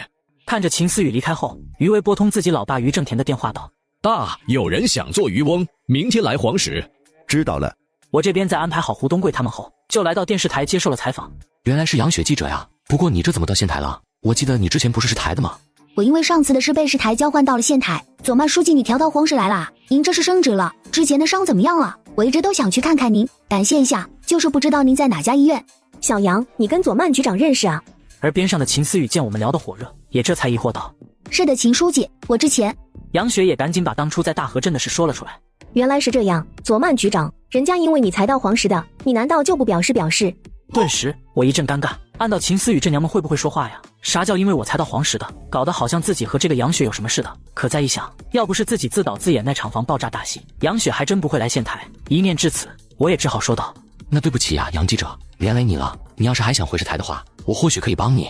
不，那不用，也跟左曼局长没关系。而且我现在也挺好的，我家就是黄石的，离家近，我爸妈也高兴。我现在去演播厅采访你吧。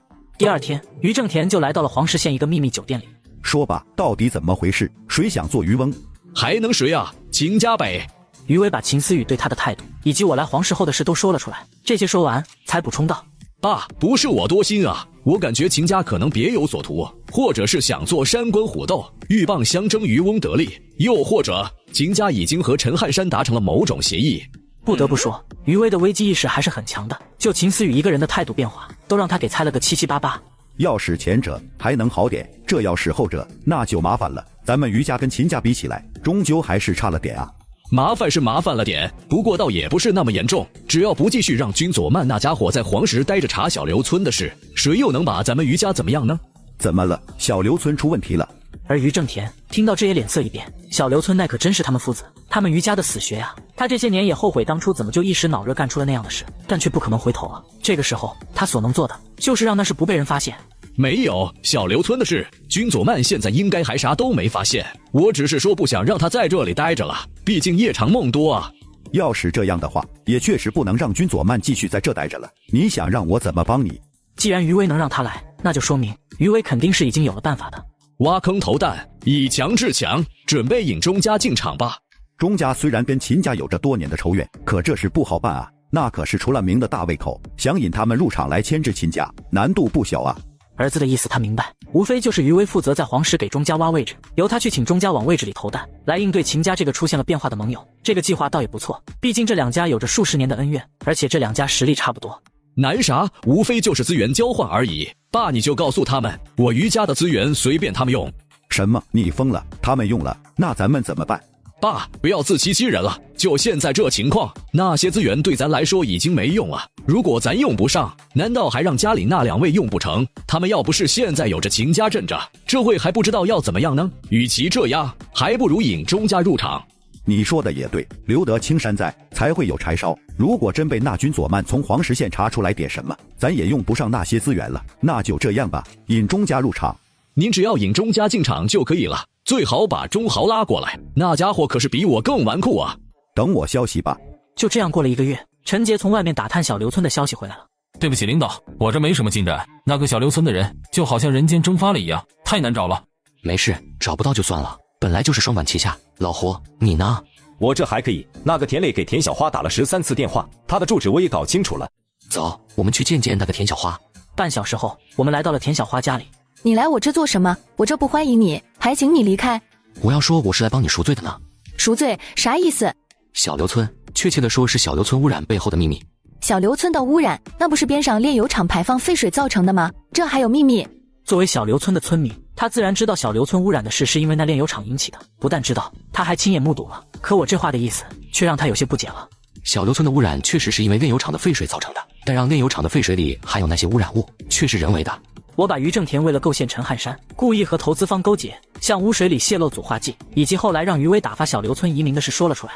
你说的都是真的吗？你有证据吗？田小花都要疯了，这要我说的都是真的，那他这些年岂不一直都是在给仇人办事？不但办事，还把身子也给了仇人，这让田小花是再也绷不住了，眼眶里也有了泪花。我目前没有证据，不过我可以给你提供几个疑点啊。什么疑点？你觉得余威为什么要好心帮你们村子搬迁呢？还有啊，我要是没猜错的话，余威这些年应该都是让你们这些小刘村移民隐姓埋名生活的吧？而且他还一直让你注意着那些村民的动向，是不是？你怎么知道的？这不很明显吗？他是想故意掩饰，不然的话又何必隐姓埋名，何必注意动向呢？你要这么说，好像还真有问题。那这么说来，我被他骗了。应该是有问题的，现在就看你了，是不是愿意配合我们破案？行吧，我配合你。这是要真如同你说的那样，我是不会放过那个余威的。既然这样，那你就先说说那些小刘村剩下的村民都被余威安排在了哪？那些村民，他们其实已经不在黄石县了。最初余威把他们安排在了黄石县除了城关镇和新梅镇之外的其他17个镇，当时一共有193人，余威给了每人5万块钱，就把他们5、6个一组的安置在了其他镇。后来他们都去打工了。去了哪里打工？当时余威说他们身体不好，去南方不合适，就介绍了一家他朋友在东安开的铸造厂打工。余威帮他们买了治疗胃病的药，放在了那个铸造厂老板那，每个月都可以领1盒。所以你现在想找他们，就得去东安西郊的富达铸造厂了。厉害啊，不愧是余威，这简直一环套一环啊。那我们现在咋办？这还能咋办？当然是指导黄龙了。小杰，你通知秦书记跟杨记者，胡东贵你通知东安市委书记刘有才，叫他派人配合我们抓捕。1个小时后，我们都到了富达铸造厂门口，刘有才已经派人把工厂包围了。就是这个工厂对吗？对，就是这。我和我弟弟的药，就是我来这领的。君佐曼局长，这是我要是配合了您，那我弟弟的案子。田小花说这话是想让我对他弟弟网开一面。你弟弟的案子跟这事是两码事，不过你要是能在这案子中积极配合，我会如实向检察院和法院做出陈述，看看能不能争取个减刑。那好吧，我一定积极配合。好，我们现在进去抓张富达。5分钟，我们来到张富达办公室。张富达，你被捕了。100多人的灭门惨案真相浮出水面，当年的知情者去世了，不过写下了认罪书，道出了真相。于是我立马跟南平省副书记陈汉山汇报，决定对余家父子展开抓捕。田小花，你背叛了余威，你完了。此时秦思雨见状上去就是给张富达一个大逼斗。你在我面前敢威胁人，说吧，把你们知道的都说出来，否则我不保证你今天能活着。娄书记、左曼局长，这人就让我现场审可以吗？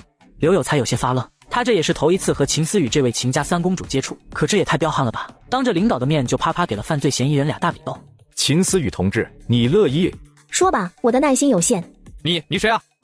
张富达也这才从秦思雨那一大臂兜的猛圈中回神，有些没反应过来这娘们到底是谁啊？只是他话刚说出，秦思雨就又是一大臂兜抽在了他的脸上，道：“是我在问你，不是你在问我姓名。”我叫。话音刚落，张富达又是一个大臂兜。说骂了。我去你！话还没说完，又是一个大臂兜，张富达差点没原地气爆炸了。我说，我都说行了吧，咱能先不动手吗？张富达也这才惊恐道，他是真怕秦思雨这彪悍娘们了。这才对嘛，聪明人就该这样。我也实话告诉你吧，就刚才这几巴掌，我就算打在余威脸上，他也得给我受着。把你知打的都说出来。我受。张富达很快就把他帮余威干过的事说了出来，其中包括一次为余威找人撞死了个有妇之夫的老公，2次替余威给黄石县已经被判了的3个县委常委送女人，还有2次是帮余威给县委办副主任郑君山送钱，再有就是给余威看着小刘村这些人了。行了，先把他带回黄石县吧。张富达招供后，我们来到车间，把工人们召集起来询问当年的真相。左曼局长，你要给我们小刘村做主啊！你们的心情我可以理解，我也肯定会帮你们，但当初炼油厂的案子我知道的太少了，你们有人了解的吗？左曼局长，几位领导，你们要是想查这事，我建议你们还是去找一下杨建军，他是小日子技术员的翻译，这事要说还有人知道，就只有他了。那这个杨建军现在在哪？家是哪的？这我就不知道了，我只知道他是1977年那年考上的南平外国语大学，人长得高高瘦瘦的，脸上还有块红斑，具体是哪的人，我们这些人都不知道。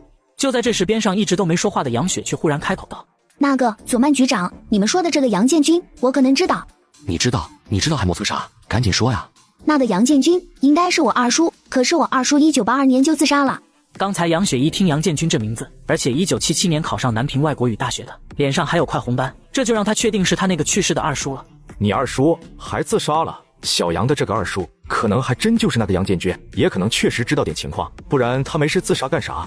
那个杨记者呀，你二叔家还有其他人吗？或者你觉得还有人知道这事吗？有，我二婶还在，不过她这人不好说话，脾气也怪得很。脾气怪不好说话，这个不要紧，我脾气也怪得很，或许能跟你二婶聊得来呢。带我们去见见刘哥，你派人把小刘村的这些人秘密送到黄石，安排好衣食住行。好的。就这样，差不多1个小时后，来到了杨雪二婶家。二婶，这2位是咱们县公安局的军左曼局长和县政法委的秦书记，他们有点关于二叔的事想问问您。你们来了，我等你们很久了。你知道我们要来？知道，早就知道了。你们想要的东西都在这里面了，自己看吧。这话说完，杨雪二婶拿出一个日记本和一张认罪书。我叫杨建军，于1980年3月22日至1980年10月25日，为东安市黄石县县委、县政府和岛国某石油公司投资技术团队，就黄石炼油厂整体搬迁改造项目充当翻译期间，收受黄石县县长于正勤同志大团结300张，粮票500斤，油票100斤，肉票120斤，布票30尺，承诺为其和岛国技术工程师坂田次郎所翻译的故意于炼油厂污水中泄、路阻化剂一事保密，向我已认识到自身错误，有负于组织，有愧于百姓，特此认罪。还真是于正田啊！还有这些赃物，也请你们一并带走吧。杨雪二婶拿出一个箱子，里面无论是大团结还是那些票证都原封没动的放着，看得我都一阵发愣。二婶，这些东西你是啥时候发现的？你二叔自杀的3年后吧，那时我去坟头烧他在家里留着的衣物，翻出来的这个。那你当时怎么不上交呢？对啊，老人家，你发现的时候怎么没拿出来呢？为啥要拿出来？拿出来，万一连累了我怎么办？我这些年一直在等，你们来找我，我就给你们，你们不来，那就算了。一时间我无言以对，体会到老人家的担忧。老人家，好好休息吧，打扰了。拿到了证据，我跟秦思雨来到省城济州见我老丈人陈汉山。爸，这是那个翻译杨建军的认罪书、日记本，还有当初于正田给的赃物。你们打算怎么办？余威交给我们，于正田就交给爸你了。4天后，我们准时动手。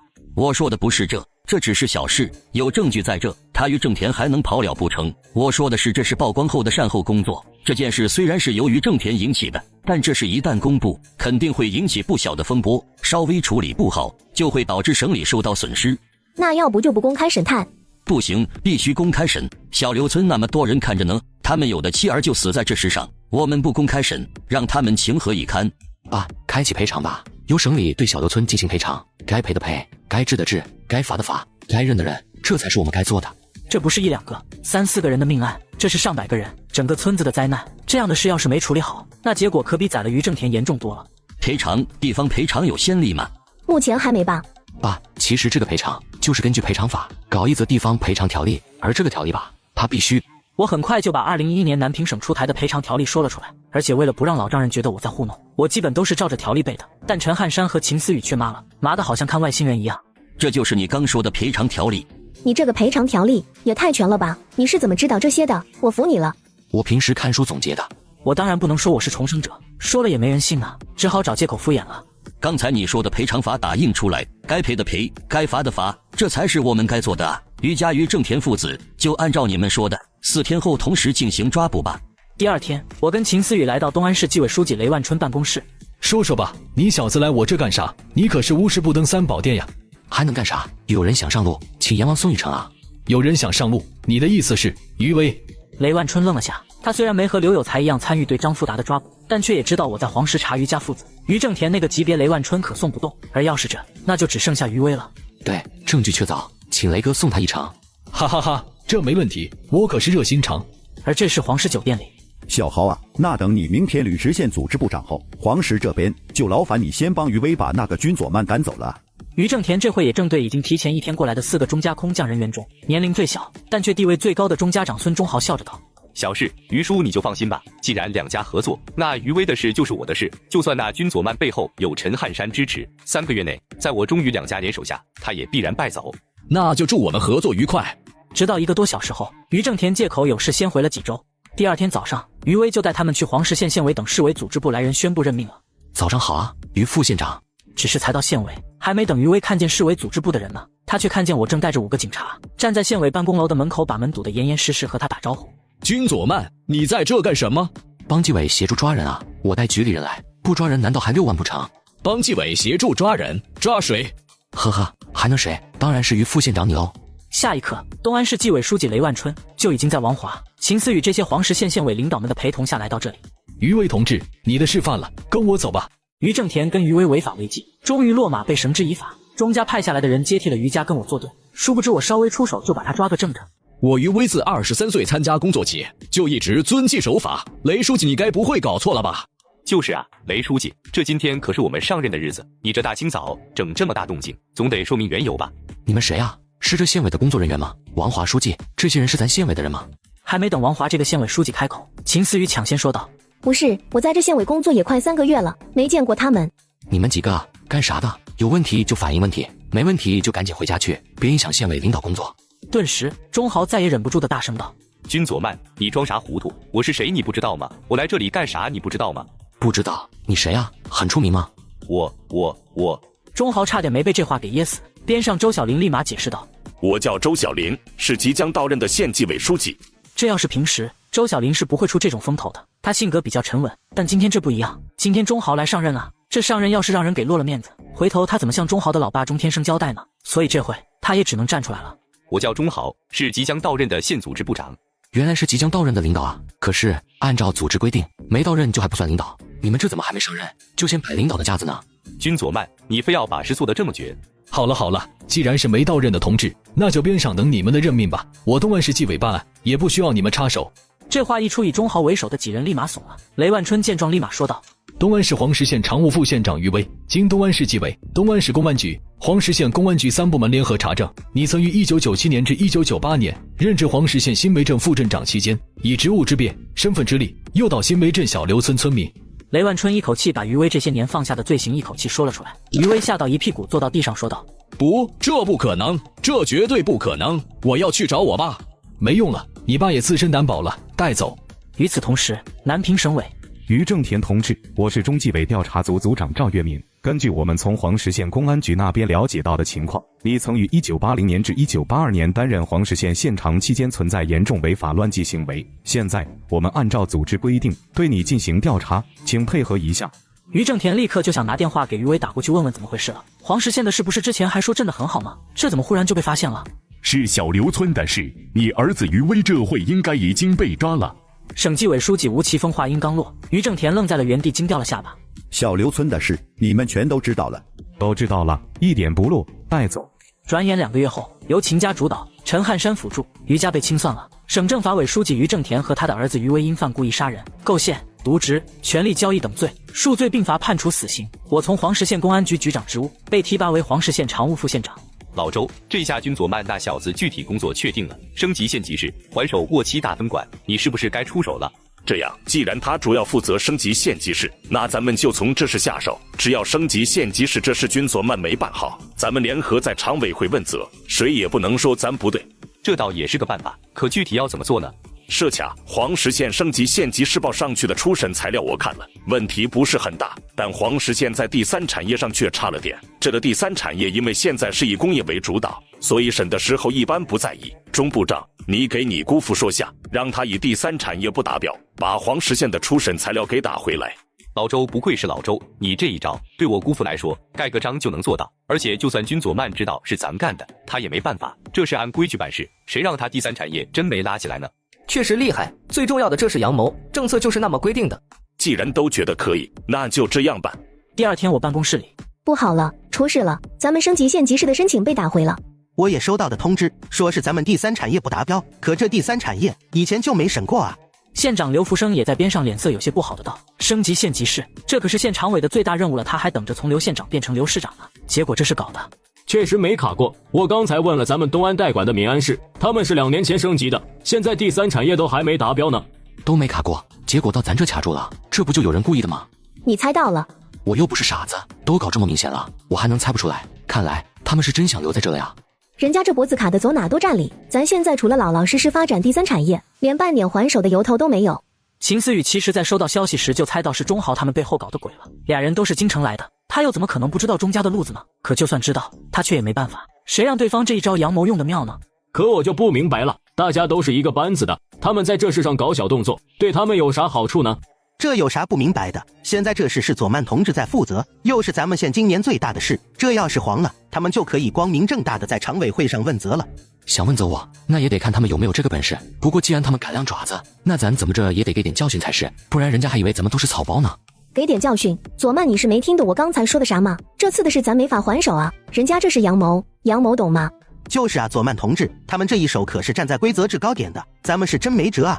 办法肯定是有的，他们用羊毛，那咱也用羊毛就是了。在说办法之前，我先问问你们，这纨绔他最喜欢去哪？酒吧、会所、洗浴中心。那钟豪不是纨绔吗？既然是纨绔，这3大圣地他肯定也是常客了，那咱扫黄不就完了吗？你该不会是想抓了他吧？可这事发生在他身上，那也无关痛痒啊。领导干部扫黄被抓了，纪委那边也就寄过通报批评这些，以钟豪的家世背景又没影响。确实，就他那家世，纪委的通报批评也不碍着他提拔。你们也说了那是纪委的处罚，可我要是不送他去纪委呢？老胡，你这个刚提拔的公安局长，给3位领导说下，你们公安局一般遇到这事都是咋处理的？3位领导，按照我们公安局的规定，这种事罚款2000到5000，或者拘留半个月。我去，原来你是想让公安局处理他啊？秦思雨他们也这才恍然大悟，纪委有处置权，公安局也有啊，只是他们都是公职人员，习惯了有问题就先想纪委了。而现在要是按照我这思路，似乎还真可以。不然呢？他能用羊毛，咱也能用羊毛。他不是按规定卡咱升级县级市的脖子吗？那咱就按规定让他去拘留所过年。另外，再把这事通知他老婆。对了，差点忘了，思雨，你认识钟豪他老婆吗？有电话吗？回头把电话给老胡。这大过年的老公在外面搞女人，还不一步妥妥的家庭伦理大戏啊！电话我有，也可以给。可你不是说阳谋吗？为啥你的阳谋都这么损？你们管他损不损干啥？有效果不就是了吗？老胡，我刚说让钟豪过年在拘留所过的事，你没听到？听到了，那我现在就去安排。走，我们去庆祝一下，喝点小酒。正好我知道这黄石县有家会所不错，里面的小姐姐活都挺好。今晚我请客，就当庆祝咱们这次旗开得胜了。要不找个地方喝点酒算了，会所还是少去的好，不干净。就是去酒吧好点，会所没必要啊。我也是这么觉得。哎，我说你们仨还是不是男人了？咱这都出门好几个月了，你们就一点不想体验下女人的乐趣？走吧走吧，我给你们找的那肯定是干净的。那就麻烦钟部长了。差不多3小时后，可就在钟豪他们玩得正爽的时候，胡东贵带人来到房间。警察查房，不准动。黄石县的领导去会所玩被关进局里，大年30叫他们的妻子来领人。我这一招阳谋让他们哑巴吃黄连，有苦说不出。是君佐曼让你来的？我们县公安局的领导是县政法委书记秦思雨，君佐曼副县长可没权利指挥我们。这么说，是秦思雨让你来的了？君佐曼也好，秦思雨也罢，都是一伙的。这次是咱大意了，说说吧，这是君佐曼想咋办？秦书记的交代是按规矩办。按规矩办，这么说来，你是要通知纪委了？要通知就赶紧的，完事我还回去睡觉呢。我说的按规矩办，是指按我们公安局的规矩办，拘留并给家属打电话。胡东贵，你敢？我按规矩办事，有啥不敢的？那是拘留，不通知家属可以吗？对，只拘留可以吗？不可以，有规矩在，我必须按规矩办事。那我想跟君佐曼和秦思雨谈谈，这个总可以吧？可以，不过现在都半夜了，等明天吧，都带回局里。第二天，我跟秦思雨来会见了周小玲。你想和我们谈什么？我如果投靠你们，能不给家属打电话吗？我不想让我老婆知道昨晚的事。你说你要投靠我们，真的吗？只要你们不通知家属，我可以投靠你们。你想投靠，可我不需要啊。黄石县升级县级市，那可不只是对县委领导有好处，对整个黄石县老百姓也是有着巨大益处的。可周小玲居然说卡就给卡了，这就让我瞬间确定，这个周小玲也是个没底线的主呢。对于这种没底线的家伙，我可不会要。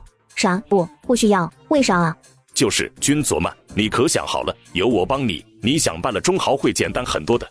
没有为啥，就是不需要。当然，思雨你自己要是想收，我没意见。不过回头要是出了事被连累了，勿谓言之不预也。我这也算看在和秦思雨关系还算不错的份上，提前给他打个预防了，也省得哪天真出事了，这娘们怪我没提前提醒。君佐曼，你啥意思？你把话给我说清楚了。意思就是你这人没底线，迟早会出事呗。秦思雨也迟疑了起来，刚才他只想了周小玲加入后对我们收拾中豪所能起到的作用，却忽略了如同周小玲这样的人十有八九是有问题的，而要是这样的话，搞不好还真会给他们秦家带来麻烦。佐曼，我听你的。行了，有错就要认，挨打要立正。周书记，好好享受你的拘留生活吧。要是早知道你找我就为了这事，我都不会来，浪费时间。思雨，我们走吧。等等，你们打算啥时候通知家属？这个了，大年30吧。你们，我跟你们没完。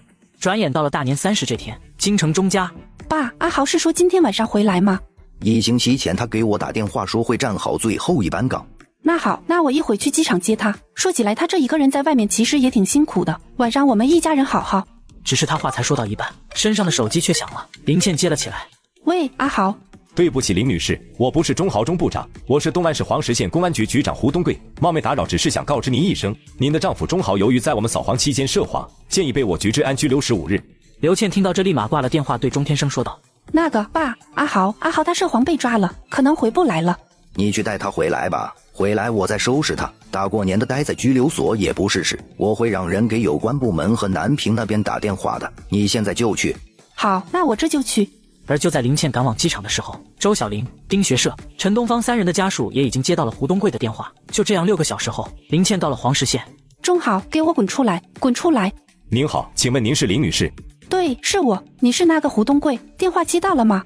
刚才来的路上，他已经从钟天生那知道了有人给胡东贵打过电话的事了。接到了。接到了就放人吧。没问题，只是放几个？几个？林倩愣了一下，她只知道钟豪被抓的事，可周小玲他们她也不知道啊。对，我只接到了说按您说的放人，没说放几个，但实际上和钟部长一起的周小林他们也被抓了。男人果然没一个好东西，那就都放了吧，我一起带走。好，没问题，稍等。很快就带钟豪他们从拘留室出来了，林倩上去就是给钟豪一个大壁咚。钟豪，你干的好事，老娘哪里还不如那些出来卖的了，哪里不如了？我去，林倩，你这个疯女人，你要干啥？我告诉你别乱来啊，这么多人看着呢。都给我回京城，爸会收拾你的。就这样，林倩把他们一起带回了钟家。就在林倩他们走后不久，周小玲妻子张梦瑶也来到这里。你好，你是张女士吗？对，我是。您是胡局长，请问我老公周小玲呢？你来晚了，周书记他们让钟家的人都接走了。那就算了，这县城今天这个点可不好打车，要不你送我去附近的酒店休息，明天我再回京城。那好办。胡东贵把张梦瑶带到了附近的酒店，给张梦瑶开了一间房，把她送到房间，又留了自己的电话，叮嘱她晚上注意安全，有问题打电话，就打算回去值班了。突然张梦瑶坐在胡东贵身上说道：我是一个从小就追求公平的女人，男人可以出轨，女人为什么就不可以？胡局要了我。听见张梦瑶这话，胡东贵眼睛瞪得老大，啥情况？除夕夜福利大派送？不能，张女士，你听我说，这是他不能啊，咱可都是有家室人，不能这样。你先好好休息，我局里还有点事，就先走了。不能走，你要走了，我就随便再找个人。不是，你这咋还赖上我了呢？咱真不能，我家里有婆娘，你也结婚了。我要离婚了，离婚协议书我都签好字了，等民政局上班离了婚我就出国，不会再回来了。你就当是外面找了个，我呢也正好试试什么感觉，怎么样？可我们都是有孩子的人了，你就算不为自个想，不为周小林想，也得给孩子想吧，这不好。可我为孩子想，他周小玲怎么就不为孩子想呢？胡局，你说他干出这种事，他难道就没给孩子想过吗？张梦瑶想到这，随后就情绪激动地哭了起来。这些年我给他照顾孩子，给他照顾老人，可他呢，他在外面干了什么？胡局，或许你们抓到的是这一次，但没抓到的呢？有一就有二，你说他这是图什么啊？家家都有本难念的经啊。胡局，我还是想离婚前气气他，要不你成全我。一想到我在家照顾孩子伺候他爸妈，他居然在外面鬼混，我就心里来气。胡局，求你了，让我发泄一下可以吗？周小玲没享受过的你都可以的。在张梦瑶的苦求下，胡东贵答应了，俩人发生了肢体冲突，一夜无话。第二天，钟豪被他爸刚收拾完跪在地上。你们这次是让人算计了。爸，你怎么知道？你当我是你啊？没用的猪脑子。周小林，你来说具体是怎么回事？是领导。周小林很快就把从他们到黄石县开始的所有事都说了出来，说完后还继续道：领导，咱们想在南平落子，这个君佐曼估计是绕不开了。他这个人对山头很排斥。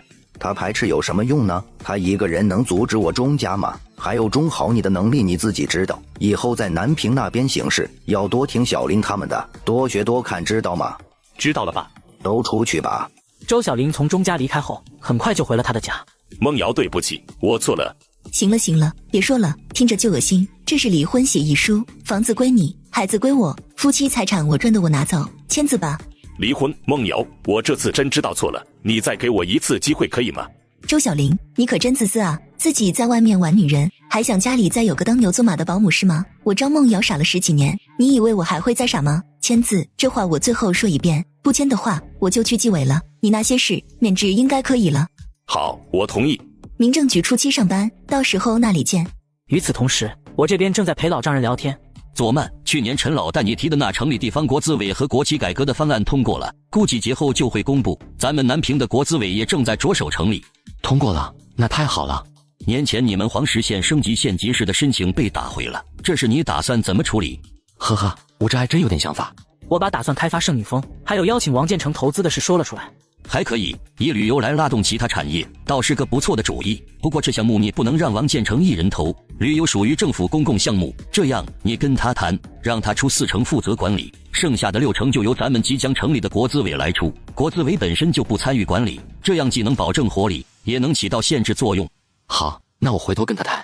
很快到了初8，我回到了黄石县。秦思雨来我办公室说道：那个周小林家里出事了，他这个人性格有点古怪，你注意点。出事了？性格古怪？啥意思啊？他跟他老婆离婚了，初1那天他父亲还被他气死了，母亲现在还在医院。不过他这人就是那种喜欢推责任的，估计会推你身上。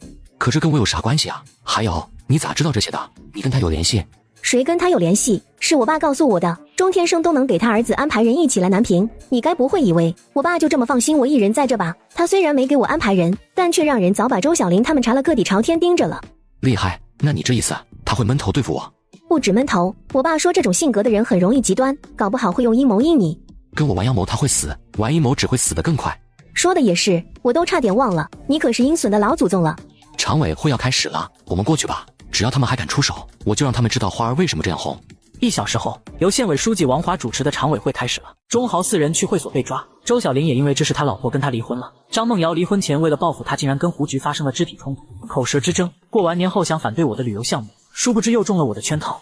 各位应该都知道，咱们县年前申请升级县级市的材料被上面以第3产业不达标给打回了。对此，常务副县长君佐曼同志提出开发咱们县的圣女峰作为旅游景点来拉动第3产业发展。现在大家就这方案议一议吧。王书记，我反对。君佐曼同志的这个方案虽然看起来不错，但存在很大隐患。我也反对。是不是再仔细讨论讨论？我觉得这个项目还是大有可为的。我感觉也可以再议议。不用了，我纪委那边还有事呢。王书记要是还有其他议题，我们就进行下一个，要是没有的话，我先走一步。就这种存在隐患的方案，有啥好在意的？我们也觉得不用在意了。王书记，您还有事吗？我组织部那边也有点工作。真不用了，你们确定？王书记，既然纪委周书记他们反对，那就麻烦您上报省国资委，就说他们要投资的项目被拒了，请他们进行项目再评估吧。省国资委投资。顿时，周小林脸色大变，瞪着我，血压都在飙升，因为他感觉自己好像又被我给坑了。省国资委投资，他们投资的项目一旦被地方拒绝，他们是要派人来重新评估备案的。君佐曼，你又坑我们。呵呵，坑你们？你们倒是会给自己长脸，我忙得很，哪有功夫坑你们？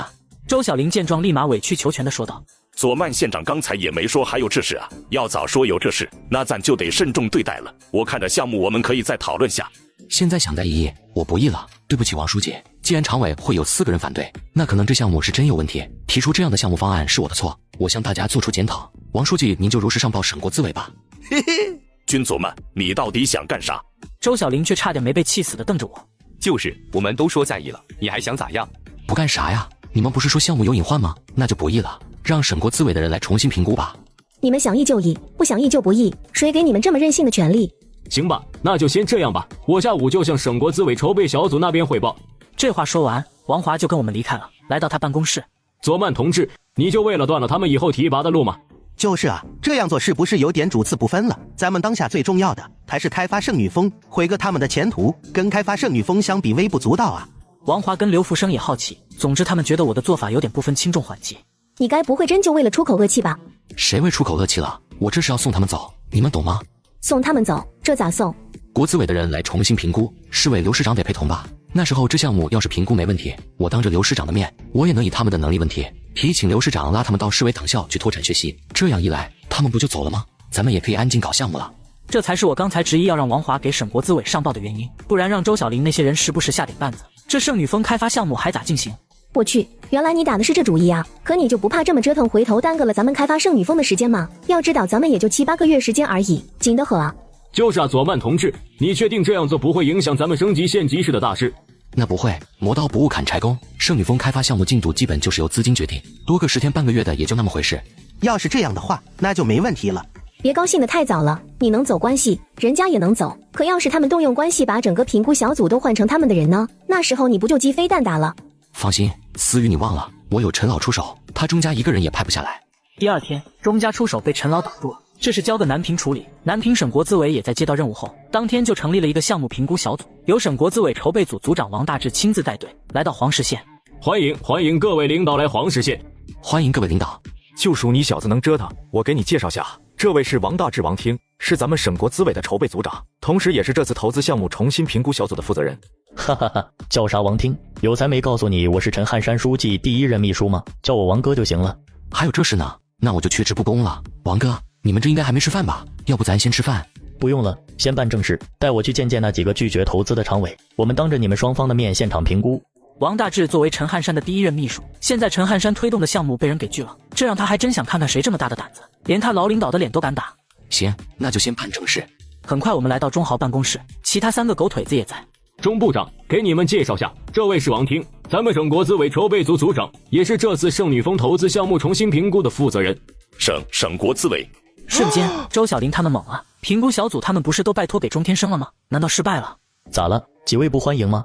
哈哈，那怎么可能呢？王听能来，我们怎么可能不欢迎呢？要不咱们去会议室吧，这办公室太挤了。对，去会议室。不用了，不就评估个投资项目吗？我们在这就可以。佐曼同志，你把你的项目方案拿出来。好的。我很快就把圣女峰开发方案拿了出来给了王大志，他看了一眼方案，说道：我觉得没问题啊。黄石县本来就是县城，一个县城有这么好的地理优势，那就应该加以利用。至于说之前被拒绝这事，我个人认为草率了。这个项目我们省国资委还是会投，同时这事我们也会如实上报。至于上报后会如何，那就看各位的运气了。那请问王听，这上报后究竟会怎么样呢？这一块我不是很懂。按照京城国资委的以往案例，很可能会上报所属部门，考量他们的能力问题。考量能力问题啊？刘市长，我记得咱们市委党校不是有干部脱产学习的中青班吗？既然干部能力有问题，我建议应该让这种干部去市委党校脱产学习，争取早日提升能力。您觉得可行吗？瞬间，周小玲他们急了。要知道中青班脱产学习那是需要6个月的，而且还得移交工作。这么长时间再加上移交工作，那他们还怎么跟我斗？还怎么完成钟天生交给他们的落子计划？学一下也没问题，提升领导干部综合能力。你们4个那就移交工作给副手，学一下吧。好歹也是提升能力的机会，别人想有还没有呢。正好一会我就回东安，你们可以跟我一起走。这事办完后，我回到办公室对陈杰说道：小陈啊，你说我能相信你吗？啥意思啊？领导你有事尽管吩咐就是，我绝对不含糊。我给你半年时间，你去帮我查一件事，这是具体信息和要查的内容都在里面写着，注意不要被人发现了。这是我根据前世记忆写的钟豪和那位商人传闻的材料递给陈杰。领导，我保证完成任务。1个月后，老周，咱们现在怎么办？确实不能再这耗着了，这个军佐曼的圣女峰项目绝对不能让他成功了。一旦他把这个项目搞成了，那时候声望和功劳都达到了顶峰，咱们就算回去了也没办法对付了。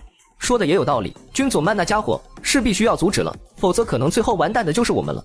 要不我们给他搞点事牵制，阻一下他项目开发的进程。听说过龙华协议吗？龙华协议什么东西？龙翔地产想进军南平，正好王建成的华平医药也想开发山城市场，于是这2家企业就签署了一个战略攻守同盟协议，主要就是资金上相互扶持。王建成，你的意思是从君佐曼那圣女峰项目的资金源头下手，想办法拖住他的步子？我记得去年就有新闻说龙翔地产60亿的市值，银行负债率已经高达70%。这样的负债率其实已经超出了银行对房地产企业的风控线，可咱要是想办法把龙翔地产的企业信用等级给它降一下呢？你意思是，只要把这个企业信用等级降下来，那龙翔地产的风控就瞬间爆表了？那个时候超高负债率压身，王建成又跟他们签署了资金扶持协议，这样王建成就没法投资君佐曼那圣女峰项目了。没问题，这点小事都不用经过我吧？我有个同学就在征管局，虽然就个小领导，但调一下信用等级还是能做到的。那我们就等着他们资金爆雷了。与此同时，我正在跟王建成谈投资的事。这是我的合作伙伴龙翔地产的张玉兰张总，佐曼县长你叫我来，该不会是要钱的吧？王总一猜就准，还真就是要钱的。我那圣女峰项目已经准备招标了，需要王总资金入场。圣女峰项目，佐曼县长说的是个景区。对，准备开发个景区，拉动下第3产业。张总有兴趣投资吗？只要是能赚钱的，我肯定是有兴趣的。省国资委的那部分咱不能动，但王总入股的40%却可以商量。当然，这还要看王总愿意不愿意。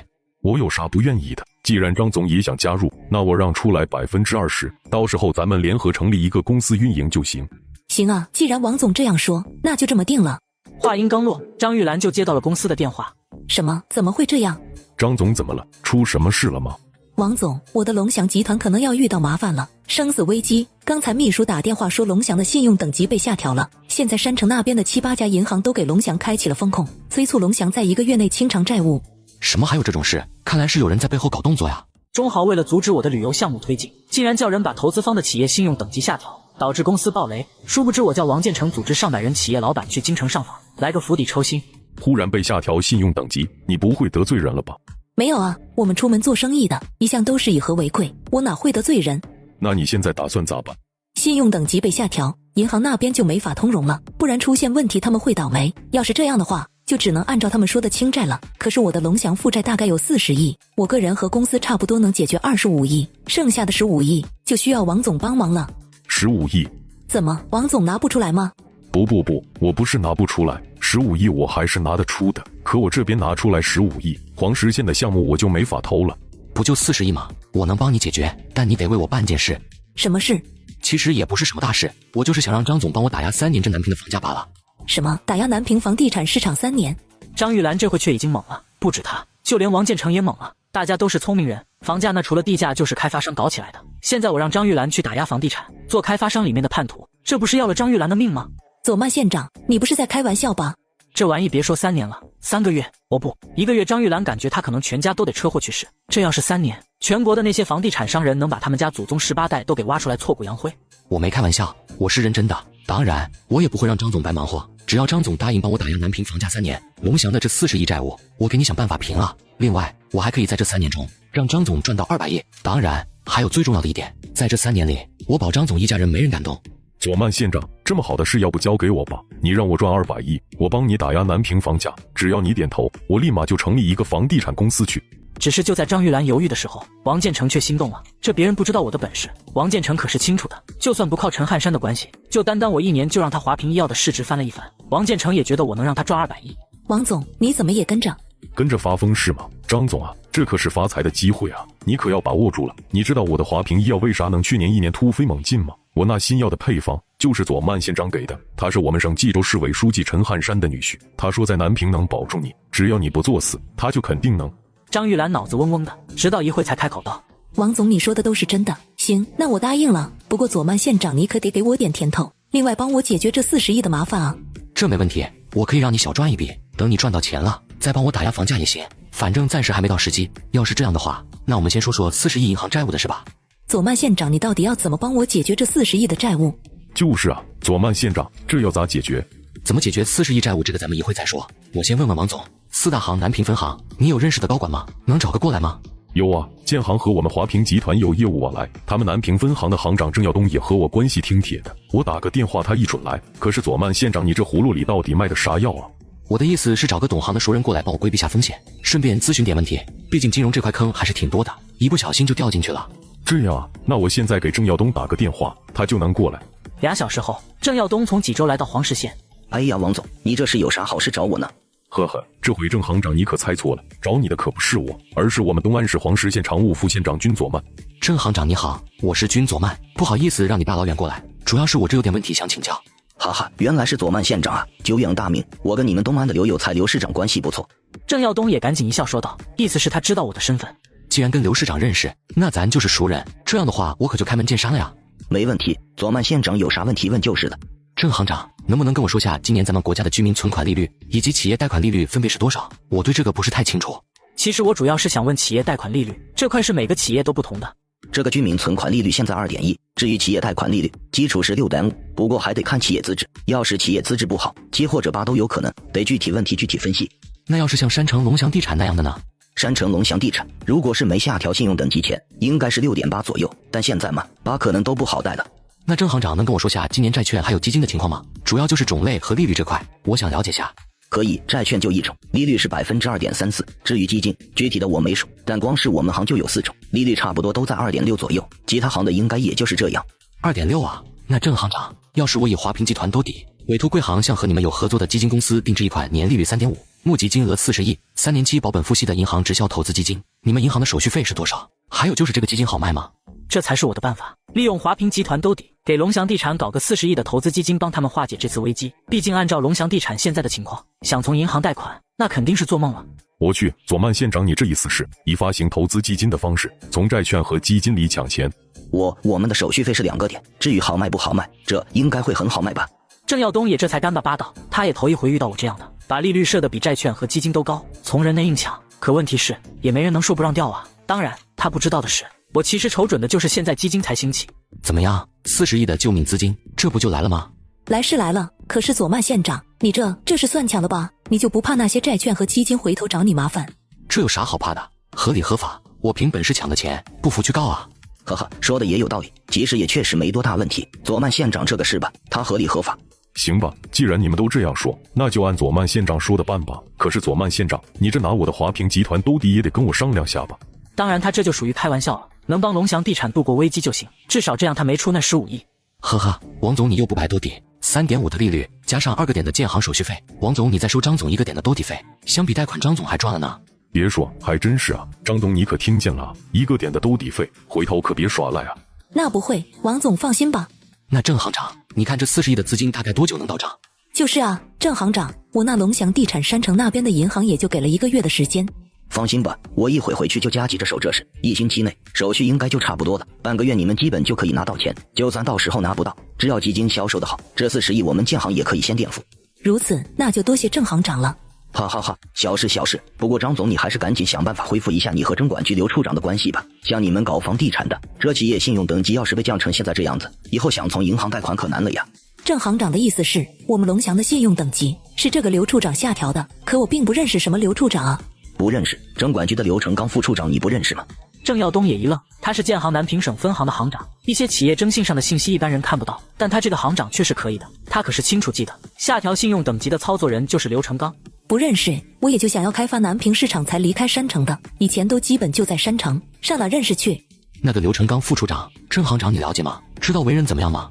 具体的我也不太了解，我只知道他是人大毕业的，能力挺强，在单位挺受领导器重的，其他的就不知了。那我冀州还有点事，我先回去了。感谢郑行长了，你慢走。郑行长走后，我给秦思雨打了电话说道，思雨，你帮我查查征管局的刘成刚吗？看看他的人际关系。你等会啊，我找熟人给你查下，5分钟后打给你。5分钟，秦思雨说道，我刚帮你查了，那个刘成刚跟钟豪是同学。同学啊，这么说来还真有可能是钟豪他们搞的鬼了，这他娘的都已经去党校上课了，居然还不长记性。我挂了电话对张玉兰说道，是冲我来的，不好意思了呀，张总，差点就把你也给殃及了。不过就这次这事，你们俩联名其他老板去京城控诉，就说征管局有人更改民营企业信用等级，请京城给个说法。可咱搞出来这么大动静，就为了收拾一个刘成刚吗？这只是开胃菜，大头还在后面。我想把企业信用等级从征管局分割出来，把企业信用等级从征管局分割出来，让这一块像前世那样交给第三方机构来评定，因为这才是有助于民营经济发展的最佳方式。把企业信用等级评定从征管局分出来，佐曼县长，你知道这事有多难吗？你们就是个导火索，人家针管局怎么着？这是京城该操心的，怎么着？难道你们还想替京城做主？说的也对啊，跟我们有啥关系？我们只是维护自己合法权益而已。对了，左曼县长，甜头呢？你不是说要先给我点甜头让我赚钱吗？这个呀，很简单，张总回去把龙翔地产的房子和地皮赶紧抛了，这不就赚钱了吗？左曼县长，你可是收到啥消息了？我给你们透露着一个信号，房地产行业要严控了，怎么做你懂了吗？看来政府要出手了，所以啊，抛了就是赚了。我明天就回山城亲自安排抛售。王总，投资基金和联系其他老板的事就麻烦你了，到时我们在京城会合可以吗？可以，这些都只是小事。5天后，京城信访局门口，王建成和张玉兰也已经带着上百位他们联系好的民营企业老板到了。刘成刚滥用职权下调企业信用等级被抓，钟天生为了救钟豪，竟然买通陈东方，让其写下认罪书自尽，替钟豪抗下了所有罪名。你们2个代表进去，其他人在外面等候。好的。很快，王建成跟张玉兰见到了信访局李局长。2位，这是我们李局长，有什么情况你们可以向他反映。我们这次来，主要是代表国内民营经济，想请领导给主持公道。李局长，6天前，我的龙翔集团莫名被冀州征管局的副处长刘成刚下调企业信用等级，从而导致山城各大银行对龙翔集团开启风控，龙翔集团也差点因此而倒闭。这个做法我们团难以接受，我们这些民营企业主们也同样难以接受。我李某人就可以在这里明确告诉你们，民营也好，国营也罢，那都是有妈的孩子，都是我们改革开放的功臣。我会给你们一个公道。小唐通知南平省纪委把那个刘成刚抓起来严查。好的，我现在去办。你们2位还有外面的那些民营企业主们就先回去等消息，可以吗？没问题，那就麻烦李局长了。王建成办完事后来京城酒店找到了我。王总，这是办成了？应该算是办成了吧。那位李局长已经通知南平纪委抓人了，估计很快这事就该有后续了。可是左曼县长，你之前说的要把企业信用等级分出来这事，接下来到底要怎么进行呢？这个嘛，张总就别问了。总之山人自有妙计，你们跟那些企业的老板快回南平吧。行吧，那就这样，回头有空咱再联系。与此同时，南平省纪委书记吴奇峰带人来到刘成刚办公室。刘成刚，关于山城龙翔集团企业信用等级被违规下调一事，我们已经查过操作记录了，实际操作人就是你，跟我们走，配合调查吧。吴书记，这件事我也是迫不得已，是黄石县的组织部长钟豪让我这么干的，我是真没办法。带走。刘成刚被带走后，钟天生收到了消息，立马派人把钟豪从党校接回了京城。我问你，你是不是找人下调龙翔集团企业信用等级了？爸，您怎么知道？还我怎么知道？龙翔集团张玉兰把征管局告到了信访局，老李已经让纪委调查了，那个刘成刚也把你供出来，你距离吃牢饭也就几天了。顿时，钟豪脸色大变，随后说道：爸，这肯定是君佐曼那小子的唆使，肯定是他。张玉兰没这个胆子。爸，您要救我呀，您救我一个儿子啊。别说那些没用的了，我要不救你，还接你回来干什么？我问你，我若弃车保帅，你想留下谁？弃车保帅，爸，您的意思是放弃一人？钟豪立刻明白了，周小林、丁学社、陈东方3人，让自己选能用的留下，不能用的当作背锅侠罢了。对，你自己看着选吧。那就把周小林和丁学社留下吧，陈东方就委屈他了。可是爸，你不是都说刘成刚那狗日的在纪委面前把我给供出来了吗？这都供出来了，陈东方还能扛吗？这个刘成刚已经在调查组招供了，想让他翻供那肯定不可能了，不代表就没有其他办法，比如说让他现在招供的受你指使变成对你怀恨在心，得以攀咬。明天刘成刚的老婆方青青就会去纪委举报你跟他通奸。我跟刘成刚的老婆通奸，这是啥操作？钟豪猛啊！这话是出自他老爸钟天生口中。钟豪知道他老爸肯定还有后续，不然这回他都要骂人了。对，你跟他通奸，被刘成刚撞上了，可刘成刚碍于我的身份，又一直不能把你怎么样，怀恨在心，所以就趁着这次陈东方请他下调龙翔集团企业信用等级事发后，伺机报复，得以攀咬。这样一来，有陈东方死前留下的认罪书，又有刘成刚老婆方青青承认你和他通奸，那个刘成刚不就成怀恨在心，得以攀咬了吗？至于你，就是跟有夫之妇通奸，记个过。这样也行，可是爸，当初是我给刘成刚打的电话，这个应该是有通话记录的。还有，您怎么让刘成刚的老婆答应这事？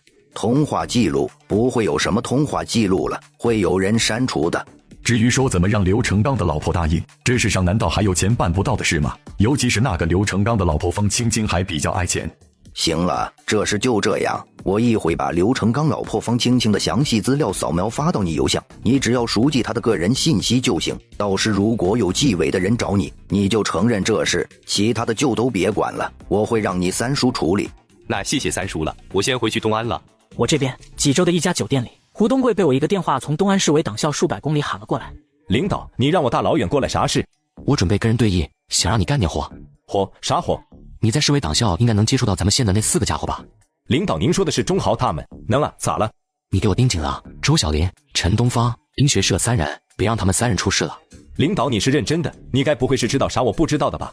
别问，问就是我不能说，回去好好盯着，记住了，千万别让他们出事了。好的，我知道了。另一边东安某酒店里，钟总，您怎么大晚上找我？大晚上来，肯定是有事。老陈啊，最近家里还好吧？家里，钟总是不是想让我办什么事？呵呵，聪明！你们给龙江集团下调信用等级的事被上面知道了，调查组可能明早就到。什么？被上面知道了？陈东方也顿时脸色大变，甚至这回的他已经猜到钟天琪为啥来这了，也大概知道自己要怎么办了。小豪被那个刘成刚给供出来了。老陈啊，我大哥就小豪一个儿子，希望你能帮帮他。你放心，我们钟家人有恩必报，我大哥也言出必行，以后你的家人我们钟家照顾。另外，你爸弄的那个小矿场不是手续不全吗？等你帮了小豪，回头我们帮他把手续补全，我个人再给他注资3000万，你看行吗？行吧，我知道了。那以后我家里老婆孩子就麻烦钟总了。其实如果可以，陈东方是真不想答应，能活着谁想死？但问题是有得必有失，你用了人家的资源，那人家用你的时候，你就不能反悔，不然的话，人有的是办法折腾你。比如钟天琪刚才说的小矿场，其实就是警告。好，那就谢谢老陈了。具体该怎么做，这个你比我清楚。另外，一定不要让其他人知道这件事，到你为止，懂吗？我懂，放心吧。那钟总，要是没什么事，我就先回去了，还得写东西呢。等陈东方离开后，钟天琪拿起手机拨通了自己秘书的电话。那个刘成刚的老婆叫什么青青的，搞定了吗？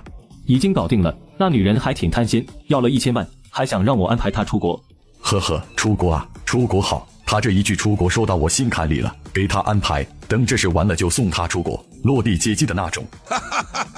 第二天，胡东贵来到陈东方宿舍一看，被吓一跳。陈东方写下了认罪书自尽了，然后立刻给我打电话。领导，不好了，陈东方写下了认罪书自尽了。我不是叫你看着人吗？怎么搞成这样？在那等着，我现在过去。我挂了电话，准备出门。陈汉山对我说道：这次的事，即使他帮他儿子度过了，我估计他的印象分也会下降，估计职位都会变动。倒是你自己以小博大，隐身幕后赚了个盆满钵满，这时候你过去是生怕他不惦记你是吧？我去，爸，这些你是咋知道的？我是你爸，虽然你不是我亲生的，可咱也相处快3年了，就你那点小心思，我还能不明白吗？单瞅你天天在家晃悠，时不时皱眉那几下，我就知道你肯定在试探钟家。不过这事就算知道，我也一直没吭声。爸，你的意思是我这过去了会有危险？肯定有啊！你想，这个时候纪委的人应该已经到东安开始着手调查了。现在你跑过去，那钟家崽子随便嚷嚷1、2句都是你坑他的，你可就惹上麻烦了。我去，还真是啊！所以善行无辙迹，记好了，这就是我给你上的最后一课，也是你爸我这么多年官场沉浮的5字真言。这一课上完，你出事了，以后有事自己做主，多给老百姓办实事，实在遇到解决不了的了再来问我，其他的就自由发挥。这就出事了，可我还想多学几年呢，还想再进步呢。你能独当一面了，最近一段时间你就先在家待着吧，等这事结束了再回黄石去。不过黄石的工作你也得盯着，争取今年把升级县级市的事办了，这个马虎不得。好，那我就在家待着。就这样，转眼便又是几个月。钟豪被记过批评，他爸钟天生也被降级，黄石县的圣女峰开发项目也动工了。领导，我回来了。话音刚落，陈杰晕倒在了地上。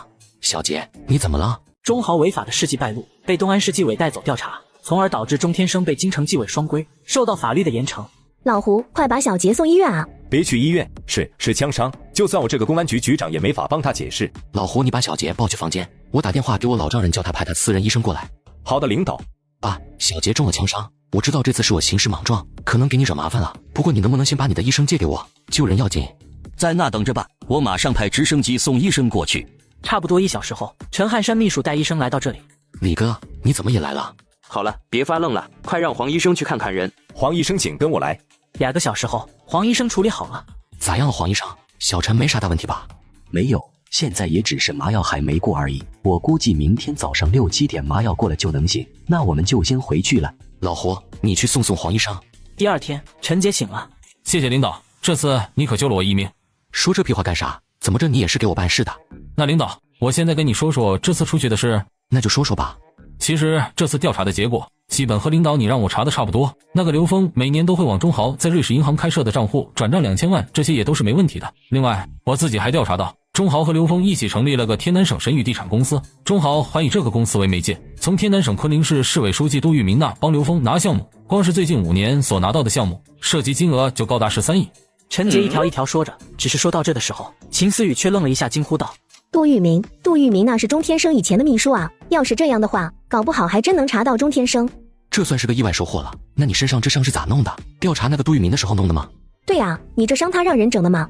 不是，我调查杜玉明的时候没遇到问题，这伤是调查中豪的三叔钟天奇时候弄的。我本来调查完这些都打算回来了，后来却意外发现钟天奇、刘峰还有一个叫陈晓东的，他们3人居然还从边境贩毒，结果跟踪之后就被那个陈晓东给追了半个月，打了5枪。小陈，你确定打你的那个叫陈晓东？没查错？咋了？这个陈晓东你认识吗？对呀，徐书记，您知道这人吗？他是我爸老搭档顾文武的4女婿，以前在部队，后来犯了点事被开除，就去南方做生意了。没想到干的生意居然是这。我去，顾文武的女婿。咋了？怕了吗？我还没怕过谁。行了，不跟你们扯了，要搞大动作了，我得去趟京城。老胡，你照顾好小陈，有事给我打电话。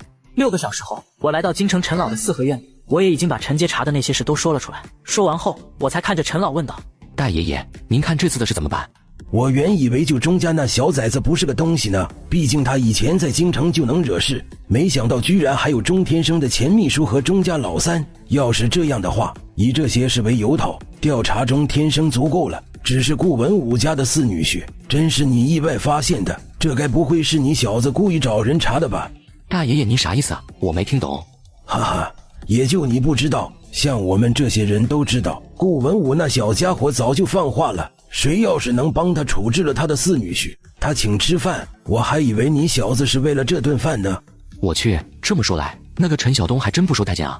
行了，那就这样吧，既然你决定要干，那咱就快刀斩乱麻，先双规了钟天生，这回咱给他来个奇袭中军大营。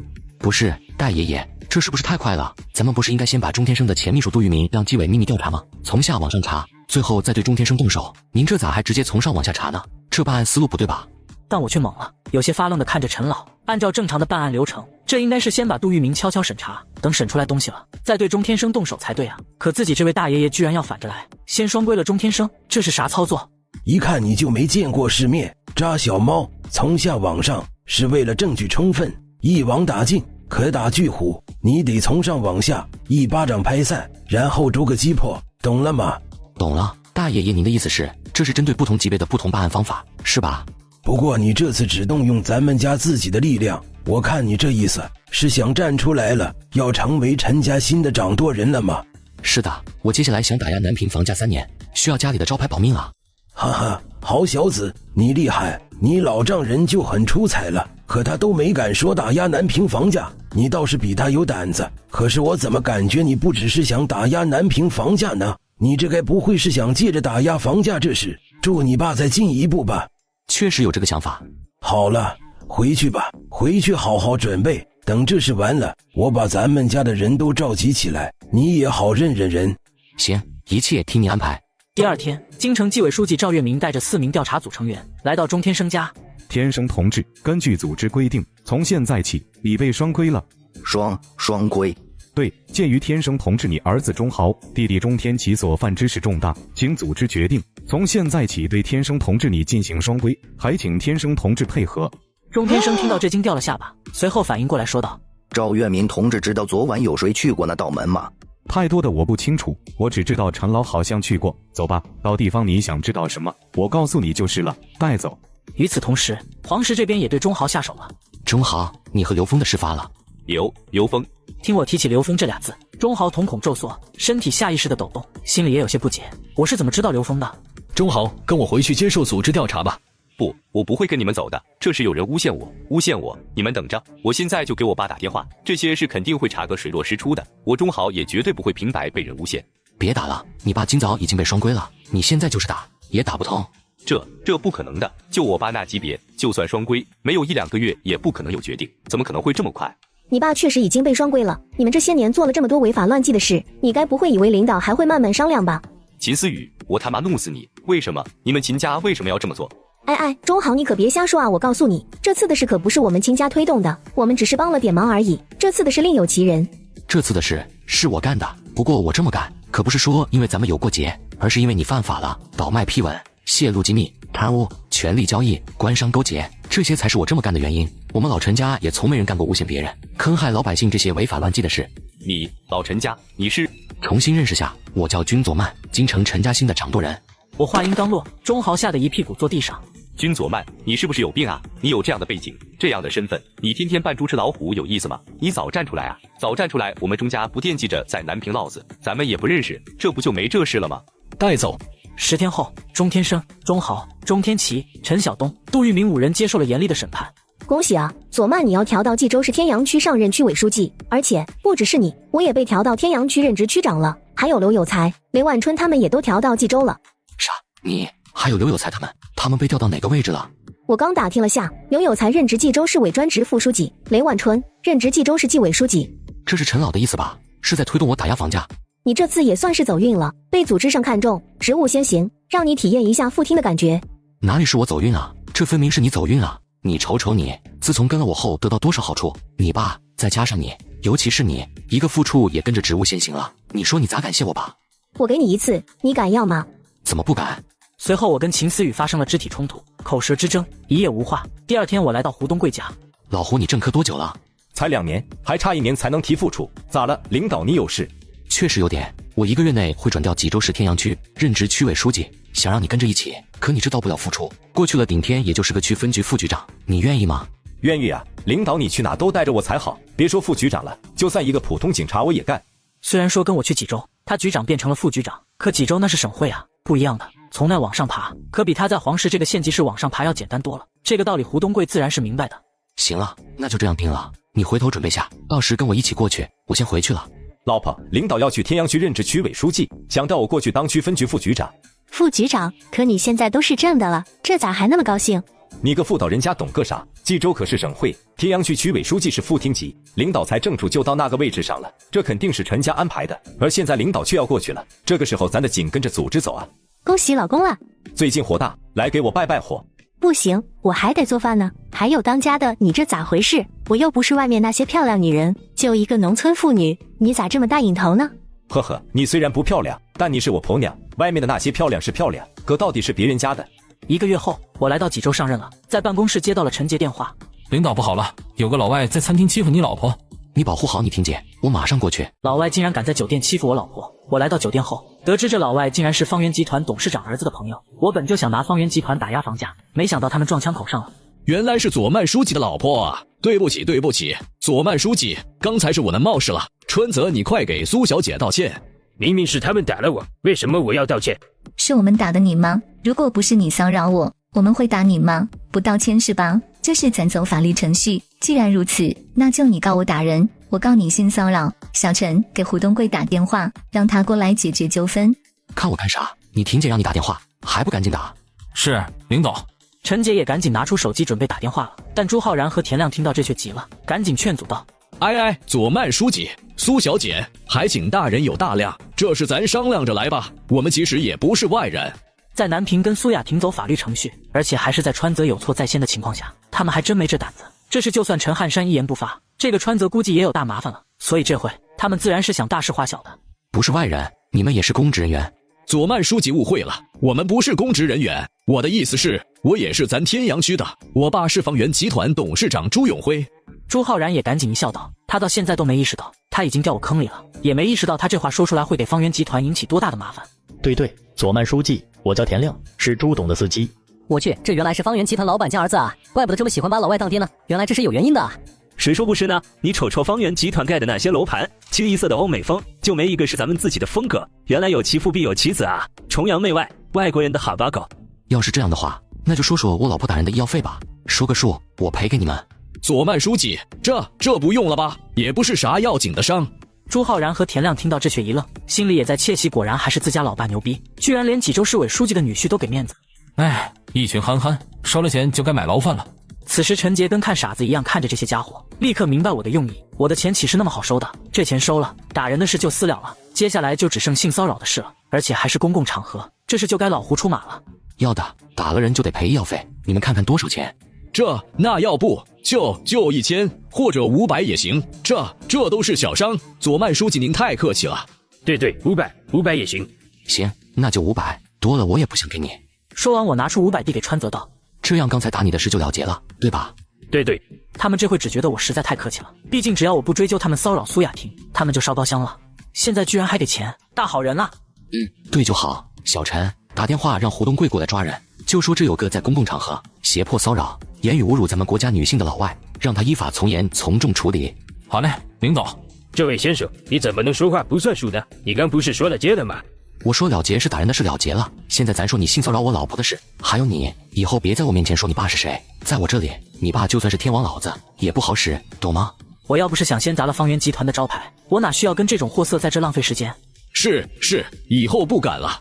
朱浩然虽然还没明白我的真实意图，但这回也被我身上的气势给吓到了，立刻就点头道：这位领导，咱们政府应该对方圆集团这样的企业好好查查，明明在国内赚钱，却总是搞些欧美风的房子也就罢了，现在他们的人居然还偏帮外国人，政府得查查他们有没有做什么出卖国家利益的事啊。对，查。大家说的也有道理，既然大家都觉得有必要查查，那就回头安排人进驻查查，有则改之，无则加勉嘛。大家放心，我们领导是咱们冀州市天阳区区委书记君佐曼，既然各位都这样认为，那回头有啥线索也可以写信。陈杰也立刻跟着道，他自然知道我想打压房地产的，既然现在有这个机会，他肯定也要添一把火的。原来是君佐曼书记啊，还请书记放心，我们如果有线索一定会举报的。完了，要麻烦了。10分钟后，胡东贵带了2个人赶了过来。领导，我来了。就是这老外，带回去依法处理。没问题，领导你就放心吧，带走。大少，咱现在要怎么办？像咱们方圆这种房地产企业，多少都是存在点问题的。这要是被区政府查出来点什么，老板估计不会放过咱吧？毕竟这事是因咱而起的。放心吧，问题不大。这事回去如实说，让我爸妈想办法就是了。至于说这是因咱而起的，这个我也有了应对办法。大少有什么办法？米国那边最近。朱浩然也很快就把米国的次贷危机以及高盛还有他自己的预测说了出来。这些说完才开口道：次贷危机一旦在国内爆发，房价必然会跌宕，房地产企业也会进入困难期。而我只要想办法稳住了房价，给家里赚更多的钱，老爸老妈肯定会知道怎么选的，不是吗？这好像也是。那我们现在就去找董事长。回到方圆集团，朱浩然也把今天酒店的事都告诉了他的爸，只是他话才说完，他的老爸朱永辉就一巴掌拍在桌子上，然后对朱浩然大怒道：你太让我失望了，被人算计了还不自知。算计？这也不能说算计吧，无非就是区政府派人进驻咱们集团调查，这事虽然棘手，咱也不是没有办法应付啊。就是啊爸，这是你应该有办法的吧？你们啦，我说的是这个吗？我说的是招牌口碑啊。那君总曼故意让浩然在大庭广众下自曝身份，其实就是想给咱们方圆集团挂上个崇洋媚外的名声，这样一来，咱们公司的口碑就毁了。老朱，他君总曼这么做的目的是什么？周芳她虽然和朱永辉一起创业，可说到底只是个普通女人，还是见识差了。还能图什么？他想打压房价，帮他老丈人再进一步啊。什么打压房价？他疯了！这样的事他怎么敢的？这里面牵扯多大他不知道吗？哈哈，爸妈，其实也不算什么麻烦，我有办法可以解决。你有办法？什么办法？我的办法只有4个字：联合捂盘。你的意思是联合南平市场上的其他房地产企业，大家一起捂盘吸售，囤积房源，用恶意炒作的方法哄抬房价？不行，这方法不行。房地产行业对政府的依赖性太强，咱们联合捂盘，公然扰乱市场秩序，那可就是跟政府对着干。那时候一旦被查出来，麻烦大了。就是啊，浩然，你这联合捂盘的方法可能不行。首先，光是想让那些别的地产商人答应，就是难事。想让那些其他地产商人答应，这有什么难的啊？妈，其实啊，就算没有那君佐曼打压房价，这房价也要往下降了，因为米国那边。朱浩然又把他先前给田亮说的那些次贷危机的事说了出来。这些说完，他才继续道：其实这个才是我想让你们联合捂盘的原因。这是一场经济危机，如果波及到国内，那时候除了捂盘死扛，别无他法。次贷危机，你说的是真的？当然是真的了，爸你也知道，我就在高盛任职，这是高盛的经济分析团队分析出来的。根据他们的分析和预测，这场次贷危机最晚明年7、8月份就会席卷全球，从房地产市场蔓延到信贷市场，那时候就是真的全球金融危机。如果真是这样的话，那联合捂盘也就说得过去了。不过这个事我暂时还不能给你答复，先让我考虑考虑吧。你先去收拾一下，你刚从国外回来，晚上给你准备接风宴。那行吧，那爸你可快点想啊！还有，要是这样的话，你刚才说的咱们家公司的口碑，还有君佐曼打算让人进驻集团的事怎么办？这些你就别管了，我会想办法让人找到当时在酒店的路人，打发了他们的。这年头还有谁跟钱过不去？至于君佐曼想派人进驻集团这事，这就是个小问题，只要常委会不通过，就咱方圆集团这规模，他也别想派人来查。不过既然爸你能量这么大，能不能帮我把川泽捞出来啊？那家伙在专业领域还是可以的。那家伙骚扰陈汉山独生女，你让我去捞，你怕是真想继承家业了吧？赶紧滚蛋！与此同时，我这边，张总，那个方圆的朱永辉是不是今晚要给他儿子办接风宴？请你了吗？有着我的发财指点，这2年张玉兰在济州的地铁线，光是靠地皮就赚了差不多150亿，同时这些钱又都被他开发了楼盘，所以张玉兰也算南平地产圈的大佬了。按照我的猜测，朱永辉应该也请了张玉兰才对。请了，左曼书记有什么事吗？也没多大事，就是你今晚注意下，他们应该要捂盘了。今晚，书记您怎么知道的？这个张总你就不要管了，总之注意点，明天跟我说说具体的情况。好，那我知道了。第2天早上，张玉兰就来到我办公室。左曼书记，他们昨晚没捂盘啊？没捂盘？怎么回事？顿时我一愣，有点懵。房地产老总为了阻止我查他们公司，竟然叫区副书记在会议上反对我的提议。殊不知我利用群众的联名举报信反将他们一军。不知道啊，昨晚接风宴我们就吃吃喝喝，都没怎么谈房地产的事。倒是书记您究竟是怎么知道他们要在接风宴上提捂盘的？我收到消息，米国那边爆发了次贷危机，很可能会演变为全球金融危机。那个朱浩然这次回国，其实就是想联合南平市场的地产商人捂盘稳定房价的。次贷危机还席卷全球，书记您没开玩笑吧？慌什么？你这不是还有我吗？难道到现在张总还不相信我赚钱的能力？跟我说说昨晚的具体细节，尤其是朱永辉一家人的情况。好，昨晚张玉兰很快就把昨晚接风宴上的事说了出来。就只有这些吗？你确定没其他异常？昨晚朱永辉和周芳两口子感觉特别在意他们儿子朱浩然跟其他地产商人接触。这样啊？你说有没有这么一种可能，朱永辉一家其实已经知道了金融危机的事，只是还没下定决心要捂盘？也有这个可能，捂盘，尤其是全省地产捂盘，怎么着也是大事。成了他能赚钱，没成他可能就要进去了。这事放在我身上，我也得考虑。他不捂盘，那咱就逼着他捂。我的计划岂能被他左右？可问题是怎么逼呢？咱还可以用点野路子，比如说捂盘加身。捂盘加身什么意思？陈桥兵变，黄袍加身听过吧？当皇帝的那位。我去，赵匡胤啊，这我肯定听说过。他当时就是犹豫不决，最后被手下人给一件黄袍逼着当了皇帝。可这跟咱们逼着朱永辉捂盘有什么关系？这是两码事啊。怎么没关系？既然他下不了这个决心，那咱就效仿古人，从他的3个儿子里找一个，让他儿子先联系那些其他地产商人，商量捂盘的事。等商量的差不多了，到时候让朱永辉接盘。这么说来，他要是不接，那些其他地产商人为了保证他们联合捂盘的事不走漏风声，分分钟就能先把他的方圆集团和朱家豪门给夷为平地，以确保自身不走漏风声。那时候他没得选，只能接过他儿子挑起的捂盘大旗。我去，书记，您这办法也太损了吧？这不叫损，这叫博学。博学懂不懂？可是书记，您打算用朱永辉哪个儿子呢？他那3个儿子，除了老大朱浩然还算有点本事，其他2个似乎都很普通啊。这个问题你怎么能问我呢？这难道不是张总你该考虑的问题吗？我靠，左曼书记，您该不会是想让我去忽悠朱永辉的儿子，让他们帮着他老子联系人捂盘吧？这我本来就是开发商里面的叛徒，回头一旦清盘开始，他们还不知道要怎么弄死我呢。张总你怕什么？这老祖宗不是还有一句话吗？叫债多了不发愁，仇家多了也不怕砍。放心，你不会有事的，我保证。好吧，这件事交给我来办。不过要是让我选，我就选朱永辉的3儿子朱浩宇了。那小子跟我认识，好接触。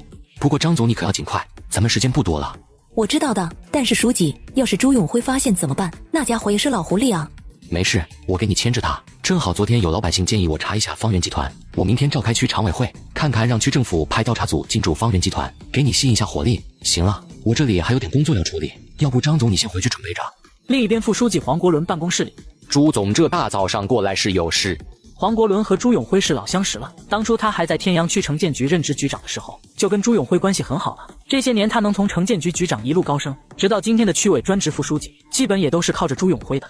肯定有事啊，老朱我遇到难处了，来请黄书记大救啊。怎么了？我儿子朱浩然昨天回国，在酒店冲撞了现乃军左曼书记。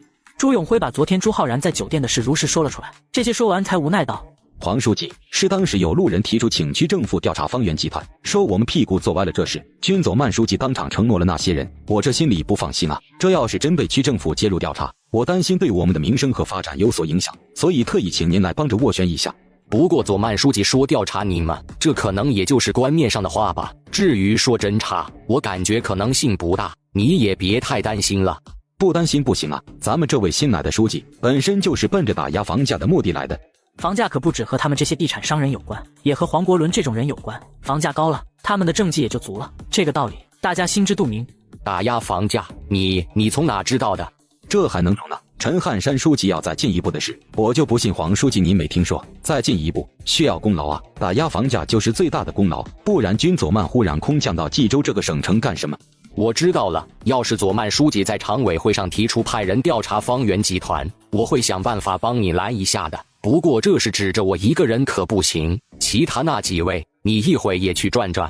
这个我知道，我这就去。那就谢谢黄书记了。与此同时，我来到了秦思雨办公室。你这才大早上就来我办公室，该不会又想让我帮你办啥事吧？可以啊，思雨同志，你这领悟领导意图的本事是越来越高了。我都还没开口呢，你就已经知道我有事要让你办了。说吧说吧，这回又想让我这个工具人给你干什么？呵呵，还是老搭档长呀。我很快就把我所有打压房价的计划，以及想逼着朱永辉捂盘，还有打算派人进驻方圆集团的事都说了出来。这些说完才继续道：所以现在的麻烦就是请你帮我找找昨天在酒店的路人，请他们在明天上午给区政府写一封联名建议调查方圆集团的信。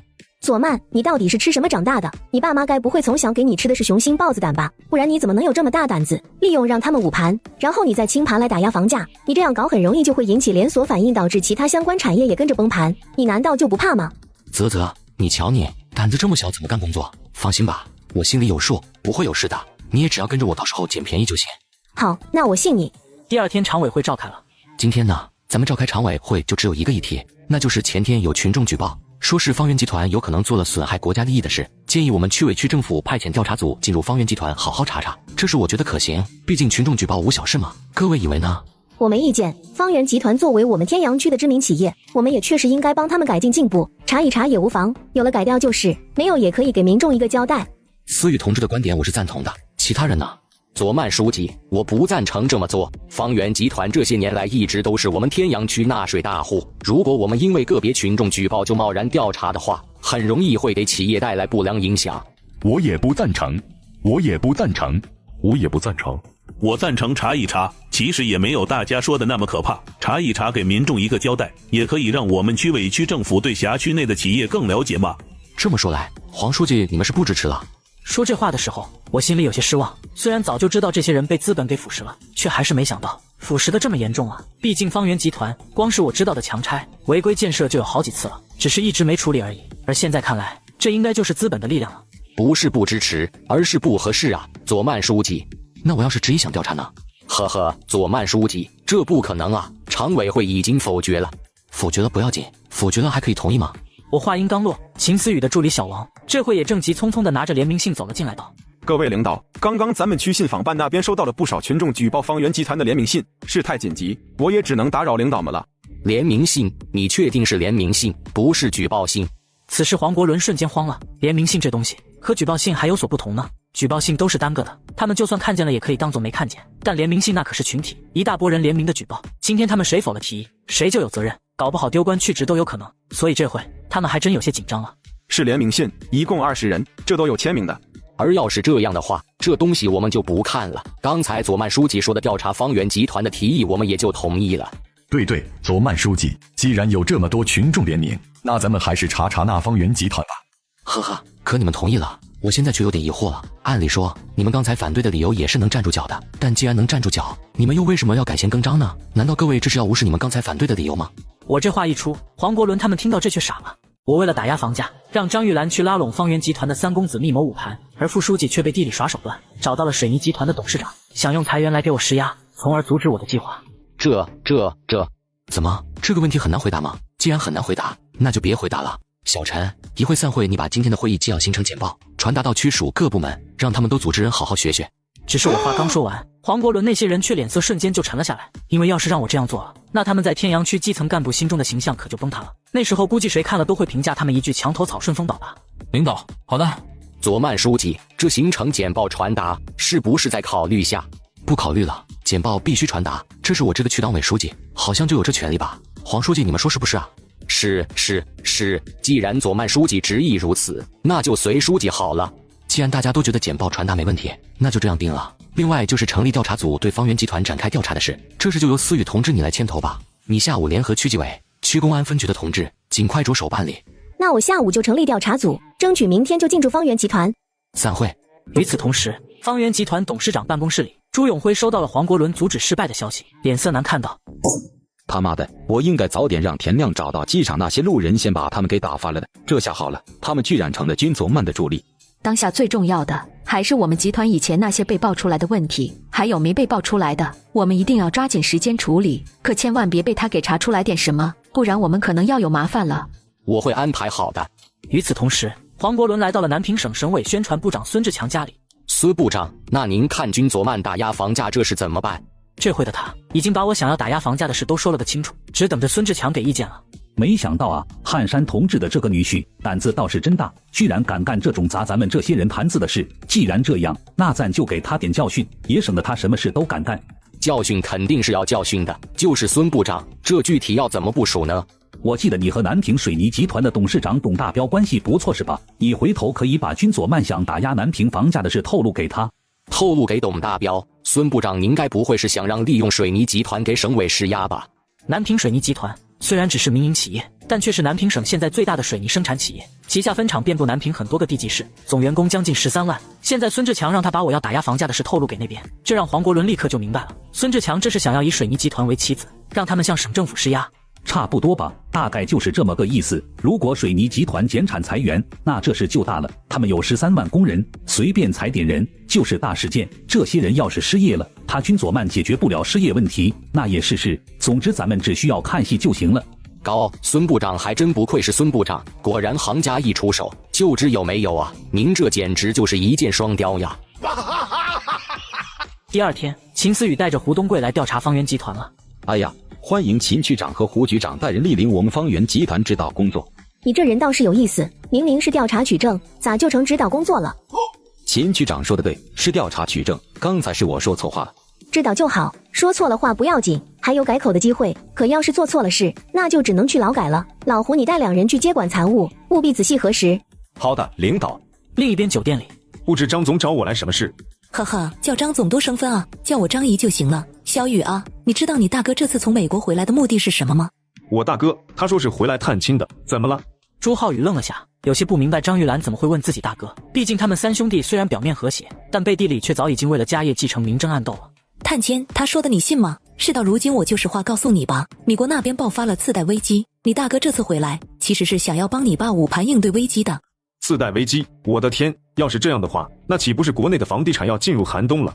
对，确实是危机，不过这对你来说也是一个机会。你大哥想用捂盘来博取你爸妈欢心，获得继承家业的机会。虽然说现在还不清楚他为什么还没开始，但你要是能在他之前帮你爸联系好了冀州这些地产商人，让他们联合捂盘，那时候你大哥争家业的机会不就是你的了吗？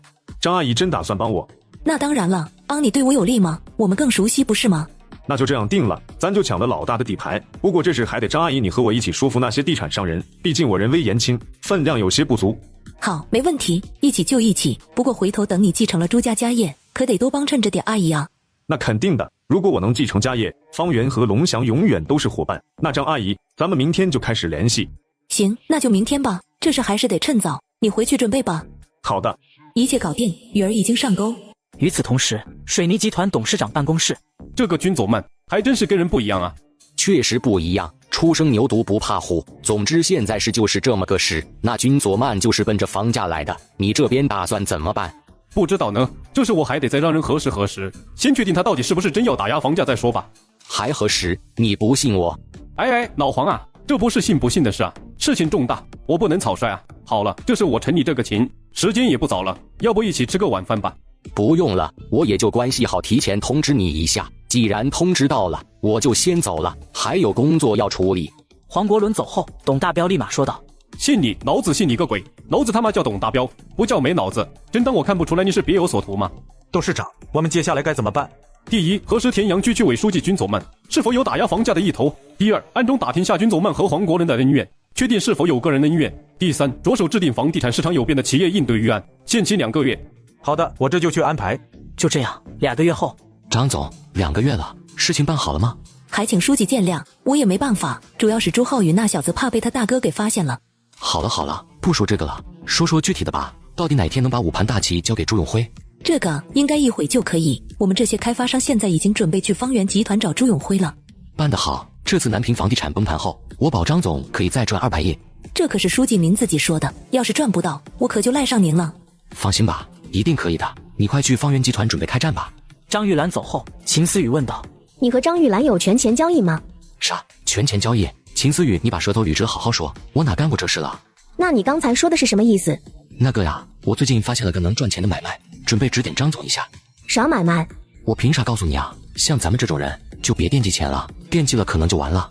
钱不说拉倒，你不说我还不想知道呢。你刚才说准备开战，是你那5盘计划要成了？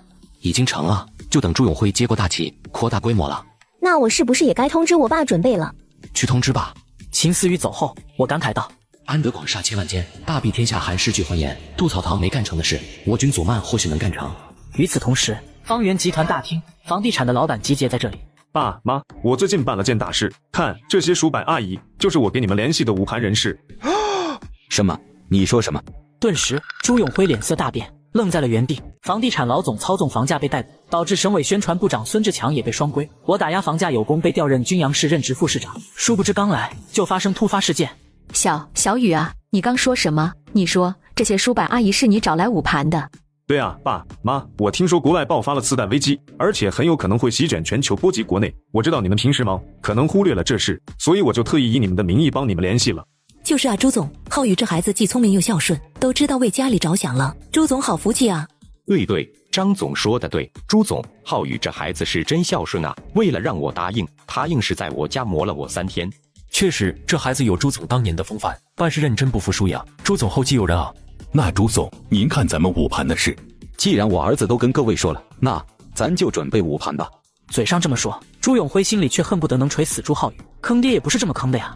好，说到底朱总才是咱们南平地产行业的领袖，是我们这些人心里的主心骨。现在既然朱总答应了，那就请朱总安排接下来的行动吧。咱们南平本地房地产企业一共有37家，另外加上碧桂园、恒大、万科、绿地那些外地的，差不多有45家吧。既然要5盘，那就大家一起5，可别咱们5盘的时候有人清盘，那就坏大忌了。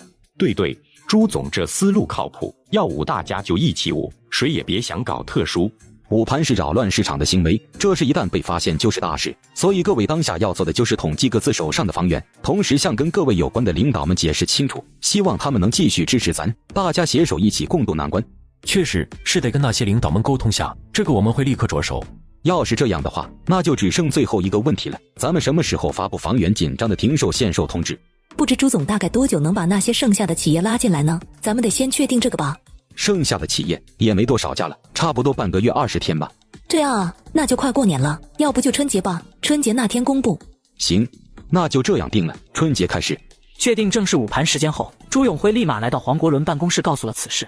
什么5盘？你们疯了吗？你们知道这是扰乱市场秩序吗？这个也不能怪我们啊，黄书记，次贷危机很有可能会波及国内，我们也得应对危机不是？次贷危机会波及国内，你们确定了吗？要是这样的话，那就随你们吧。不过尽量还是掌握好分寸，可别闹得太大了，太大了搞不好省委就要打板子了。这个还请黄书记放心，我们会的。时间也转眼便又是1个月，来到了春节。张总，咱们就说说清盘的事，你就按每平米高于成本价200块钱清，开局就是底价。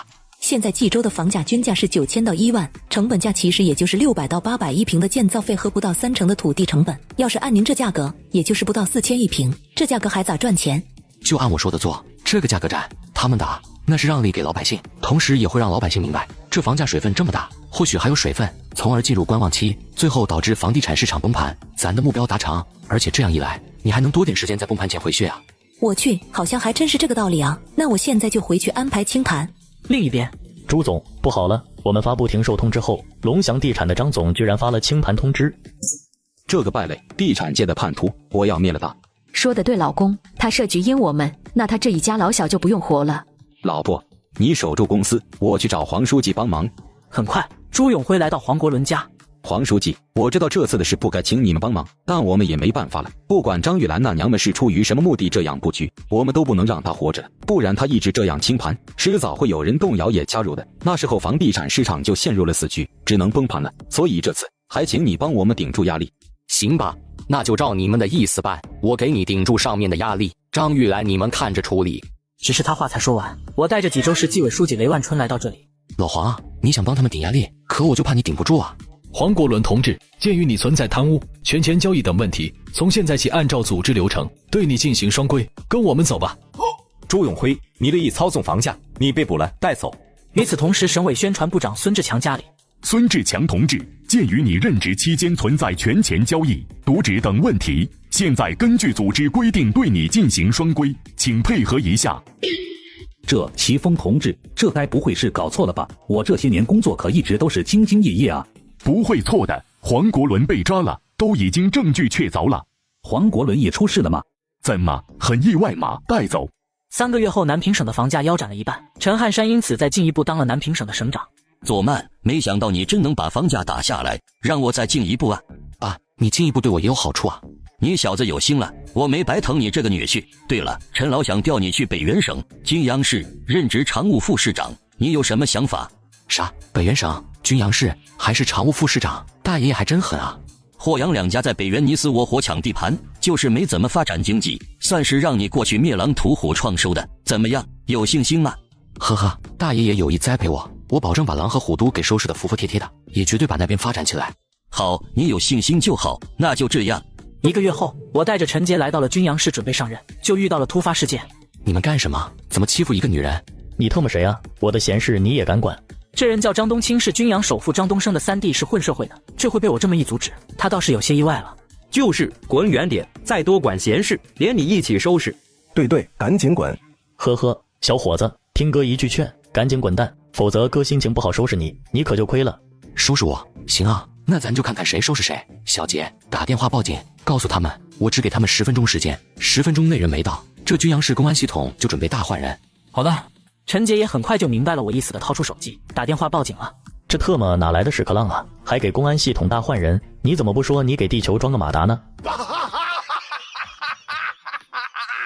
就是这牛皮吹的，我差点就信了。小伙子，你到底知道不知道你这是在什么地方？又知道不知道你在跟谁说话？在均阳这块地，我们青哥这张脸，你报警作用不大啊。那咱就走着瞧吧。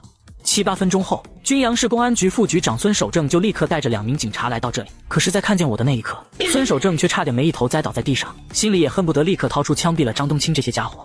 哈哈，原来是孙局啊！对不住，为了这点事，居然还麻烦您亲自跑一趟，实在是不好意思啊！滚开！孙守正脸色一沉的冷喝一声，然后对我说道：“对不起，均左曼市长，我来晚了。”说这话的时候，孙守正感觉自己的舌头都在打结，打结到都快要说不出一句完整的话来了。面对我这位狠人，他紧张啊！啥？市长？顿时，张冬青愣在了原地。均阳市的首富为了自己的违法之事不被查处，竟然派人去看守所灭口自己的亲弟弟。殊不知我安排孙副局长给凶手唱了出空城计，将他抓个正着。怎么了？不收拾我了吗？均左曼市长，误会，刚才那只是误会。误会也好，其他的什么也罢，都去公安局解释吧。孙守正，这个案子给我好好查，深挖深查，不管他背后的人是谁，你尽管查出来告诉我。这时候，孙局长小声对我说道：“左曼市长，这事不好办啊！这个张冬青的大哥张东升，跟咱们均阳的市委书记邓祖光，还有市长徐清峰都关系很好啊。怎么，你不敢吗？”我不是不敢，我也知道刚才张冬青那样跟我说话，可能让您觉得我和他有瓜葛，其实我真没有，这一点我可以以党性发誓，甚至我自请纪委调查都行。我只是想告诉您，邓书记是常务副省长霍正刚的同学，徐市长是霍正刚的七弟。孙守正这也算是向我投诚了，不过这也是没办法的事，谁让他没背景没关系呢？没背景没关系，现在又遇到了我这么个有大背景的，他自然是想赶紧交一份投名状的。你尽管放开手脚干，谁找你麻烦，你让他来找我。行，那我就按左曼市长您说的办，都给我带回局里。与此同时，均阳市东升集团总经理办公室，张总，不好了，出事了！咋了？你男人知道孩子不是他的了吗？张东升的秘书叫王艳，从24岁那年给张东升做了秘书后，就一直给他做着秘密情人。去，我男人要是知道他养了好几年的孩子不是他的，肯定找你要1000万的精神补偿。哈哈，那我给他2000万，让你再给我生一个。你还有心思开玩笑？你们家老三张冬青出事了，让市局的孙副局长给抓了。什么情况？孙副局长没事抓老三干什么？顿时，张东升眉头也皱了起来。他的三弟张冬青，他知道，虽然这些年在军阳也没少干坏事，但却还从来没被抓过。而这次这，让他本能的就觉得有些意外。根据咱们在市局的眼线传来的消息，好像是你们家老三收债的时候想抓一个女人去卖，结果被新来的军佐曼副市长给撞上了，这才让军佐曼副市长给叫人抓了。瞬间，张东升吓了一跳，人都跟着紧张了起来。快跟我去市局，咱们见见市局的周局长，看看能不能想办法把老三捞出来。去年的时候让老三给我办了件事，被公安局给查出来了就不好了。啥事？就是我去年看见了个女人，长得还挺水灵的，就玩了下，结果玩完她就要报警，我就让老三把她沉河里了。你呀，你迟早死在哪个女人手上。这样，你去找军佐漫谈，我去找周局长，我们分头行动。这样也可以。很快，张东升通过关系打听到我住的酒店。金佐曼市长，鄙人张东升，有点事想跟您聊聊。可我跟你没啥好聊的。嗨，佐曼市长可真会开玩笑啊！我这都还没说什么事呢，你怎么就知道没啥好聊的呢？或许咱们还是可以坐下来喝一杯的。没兴趣，懒得做。你要是为了张冬青的事来找我的话，我劝你还是回去的好。他在军阳无法无天多年了，我肯定是要查的，不查不足以平民愤。佐曼市长，我这也是一番好意，您又何必拒人于千里之外呢？俗话说，多个朋友多条路。少个啥？少个仇人吗？佐曼市长误会了，我又怎么会有跟您做仇人的意思呢？不是就好，我还以为张总要跟我做仇人呢。说实话，想做我的仇人，你还不够资格。行了，你回去吧。张东升回到公司后，王艳也回来了。张总，那个周局有点怕那个军佐曼，不肯帮忙，你那边怎么样？我这边也被军佐曼拒绝了。那现在咱们怎么办？这个军佐曼很显然是铁了心要办老三了。先想办法看看能不能除掉老三吧，他活着始终是个麻烦，要是真能把他给解决了，咱们也就没后顾之忧了。啥？除掉老三？那可是你亲弟弟啊，你真能下得去手？亲弟弟而已，说到底也只是跟我属于同一条枪里射出来的子弹，又不是我这条枪里射出来的，这有啥下不去手的？走吧，给你男人打电话，就说你今天跟我出差了，咱们找个酒店乐呵乐呵。你刚才不是说弄死老三吗？这怎么又想到这事上了？这冲突嘛，弄死老三又不是我弄，打个电话让别人找人弄，他们弄他们的，我们弄我们的，你说对不对？而这回军阳市公安局副局长孙守正来到酒店跟我汇报。佐曼市长，那家伙现在就是死扛，问什么都说不知道。尤其是下午他大哥张东升的秘书过来找我们周局长，说是想把他捞出去后，他就是更是连话都不说了，一心等着张东升捞他出去。老孙，你说那个张冬青身上会不会有啥能威胁到张东升的线索？佐曼市长，您说的也不是没可能。那个张冬青一直都在借用他大哥的关系，要说没点深层次的牵扯，似乎也不现实。要是这样的话，咱们就得防着点张东升杀人灭口了。杀人灭口？那家伙这么狠吗？佐曼市长，您还是不了解张东升呀，他其实就是个疯子。因为孙守正当即把他这些年暗中调查的张东升的一些过往说了出来。这样，既然你觉得他有杀人灭口的可能，那就把张冬青看好了。另外，要是条件允许的话，就给他唱一出空城计。空城计？佐曼市长，您的意思是让我守株待兔，等杀人的人出现后一起抓了？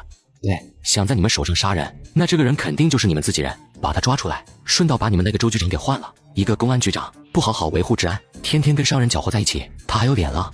我现在手上没有纪委，人生地不熟的想光明正大把那个周局长给换了难度很大。可难度大不代表我就没有骚操作，比如说让公安局出现重大事故，就如同内部有人参与谋杀这种事，只要出了，那一把手的局长基本也就可以撸了。好，还请佐曼市长放心，我保证完成任务。第二天，张东升的马仔李二牛找到了军阳市公安局刑侦大队的刘新武。牛哥，你这今天找兄弟我啥事啊？都是自己人，我也就不跟你绕弯子了。我想让你帮我在你们局里杀个人。从局里杀个人？杀谁啊？张冬青，我跟他有点恩怨，你帮我想办法杀了他，钱随便你开。不行，这绝对不行，这事我干不了，真干不了。杀人那是死罪，就更不要说在局里杀人了。我一个普通刑警，想在局里帮你杀他太难了，而且这事就算成功了，我也得死了。要不你找别人吧。兄弟啊，这事你可能不帮不行了。事到如今，我就实话告诉你吧，3年前你玩死的那个女人，其实是我的人。还有这几年你从我这得到的几件古董，也并不是我在古玩街那套的，而是那些地老鼠们从地下挖的，都是文物。李二牛，你他妈坑我！瞬间，刘新武脸色大变。他这人从小就喜欢女人和古董，李二牛这些年除了帮他安排工作，也时不时会带他玩玩女人，送他点古董，这特么是从头到尾都在设计他呀。没有，兄弟你误会哥们了，哥们我也就是想给自己留点底牌而已，并没有要坑你的意思。好了兄弟，别生气了，而且这事哥们我又不是让你白帮忙，钱你说个数，只要不是太过分，我都可以给你。我要帮你办了这事，我命都没了，我要钱有屁用？咋没用？你用不着，还可以给你爸、你妈、你姐、你妹妹啊，再说了，你不是还有老婆孩子吗？他们都能帮你用啊。而且兄弟啊，你现在已经没退路了，玩死小姐、私藏文物这些，你基本也就到头了。既然都他妈到头了，你在意那么多干啥呢？你就是个恶魔。行吧，老子答应你了。不过我可跟你说好了，这是要命的买卖，你最少得给我2000万才行。我这不是黑你，而是就事论事。我知道兄弟是个敞亮的人，2000万不算多。当然，你要是能让这事到你为止，我还可以再多给你500万。行，看见钱我就干活。第二天，刘兴武来到军阳市看守所门口。刘哥，你怎么来了？局里让再审一下那个张冬青，他是被关在这的吗？对，就在这关着，你直接过去就行，里面有值班的。很快，刘兴武来到看守所审讯室。你叫张冬青？哎呀，我说你们烦不烦？我都说了，我除了打了那女的，其他的什么也没干。此时张冬青有些恼怒的道，如果没有他大哥捞他的事，他可能还真就扛不住了。但现在嘛，他却只想摆烂，等着他大哥搭救。放心吧，这是最后一次审你了。啥意思？你要放我出去了？对，放你出去，不过只能是尸体。瞬间，刘兴武掐住张冬青的脖子。只是就在刘兴武都快要得手时，孙守正带着2名警察来到这里。要不我给你搞把枪，你看咋样？军阳市首富派来灭口的凶手被抓，我利用这是在常委会上撸掉了公安局局长，而且还自导自演一场大戏，从而推行扫黑计划。孙局，您知道我要杀他？不知道会是你，但我清楚肯定会有人来。刘兴武，你知法犯法，居然意图杀死犯罪嫌疑人，你可知罪？就算知罪，今天这个张冬青也得死。话音刚落，刘兴武的手一用力，张冬青瞬间晕了过去。住手！刘兴武，你这个疯子，拿下他！刘兴武被拿下后，孙守正立马叫人把张冬青送到了医院。张冬青被重伤了，我叫人把他送去医院了。那个刘兴武抓了吗？抓了。对不起，左曼市长，这次是我大意了。不要紧，你也不是故意的，将事上报市委吧。等张冬青那边有消息了，给我回个电话。1个小时后，副书记周红霞来到酒店找我。左曼市长，我是杨雪的舅妈，她跟我说了你很多事迹，今天我来是跟你交好的。周书记原来是杨雪记者的舅妈呀，那就是自己人了呀。我把张冬青和张东升2兄弟的事，还有我想要换了公安局局长的事说了出来。那个周局长可是市委书记邓祖光的人，不怕他跟你翻脸吗？已经要翻脸了，现在出了这么大事，他们肯定知道了。既然这样，还不如先抢了全办点实事的好。这话倒也没毛病，那咱们就明天抢，正好我这联系了几名常委，加上咱俩也可以抢了。这样啊，那行吧，那就明天给他们来个闪电战，先拿下这个公安局再说。第2天常委会召开了。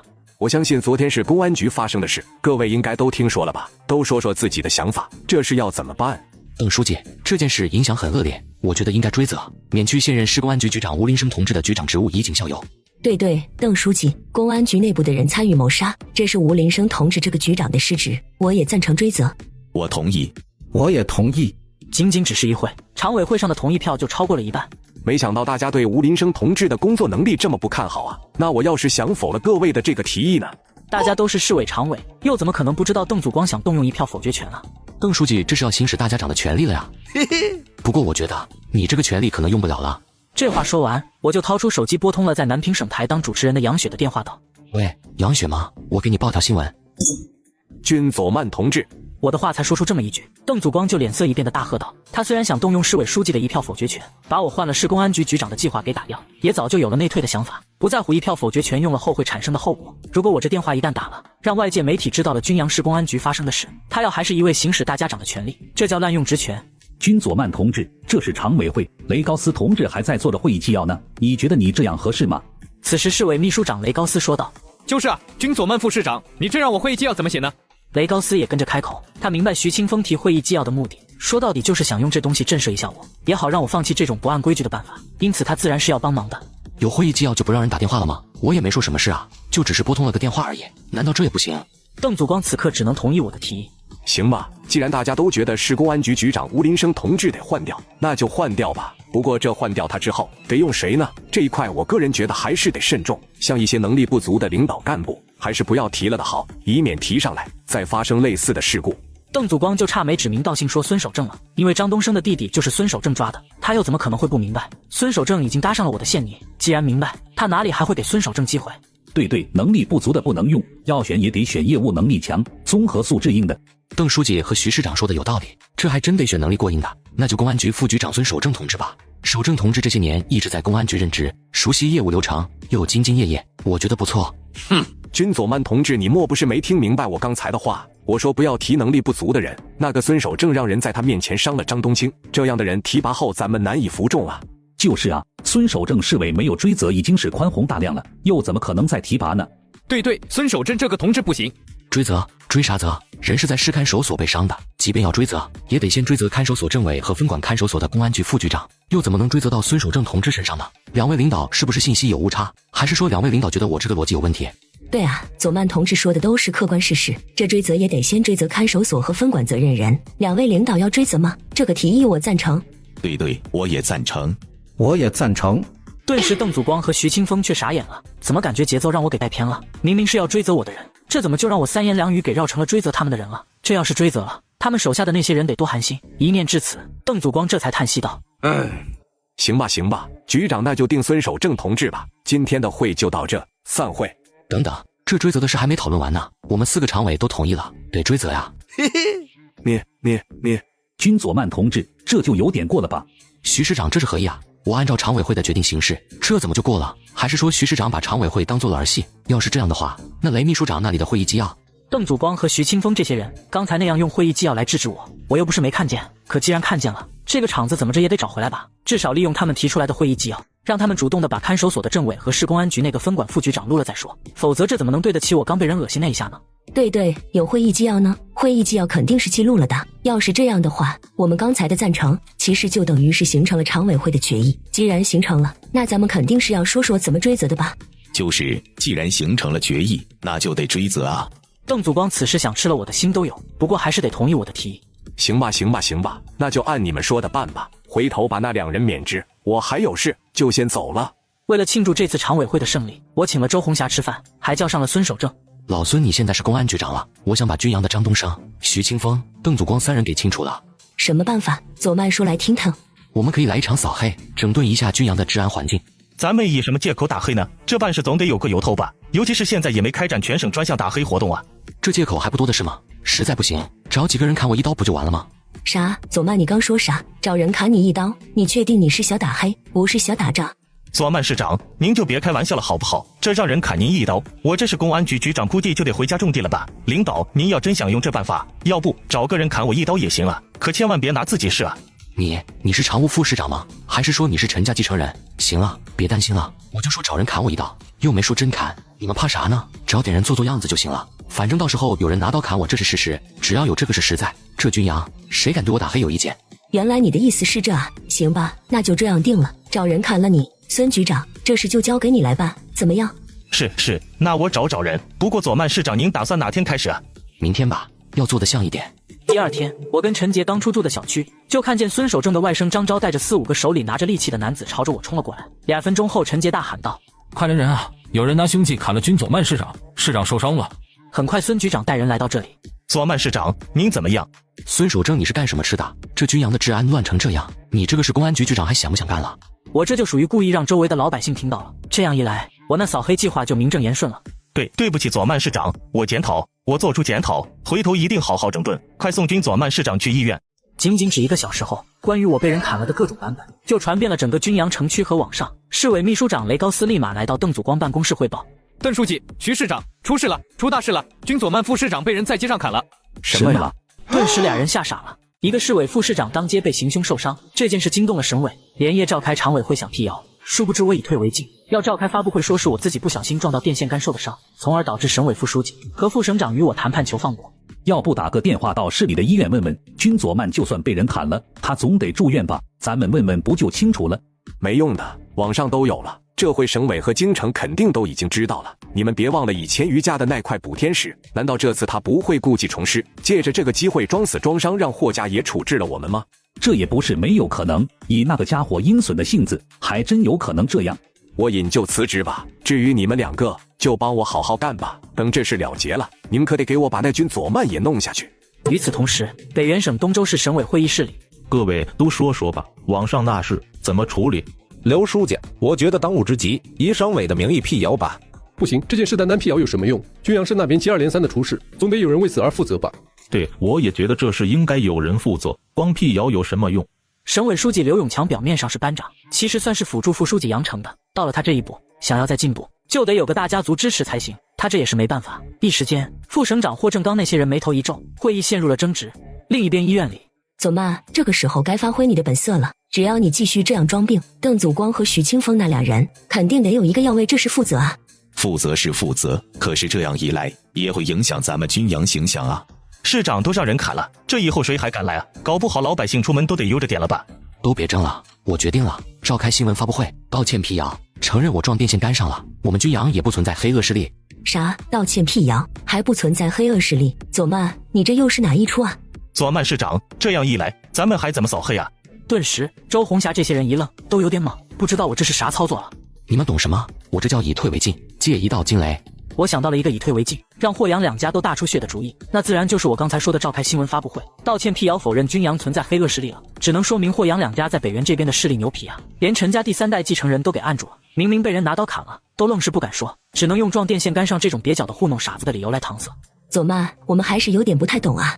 我说你们怎么反应这么慢呢？如果我道歉辟谣了，就证明霍杨俩家的猖狂，怎么这霍家在军阳这边的人辞职，杨家在省委的人也得并退一个吧？这样一来，我不但能在省委给我安排个帮手，还能重创一下两家在这边的力量，给我的屠狼灭虎舔砖加瓦。左曼，你这胆子也太大了吧？就是啊，左曼同志，这个想法太疯狂了。还有啊，你这样说，万一人家信了呢？毕竟你额头上那伤是真撞电线杆上了啊。这怎么信啊？一个大活人说他回头的瞬间撞电线杆上了，这本来就有点不可信。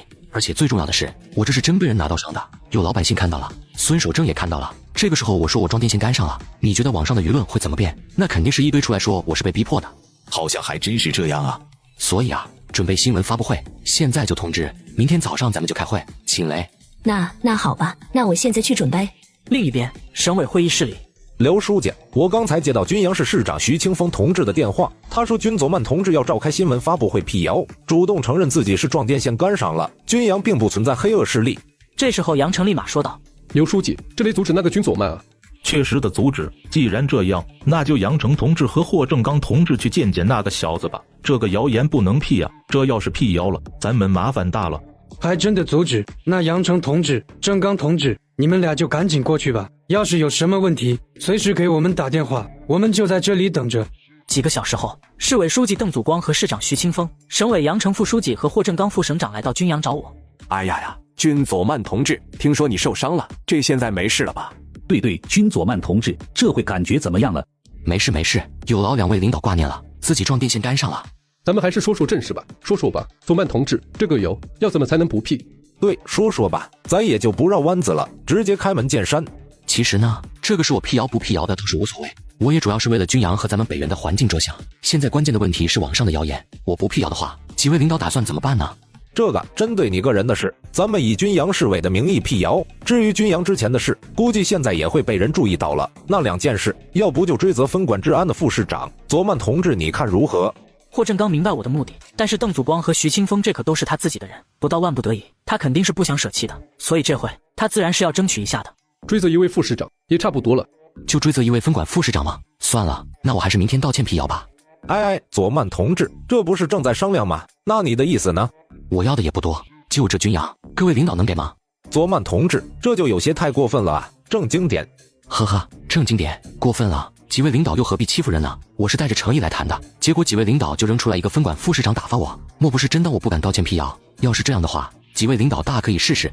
好了，都不要吵了，吵解决不了问题。左曼同志，你就说你想要什么吧，咱们大家都实诚点，赶紧把这事解决了。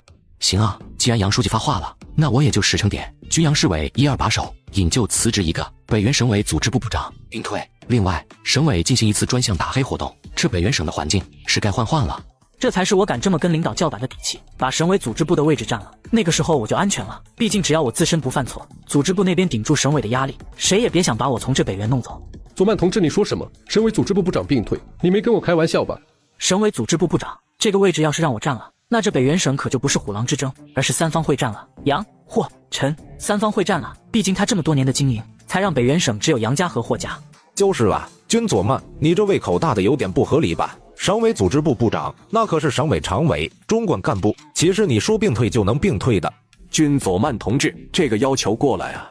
邓祖光开口道：“我让他们2个其中一个引咎辞职，这个早有预料，他也做好了准备。但现在我还惦记着省委组织部部长，这就让他们不能忍了。”呵呵，又过了呀！各位领导，这就没意思了呀！我说啥都过了，还让我提要求，那不是故意的吗？那就没得谈了。行，我答应了。不过这事还需要跟省委打电话开会讨论，2小时后我们给你答复。没问题，我等各位领导。那就请左曼同志先在外面找个地方坐会吧。我跟周红霞来到酒店休息区。你这到底是怎么打算的？为什么一定要那个组织部部长的职位呢？就是怕人家撸了我，给我找个撸不动的保护伞。左曼，你没在跟我开玩笑吧？我是很认真的，毕竟这一次交锋后，洋货两家很有可能就会形成同盟了。而要是那样的话，我还不能给自己找个能搂住后腰的人，那可就太危险了。时间也很快就过去2个小时，我们回来继续谈。左曼同志，已经商量好了，就按你说的办吧。不过网上的谣言问题，这个得交给你。就是谣言是因你而起的，那就由你来负责。行，没问题，这些都是小事。那就这样，我们先走了。他们走后，周红霞对我问道：左曼，那市委书记的位置怎么办？你的了。真的吗？顿时，周红霞惊呆了。以她的资历肯定是够了，只不过这一步想要上去太难而已。但现在，我居然就要成全她了，简直不可思议。肯定啊，就我这级别，不给你我也上不去啊。我这才到副厅，想到正厅还得2-3年呢，所以这回也只能让周红霞先顶着了。至于说周红霞的位置，我也已经有了合适的人选，让顾文武的女儿顾心柔下放过来就可以了。左妈，那就谢谢你了，这恩情我无以回报，我想给你一次，可以吗？这。转眼便又是1个月，董文正就任北原省省委组织部部长，周红霞就任均阳市委书记，顾心柔上任均阳市委副书记。董老师、顾老师，既然咱们人员到岗了，接下来我安排一下咱们在北原这边的作战方案。行啊，那你安排，我们这些人洗耳恭听。对，安排吧，听着呢。董老师，您现在履职省委组织部部长职务，除了正常的肩负起自己身上的担子外，最重要的就是帮我搂着后腰，可千万别让省委把我给调走了，尤其是调离北原，不然的话，咱们过来的目的可就完不成了。放心吧，不会的。你董老师我虽然没到过地方，但能在党校工作这么多年，也不是吃素的。呵呵，那肯定的，这个我相信董老师能办到。至于顾老师你刚下来履职市委专职副书记，其他的事我就不分配给你了，你主要还是配合周书记完成工作。好的。孙守正，你就跟我先忙着手上的扫黑事宜，同时想办法搜罗邓祖光、徐清峰那些人在均阳的罪证。好的，保证完成任务。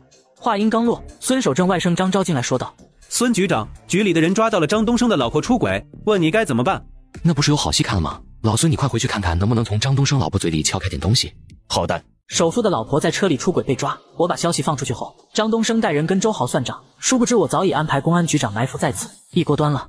张东升他老婆出轨的谁啊？西武县那边一个混混的儿子叫周强，他老爸叫周豪，也在我们这次打黑的名单里。我本来还没办法抓张东升，这下有了，咱们还可以借机分化，隔岸观火。借机分化，隔岸观火，左妈，您的意思是？像张东升这么一个狠人，疯子，要是知道了他老婆和自己仇人周豪的儿子搅和在了一起，周豪的儿子送他了一片大草原，他会怎么样？左妈，您该不会是骑虎通狼吧？把这事透露给张东升，让张东升那疯子把周豪一家都给宰了。顾书记，你这其实只看到了我计划的冰山一角，我的打算是把周豪儿子睡了张东升老婆这事，同时透露给周豪和张东升。这样的情况下，张东升肯定暴怒，想灭了周豪。这样一来，而那个周豪绝对会恐惧，从而去找那个黄学文求救，是吗？你说会不会让张东升觉得这是黄学文在算计他？这样的话，张东升会不会连黄学文一起给宰了？可是那个张东升敢动黄学文吗？黄学文虽然是个生意人，但始终是省委副书记杨成的外甥，京城杨家的人啊。呵呵，这个敢不敢的？这玩意还不都是看套路吗？我记得张东升的老婆刘文丽，好像这些年都没给张东升生孩子是吧？对，没生，也不知道是张东升有问题，还是他老婆有问题。领导，您的意思是，要是怕张东升不敢找黄学文麻烦，咱们可以给消息里面加点料啊，比如说张东升的老婆给那个叫周强的生了个孩子，一个不行，还可以俩吗？这样你说张东升会不会疯？那我现在去透露风声，然后安排布局。第二天，张东升在办公室里接到了电话。老刘啊，怎么想起给我打电话了？张总，我听到了点闲言碎语，想给你说下，就是您妻子出轨了，还给周豪的儿子周强生了2个孩子。不可能，这不可能。老刘，我告诉你，咱们数归数，你可别瞎说啊。真的啊，张总，您妻子现在就在市局呢，还有那个周豪的儿子周强，前2天也被一起抓了。好，我知道了。挂了电话，张东升咆哮道：周强、周豪，你们好样的，连我张东升都敢欺负是吧？老子看你们是活得不耐烦。二牛，给我召集人，1小时后跟我去西武县，我要灭了周豪。是，张总息怒，我这就召集。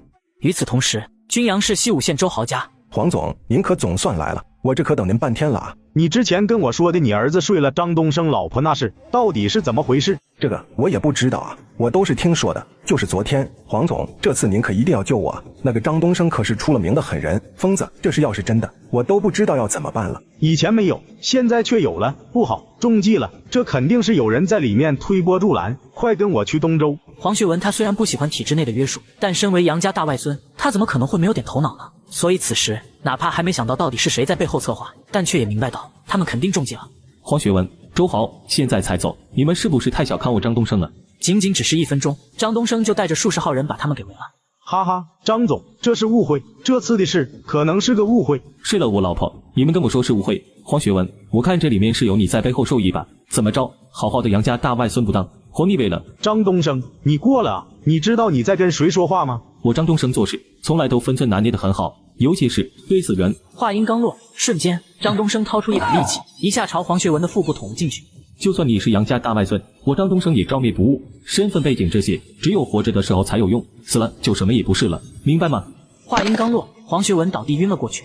张总，周豪，就交给我吧。只是下一刻，不远处却传来陡然一声枪响，随后张东升就看见孙守正带着警察冲了过来。刚过来，孙守正就冷声道：“张东升，光天化日之下，你敢伤人？”嘿嘿，孙局，这是误会，误会，我可没伤人，只是我手下人和黄总发生了点冲突，捅了他一刀，我这是过来就场子的。张东升，你在军阳嚣张多年，我孙某人在公安局也干了多年了，不要想着反抗了，今天你跑不了，全部带回局里。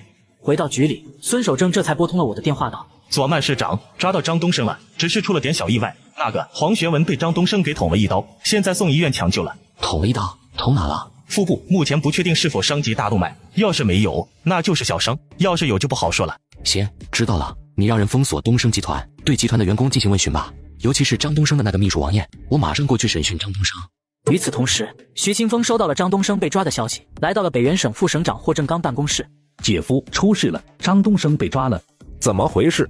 是这样的，徐清风这才把事情的经过说了出来。老婆出轨，张东升发疯被抓，还伤的是黄学文，好一招离间计啊！张东升这是被军总们给算计了吧？哎呀，姐夫，都什么时候了，你还有心思称赞别人？这咱们现在要怎么办啊？自然是启动锦玉案，断尾求生了。断尾求生？怎么断？这个你就不用管了，我会安排的。我霍家在北原这么多年，又岂能没一点手段？眼下最重要的还是那个黄学文，他要是有个什么事的话，杨城和杨家那边咱们不好交代。相比张东升被抓的事，霍正刚更在意的还是黄学文，因为那家伙可是关系他们霍家和杨家刚刚才形成的联盟是否能继续下去的。说的也是，那怎么办？要不我想办法给他找最好的医生，看看能不能抢救下。就是最蠢的办法。黄学文本来就是被张东升那个咱们的棋子给捅了的，这时候咱们给他找最好的医生，只会让人觉得咱理亏，让咱更被动。这样，你现在安排人在西武县医院把那个黄学文给做了，让他抢救失败，不治身亡吧？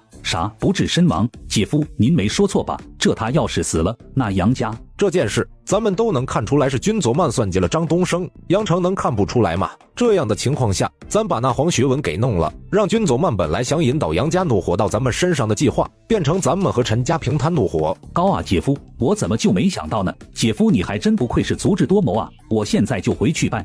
徐清风走后，霍正刚打了一个电话，开始安排人灭口张东升了。而我这边也没撬开张东升的嘴。左曼市长、周书记，各位领导，真是对不住啊！那个张东升是我工作不到位。没事，这跟你有啥关系呢？张东升一个能当首富的枭雄，要是这么轻易就什么都招了，那他还是枭雄吗？徐清风和霍正刚那边肯定已经知道这事了，或许他们已经在想办法除掉张东升了。我们该怎么办？我有办法，让他们想除也除不掉。左妈，你又有什么骚套路？有就赶紧说吧。对，左妈，你难道又要不按套路出牌了？其实啊，这想让他们除不掉张东升，办法也很简单，咱们军阳市看守所，就看守所里面那个大广场，周围都是看守的武警，一人手持一把 AK， 你们说在他们眼皮子底下，谁敢动手，谁又有机会动手。可这嫌疑犯都得关进牢房的，咱们把他扔在大广场上也不合适啊。这有啥不合适的？让医院给张东升出具一份身体有点毛病，需要长期晒太阳的证明，咱们在那大广场上给他整个纯透明的玻璃阳光房，把他扔进去，这样一来，既能体现咱们特事特办对犯罪嫌疑人的关爱，又能让他们眼睁睁看着张东升就在那，却没办法除掉。没问题，我今晚就搞定，争取明早上就把张东升给扔进去。就在这时，孙守正外甥过来说道：“孙局长，各位领导，那个黄学文抢救无效，去世了。”什么？抢救失败？老孙啊，你说这有没有可能是谋杀？这个也不排除有这种可能。那左曼市长，这件事我们现在要怎么办？这还能咋办？派人查呗。第二天，军阳市公安局的霍家案子黄海，这会也已经到了张东升被转移过来的军阳看守所外面广场旁。哎呦，这不是海哥吗？你来这有事？有点事。小张，那是怎么回事啊？这会的黄海都要懵了，张东升怎么被关在了阳光房里，而且还在看守所大广场上？下意识的，黄海就看向了看守所周围那些荷枪实弹的武警，感觉行动没戏了。你说这啊，那个张东升身体有点毛病，医院说需要晒太阳，这不，我们所里就跟局里汇报了下，经过局里领导的特批，我们特意给搞了这个阳光房，也算是促进一下光合作用。光合作用，我还有事，我就先走了。这话说完，就立刻想离开了。没办法，现在事情发生了变化，他必须要赶紧汇报了。我们左曼市长的招数真妙啊！与此同时，霍振刚收到了行动失败的消息，把邓祖光跟徐清风叫到了家里。姐夫，你让我们过来什么事啊？就是啊，霍副省，可能要用到你们俩了。姐夫，你的意思是张东升没办法除掉？不太好除，军佐曼那小子。霍振刚把我那利用阳光房和看守所武警保护张东升的办法说了出来。这些说完后，他才继续道：你们要有个心理准备。说到这的时候，霍振刚是真不愿意啊，但却也没办法了，因为张东升这些年给霍家的钱都不是他直接给的，而是以邓祖光和徐清风为中间人给的。这样的情况下，只有抛出来邓祖光和徐清风，他们霍家才能保全。那霍副省，我有个儿子在国外留学，放心吧，你的儿子还有家人，霍家会照顾好的。还有清风你总该不会不信姐夫吧？那怎么会呢？我知道了，那我们等姐夫你的消息。半个月后，我在家突然接到了孙守正的电话。喂，老孙，啥事啊？左曼市长，不好了，邓祖光和徐清风在家里自尽了。你通知周书记他们，我马上过去。霍家为了自保，让市长和前市委书记段伟写下认罪书。事后，霍阳两家空降的3人继续与我抗衡，副市长竟然怂恿教师集体上访，殊不知我将计就计，反败为胜。我们市局接到报警，徐清风和邓祖光一起在邓祖光家自尽后，我们就立刻赶了过来，同时还有他们留下的认罪书，主要涉及了他们联合张东升私自采矿，攫取利益。看来霍家还是把他们抛弃了呀。左妈，现在我们该怎么办？把认罪书上交省委吧，该怎么办就怎么办。老孙，这个案子归属于你们公安局，这事就由你来办，有什么问题及时和市委沟通。好的，周书记。对了，张东升那里？把这事告诉他，他应该也就明白了，会交代的。张东升之所以硬扛着，说到底是还有着活着的希望，还想着霍家能搭救，但现在霍家都让邓祖光和徐清风扛罪自保了，他肯定是会明白的。好，没问题。1个月后，霍家、杨家空降了3个人来军阳与我抗衡，我也被提拔到市长。哎呀呀，依林同志、学武同志，你们可想死我了！我昨晚上做梦还梦到你们了呢。嘿嘿，那不知道左曼市长昨晚梦到我们做什么了？对呀，左曼市长，不知道你梦到我们什么了？这个嘛，我记得好像是依林同志和学武同志问我，大家能不能做对手？这样啊，那左曼市长你是怎么回答的呢？我昨晚的回答好像是跟我做对手，你们配吗？你顿时把霍依林气得说不出话来。于是新来的纪委书记朱清说道：左曼市长，军阳这边刚刚经历了自然灾害，现在正是恢复重建的时候，这样的情况下，我作为市纪委书记，自然是要先纯洁一下干部队伍的。所以我的想法是，我们先召开一个常委会，确定一个纯洁干部队伍的方案。对，越是这时候，我们就越要纯洁干部队伍，不能让个别有问题的干部做出伤害老百姓感情的事。我觉得朱清同志这个建议不错，可以考虑。没事，我有数，反腐倡廉，我们时刻都得注意。今天可能召开常委会有点晚了，要不就明天上午吧。没问题，既然左曼市长也赞同，那我们就明天上午，我们先去吃饭了。走吧，人家都去吃饭了。周书记，我们也去吃饭吧。半小时后来到酒店。左曼，你刚才咋就答应了呢？难道你没看出来，他们这是想利用掌握了市纪委和组织部，便想抢班夺权，架空咱吗？周书记放心，他们注定是要成为工具人的，想架空我，哪有那么容易？工具人啥意思？你又有什么歪招？我这次不用阴招，用明招。他们用市纪委挖坑查违法干部，咱们就用市人大开表彰大会。这次灾害中，我们也涌现出了一大批优秀的基层干部和单位，该表彰表彰，该提拔提拔。你们说，等他们把贪腐人员查出来了，咱们提拔优秀干部补进去，这不是工具人又是啥？厉害啊，左曼，你这脑子转的也太快了吧！用市人大开表彰大会，这样一来，任免权都在咱手上了。第2天开完常委会后，我来到副市长霍依林办公室。依林同志，我这有个迁移物流园项目，想交给依林同志你来负责。左曼市长没说错吧？您打算上迁移物流园项目，还交给我？霍依林这回都要懵了，心里也在琢磨着，我这到底要干什么？这么大的项目，要是成功了，那岂不是大功？可我交给他是怎么回事？对呀，迁移物流园项目，依林同志你也知道，咱们北园这边工业底子不好，这样的情况下，咱们就得补全工业底子。如果左曼市长要交给我，那我就接手吧。不过左曼市长，这项目不需要我们霍家投钱吧？他现在唯一能想到的就是我是不是故意用这个项目，想让他们霍家投钱，从而在经济上给他们霍家设套。其他的他还真没想出来。那不用，钱的事我会想办法的。依林同志，你就只需要负责这个项目的具体工作就可以了。第2天，雷万春上任了北原省纪委书记，被我叫到了我家里。说吧，把我从南平省调过来，想让哥帮你干啥？相信雷哥你应该已经清楚我现在的局面了吧？我想开启两线作战。你的意思是让我帮你查杨霍两家在省里的人？对，从上次的事就能看出来，杨霍两家的那2位负责人防火墙都挺厚的，这么厚的防火墙单线作战不容易突破。既然不容易，咱们就索性2头点火2头烧，总有一头能烧着他们大本营吧。2头点火没问题，但关键是你得给我个由头让我查，我这才刚来，一点由头都没有的，这火怕是不好点吧？由头有了呀，纯洁干部队伍啊。他们昨天给你来了个纯洁干部队伍，你今天就让我以这名义在省里整，这一巴掌打过去，他们脸都要让你给打肿了吧？这事我知道了，不过要是照你这想法，咱就等他们给你打完工再动手了。也行，那就按雷哥你说的办。转眼又过去1个月，不好了，出事了！刚才周书记以市人大主任的名义发布通知，说是30号要进行市人大表彰大会，对之前灾害中的优秀干部和单位进行表彰提拔。这个军佐慢，他居然把主意打到了咱身上。算了，现在不是说这的时候，当下最重要的还是赶紧想办法把军佐慢他们召开表彰大会的事给拦下来。我1个月的努力给他们做嫁衣啊，这要真让他们开了，咱可就要成笑柄了。没法拦啊，他们用的是市人大表彰优秀干部和单位，这本来就是市人大职权范围内的事，除非咱们能通过省人大叫停。可问题是，本源省人大跟咱没关系啊。那怎么办？难道就看着军佐慢在咱挖好的坑里种树不成？咱虽然没法阻止他们召开表彰大会，但咱还可以抢时间啊！只要咱想办法让他们那表彰大会暂时开不下去，咱就可以趁这个空隙赶紧把人安排进去。这样一来，到时候麻烦的可就是军佐慢了。可咱要用什么办法延迟他们召开呢？这才是解决问题的关键。你们还记得前阵子那些来上访的老教师吗？当时咱是用尽量帮他们调整，保住现有工作才安抚下来的。要是现在咱告诉他们，这调整可能调不了了，你们觉得他们会不会继续呢？你的意思是找人煽动他们？我最近就一直在纯洁干部队伍，在军养百姓里面也算有点威望了，这是我去，幸福度比较高。行吧，那就你去，时间嘛，就9月29号吧。他军佐慢想30号开表彰大会，咱们就在29号给他们搞个大型上访，这样一前一后最保险。到了29号中午，顾心柔来我办公室说道：佐慢，出事了，他们可能出招了。咋了？这么紧张？上访，教师职称改制的那些老教师来上访了，好几十人都在市委外面呢。周书记正在应付着，他让我来请你过去。上访还是好几十老教师，我还以为他们能整出来啥高招呢。就这，放心吧，小事，看我一言以退之。一言以退之？佐慢，你这是不是夸张了？虽说你现在在军养百姓心里威望挺高，可那些老教师上访，关乎他们利益啊。听我这么说，顾心柔神色纠结问道：这也就我是陈家家主，他们这些人都是靠着陈家的，有些话他实在不好说，不然他非得问问我中午吃饭是不是喝酒啊，还没醒啊，这咋说这么不靠谱的话呢？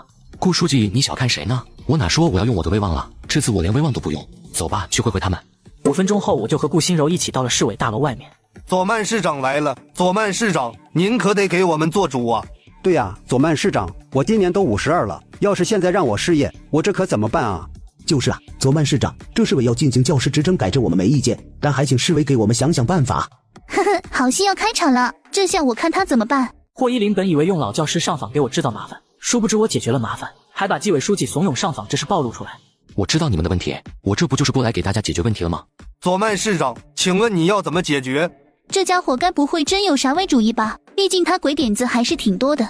不至于吧，这事能有什么办法？除非他放弃改制。其实想要解决大家现在的问题，只需要筹建2所大学就可以了。所以我已经计划在咱们军阳筹建老年大学和残疾人士大学各一所。这2所大学虽然不能和其他大学那样给各位同等编制，但让各位保证现有编制，有份工作还是可以的。佐慢市长，这是真的吗？咱们是真要建2所这样的大学？此时黄学武他们却脸色变了，黄学武更是立刻严肃道：这要是真的，咱们要有麻烦了。谁说不是呢？就军佐慢那性格，他要不查谁怂恿的才怪呢。佐慢市长，这筹建2所特殊大学的事，你好像没跟我们说吧？跟你们说，我自己花钱自己建，用得着跟你们说吗？这又不是正规建大学，就是丰富老年人生活，哪来那么多事？军佐慢，你……此时副市长霍依林被气得说不出话来。这2所特殊大学，我承诺1年内建成，大家也都可以进入其中工作。不过也别高兴得太早了，想进里面工作，那就得先说说，到底是谁怂恿让你们来上访的？佐慢市长是不是多心了？这人家就是维护自身利益上访而已，怎么就成有人怂恿了？难道没人怂恿，他们就不会上访吗？就是啊，佐慢市长，你这把事想的有点过于复杂了，这其实就是一件小事。此时那些老教师们心里开始权衡利弊了。我虽然想帮各位解决后续工作问题，但造成当下这种局面的，也并不是市委或者我们的职称改制，而是各位自身的原因。这点我希望各位能明白。我这话一出，那些老教师们全部脸色变了，为首的老教师更是立刻指着朱青对我说道：左曼市长，对不起，这次的事是我们错了，不是我们一定要来市委，而是朱青纪委书记，是他让我们来的啊，是他告诉我们，市委之前承诺帮我们调工作的事调不了，让我们再来闹事。对，这次的事是朱书记让我们来的，是他联系我们的。你们瞎说什么？谁让你们来的？朱青同志何必这么着急呢？这是不是瞎说？请省纪委查一下不就知道了吗？周书记，给省纪委雷书记打电话，请他过来帮着查下吧。好，那就查一下。市委书记周红霞立刻拿出了手机拨打了电话。左曼市长，这是不是在开会讨论下？就是啊，左曼市长，这是咱们是不是再商量下？毕竟朱青同志以往工作还是可以的。怎么商量？又怎么讨论？这么多人看着呢，你们说怎么讨论？顿时他们脸色沉了起来，因为这回他们才明白，他们又中计了。我之所以这么着急查，目的就在这。好了，都回去吧，等2所大学建成了，我会根据具体情况安排的。第二天，朱青被雷万春带走后，黄学武来到省委副书记杨成办公室。你们想架空军左曼，本身就是错的，方向都错了，还怎么赢？停下复盘，调整思路吧，不然你们会越来越惨。这个我知道了舅，我们会重新复盘计划的。不过朱青的事，你看能不能操作一下？别想了，没可能了。那个军左曼已经让人把昨天的事传出去了，我这边都收到消息了，你们没收到吗？而且刚才省纪委书记雷万春以纯洁干部队伍和朱青的事为由头，向省里提出全面整顿纪律了，人家这是要两线作战了啊！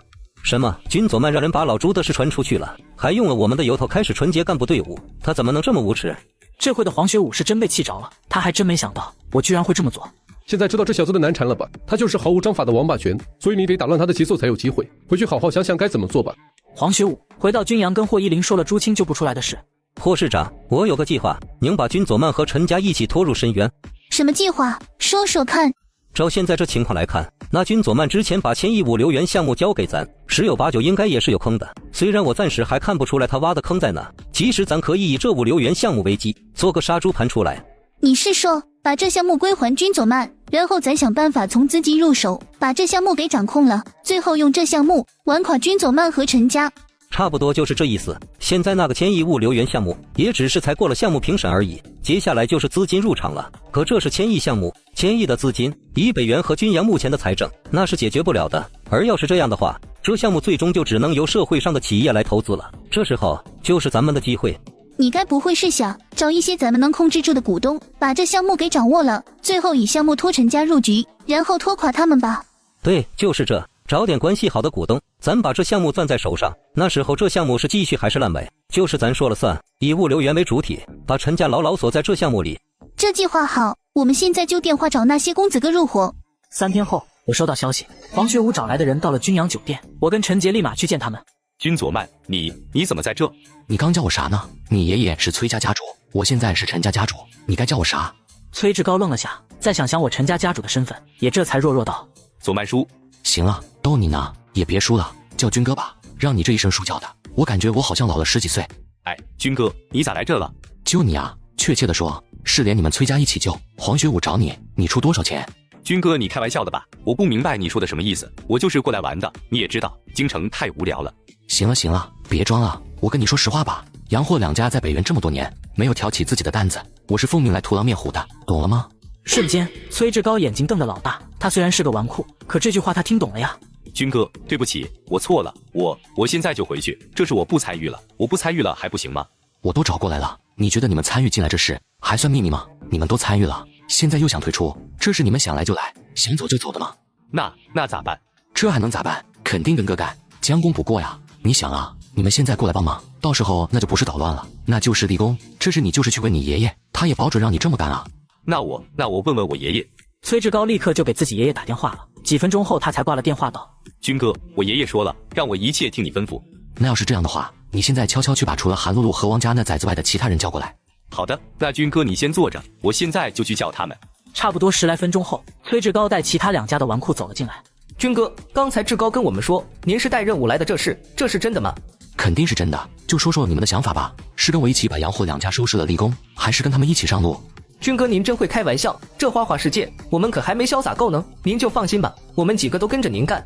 要是这样的话，那就跟我说说，你们都准备出多少钱吧？本来我们是想6人一起把那1000亿给凑出来的，但后来是黄学武那狗日的说他们杨家也可以出300亿，韩露露出200亿，我200亿，他们俩还有王家那家伙都各出100亿，这样他们可就占股60%了。看来我这还真得入场啊！不但得入，还得想办法再从他们身上削下来11%的股权才行。你们3个就先跟他们混着，等股权协议分配好了，到时咱再集中一下股权发难，明白吗？明白，军哥你就放心吧。我们虽然当官没那本事，但做生意还是有点的。那就好，要是这样的话，我就先走了。而时间很快就到了11月13号这天，时机已到，准备挖坑。我让周书记召开了常委会。周书记，不知您紧急召开常委会是有什么重要事吗？就是啊，周书记，咱这次常委会的议题是什么？这次之所以让大家来开会，就是上次那1000亿物流园项目，那项目左曼同志已经决定让社会上的资金入场投资了，所以我找大家过来，就是商量下这事。周书记，既然这项目是我提出来的，而且我也一直被咱军阳老百姓拥护，这样的情况下，我个人觉得我可以想办法解决30%的资金问题，就当是我为军阳的老百姓做点好事了。顿时，黄学武他们愣住了，一个个眉头紧皱看着我，因为我资金入场这事不在他们计划范围内啊，而且最重要的是，他们也没想让我资金入场，毕竟不让我入场，这项目就完全掌握在了他们手上。黄学武本来想用1000亿项目拖垮我，殊不知我暗中拉拢投资人增资围剿霍阳两家，导致霍阳两家内斗，我坐收渔翁得利。周书记，我不赞成左曼市长资金入场，他一直在负责常州县的重建问题，身上担子本来就比较重，这时候要是让他还为这项目分神，搞不好就会影响常州县的重建，那才是重点。对啊，周书记，我也觉得左曼市长往这项目里找人投资不太合适。这有啥不合适的？周书记应该也知道，我来自京城陈家，我们陈家因为老百姓才能有今天，现在给老百姓做事，我这个陈家暂时的掌权人，理应当仁不让。行吧，既然左曼同志执意要参与这事，那就参与吧。左曼市长这提出解决30%资金问题的事，我觉得有点多了。我看要不这样，就让左曼市长解决10%的资金吧。这样一来，他也不至于太分心。解决10%的资金，那太少了，传出去都不够丢人的。我军左曼不参与则已，既然参与，那就必须30%，否则的话，这项目就搁置作废。大不了我再想其他发展经济的办法，就是你们爱咋咋地。看我这态度，黄学武他们脸上纠结的跟包子一样。黄学武更是拍桌子对我说道：“他们的能不这么流氓吗？讲点道理好不好？”好了好了，吵什么呢？要不就这样吧，15%的资金问题，这让左曼同志来负责总可以了吧？至于其他的，学武同志，你不是说你最近手上工作少吗？其他的就交给你，怎么样？我也觉得周书记说的15%资金问题可以。行吧，那就15%的资金问题让左曼市长解决。不过左曼市长，您要是回头有什么难处，都可以找我，我这人还是很乐意帮忙的。其实黄学武一点都不想让我参与进来，因为这计划只有我被排除在外，才是万无一失的。此时他们也没办法，所以暂时也只能答应了。15%的资金问题交给我，他这边还占85%的股权呢。这样的话，就算我搞什么幺蛾子，他也不至于会输。那就多谢学武同志好意了，15%就15吧。好了，既然这事商量妥了，那这次的会就到这吧。1000亿物流园项目的资金问题，就麻烦左曼同志和学武同志了。那就散会，大家都去忙吧。散会后来到我办公室，我们台子已经搭好，接下来就只需要等他们资金入场后，咱借鸡下蛋了。确实，就是不知道这次能不能把杨家跟霍家给办了。差不多吧，如果不行，我再想想其他办法。而时间也这样转眼便又是3个月，已经到了2009年的2月27号这天，物流园项目召开了会议。不好意思，左曼市长，之前的投资商因为一些纠纷，已经把股权转让给了韩露露他们，他们现在才是这项目新的投资人了。这样啊，正好，我也有事要说。不知左曼市长要说什么？我觉得这物流园项目小了点，打算增资，再增2000亿。什么？左曼市长您说什么？瞬间，黄学武他们脸色大变，只感觉好像有人在他们耳边扔了颗炸弹一样。大家都是聪明人，他们相信我不会无缘无故说这话，那就只有一个解释了：我掌握了项目的主导权。我同意增资，就按左曼市长说的办吧。我们也同意。崔志高、徐宇，你们知道你们在说什么吗？就是志高、小雨，你们冒飞鹤大了不成？这回的他们真被气着了，因为要是崔志高、徐宇他们3人投靠了我，再加上我引进张玉兰手上所掌握的15%股权，那我可就有55%的股权了。55%的股权，这现在我要增资，那他们就得跟着增。如果不增的话，他们的股权就会被稀释。我刚才说的增资的事，你们是怎么想的？跟还是不跟？顿时，黄学武明白他们又中计了。这个左曼市长能否给我们3天时间考虑下？毕竟项目涉及到的资金太多了，我们一时半会也决定不了。就是左曼市长能让我们考虑考虑吗？可以啊，这有啥不可以的？各位都是咱这项目的投资者，都是慷慨的金主。散会后，我请崔志高他们吃饭。志高，小时候有没有干过抢棒棒糖的事？你的意思是让我们把韩露露和王斌手上的股权抢了？对，抢了。你们该不会以为我真要往这项目上增资来稀释他们股权吧？而要是不增资的话，那就只能想办法把他们的股权给抢过来了。1个点5000万，你们几个去跟韩露露和王斌谈，让他们把手上的股权转让给你们。啥？5000万1个点？军哥，你这也太狠了吧！他们可都是投资过100亿的，你这5000万1个点，韩露露和王斌那25%的股权，也就只能换12.5亿，这他们能答应吗？难道你们以为不抢他们就会放过咱吗？在这次这事上，咱跟黄学武都是他们的仇人。那我们去试试。与此同时，黄学武来到了省委副书记杨成家里。舅，出事了，出大事了。说怎么了？是这样的，舅，军佐曼那小子。黄学武把我让崔志高他们叛变的事说了出来。军佐曼，你敢坑我杨家？话音刚落，杨成血压直冲天灵盖，随后一口鲜血喷出就倒在了地上。舅你怎么了？刘秘书，快叫救护车！1个小时后，杨成心脏病去世的消息传遍了北原省和京城。依林，你现在立刻返回军阳，去拉拢韩露露和王斌，让他们联系各自家族，咱们3家一起发力，先把杨家推了。我刚收到消息，省委副书记杨成去世了，这是一个千载难逢的机会。什么？杨书记没了？霍依林脑子嗡嗡的，以为自己听错了。对，杨书记没了，快回去，这机会不能错过。与此同时，京城杨家，你大哥去世了，我们杨家要面临最大的危机了。什么？大哥去世了？爸，这到底怎么回事啊？现在不是说这事的时候了，现在最要紧的是如何应对霍家可能联手贾家和王家对我们动手。可现在局势有变，这时候先前的盟友可能就是最可怕的恶狼了。霍家想吃了咱们，我们必须反击。爸，您放心，我定当全力以赴，您就说我要怎么做吧。老二，从现在起，我杨家大旗由你来扛，你立刻发动我们杨家所有人，让他们收集霍家人的违规材料，1周内材料必须到位。是，爸你放心吧，我现在就安排。而我这边，索曼，省委副书记被你气得发病去世了，这咱现在怎么办？这还能咋办？当然是收网啊！正当霍家跟杨家拼命的时候，你这个省纪委书记把他们都灭了。好，就这么干，机会来了，将他们2家一网打尽。1个月后，霍杨2家相互举报违法违纪，以至于2家的人全部落马，受到了法律的严惩。转眼过去了3年，陈老又给了我新任务。佐曼，你要调到北江省东林市任职市委书记了，恭喜呀！东林市，这又是我大爷爷陈老的手笔了，自己这辈子是没享福的命了，肯定是哪里需要调哪里。对了，这次和你一起调往那边的，还有一个你的老熟人。老熟人？谁啊？秦思雨，他调任北江省国资委主任。我去，这还真是让我跟着娘们一起合作呀。不过这样也好，有他帮忙，至少能少点麻烦。那佐曼，你这边要是没问题，我就先回去了。谢谢董部长了，回头有空一起吃饭。1个月后，我跟秦思雨在东林市碰面了。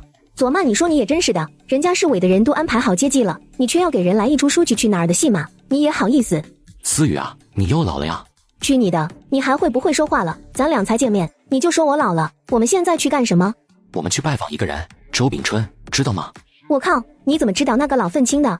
别人可能不认识他，但秦思雨小时候就在北疆待着，这里也是他们秦家的发家之地，他怎么可能会不认识呢？那十足就是一个愤青啊，而且还是上了年龄的那种。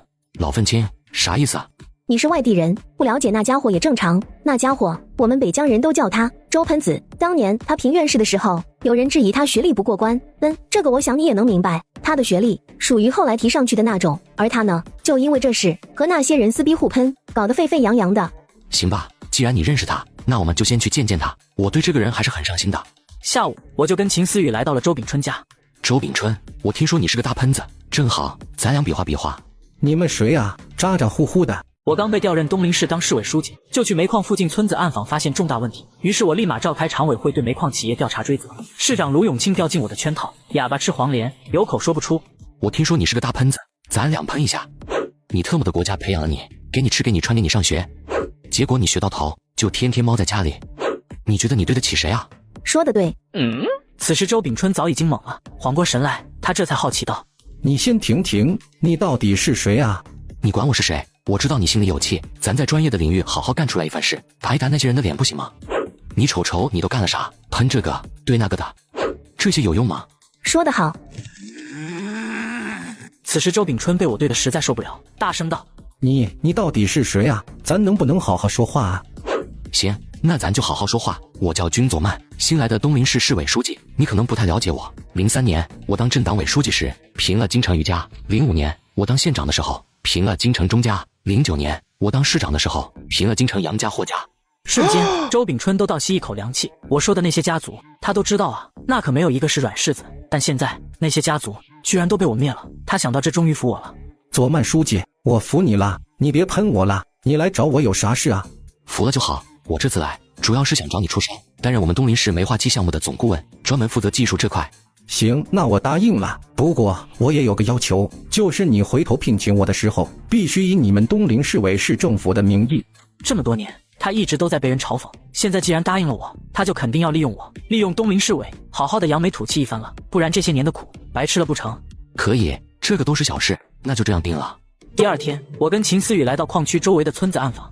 大爷，我们是做煤矿生意的，知道这东陵矿业是咱们这最大的矿，路过你家，想问你这里的煤矿生意好做吗？那你们可能来错地方了，这个东陵矿业的生意你们可不好做啊！这个东陵矿业很多的业务都让恒通集团给包了，你们这些外来人根本插不上手的。这么说来，这个恒通集团神通广大了。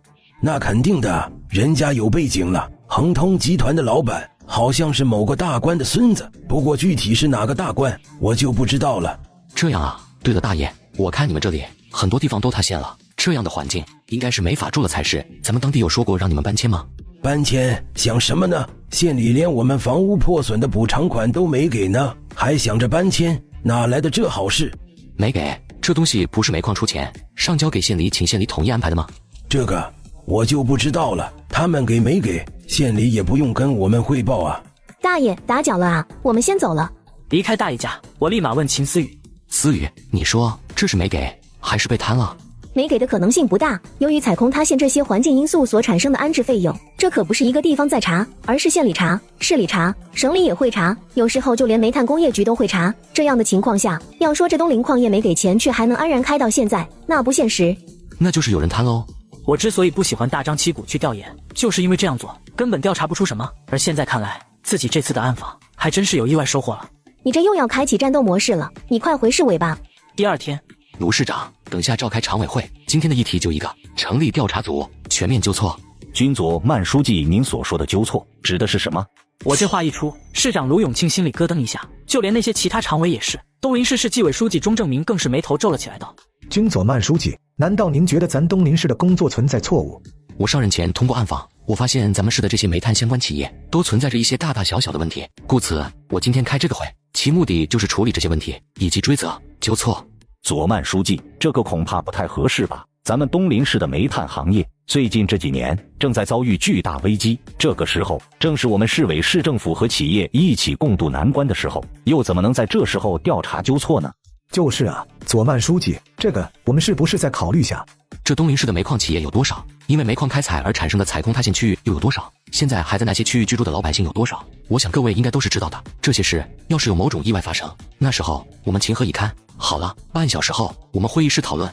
这话说完，我跟秘书陈杰先行前往会议室了，只留下卢永庆那些人面面相觑。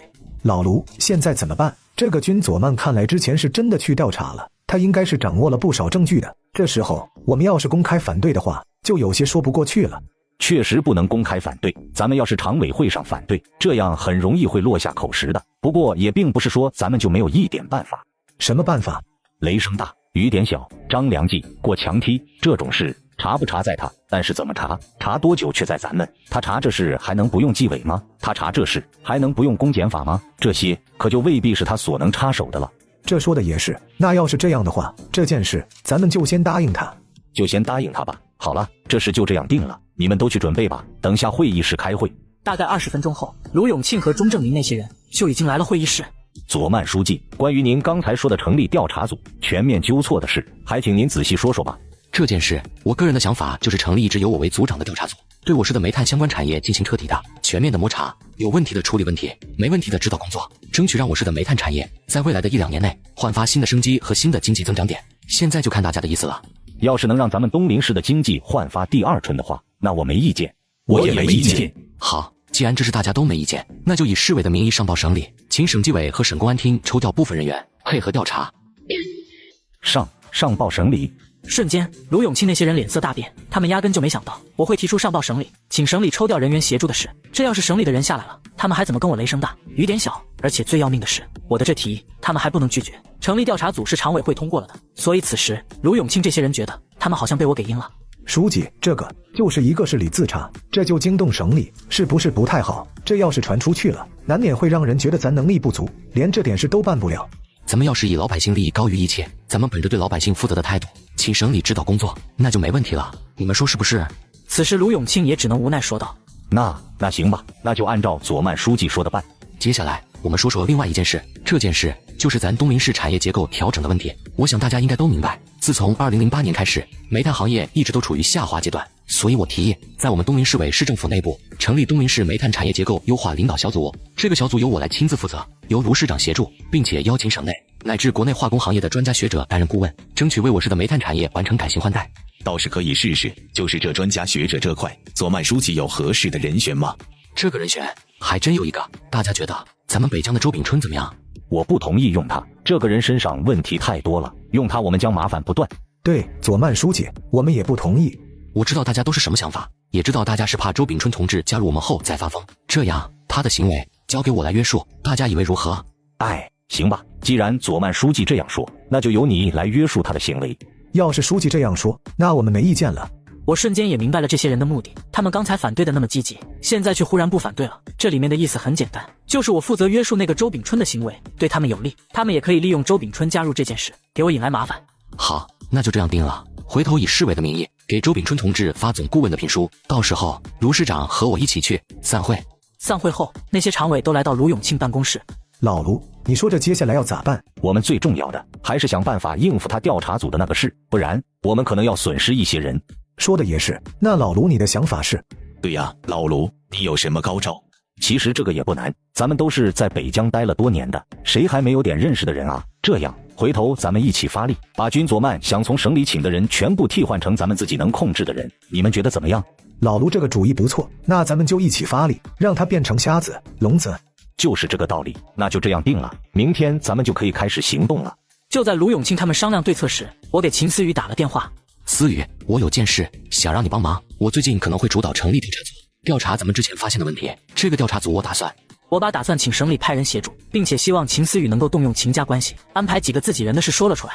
行，没问题，这事交给我了。你大概需要几个？3、4个吧，也不用太多，只要确保足够政治可靠就行了。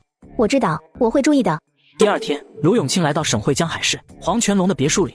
卢哥，你这今天来找我，遇到了什么麻烦？还真遇到了点麻烦。卢永庆把我打算成立省市联合调查组的事说了出来，说完后又开口道：这个省市联合调查组咱们不能反对，这要是反对了会给人留下不好的印象，所以我这次来找你就是想让你走走关系，看看能不能把省里参与这调查组的人都换成咱自己的人。这要是其他事，卢永庆可能也不会来找黄全龙，但现在这是关系着他们手下人的安全以及他们这些人利益的，谁让这家伙路子广，身份不一般呢？换成自己的人，那行吧，那我试试。直到1星期后的2011年1月9号，秘书陈杰却拿出了一份名单道：领导，省里关于咱们申请省市联合调查的文件下来了。好，要是这样的话，你回头跟卢市长那边汇报下，和他一起着手准备调查组吧。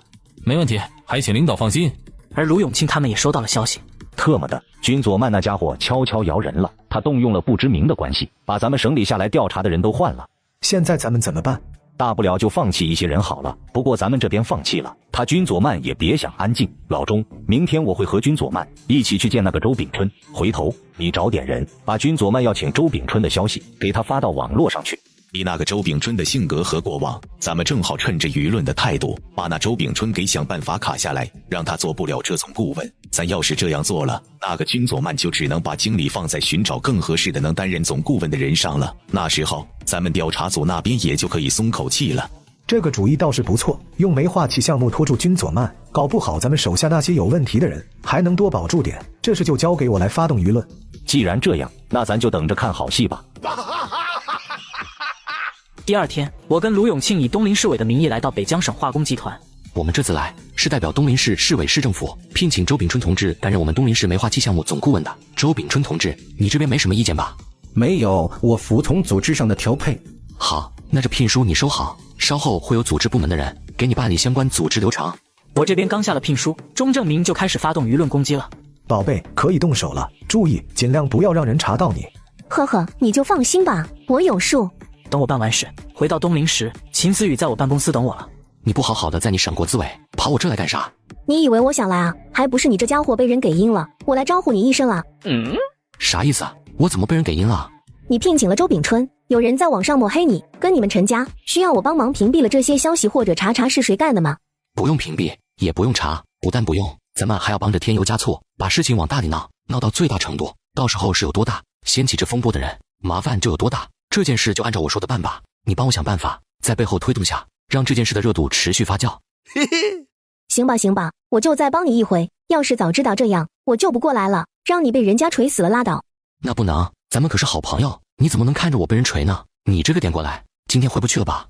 回不去了，出来的时候没带司机，我也不想开夜车。行吧，那就晚上住我家里，咱俩深入交流一下。2天后，卢永清他们发现舆论不可控时，开始担忧了。老卢，这舆论是不是火的有点过了？要是这样的持续下去的话，搞不好京城都会插手啊。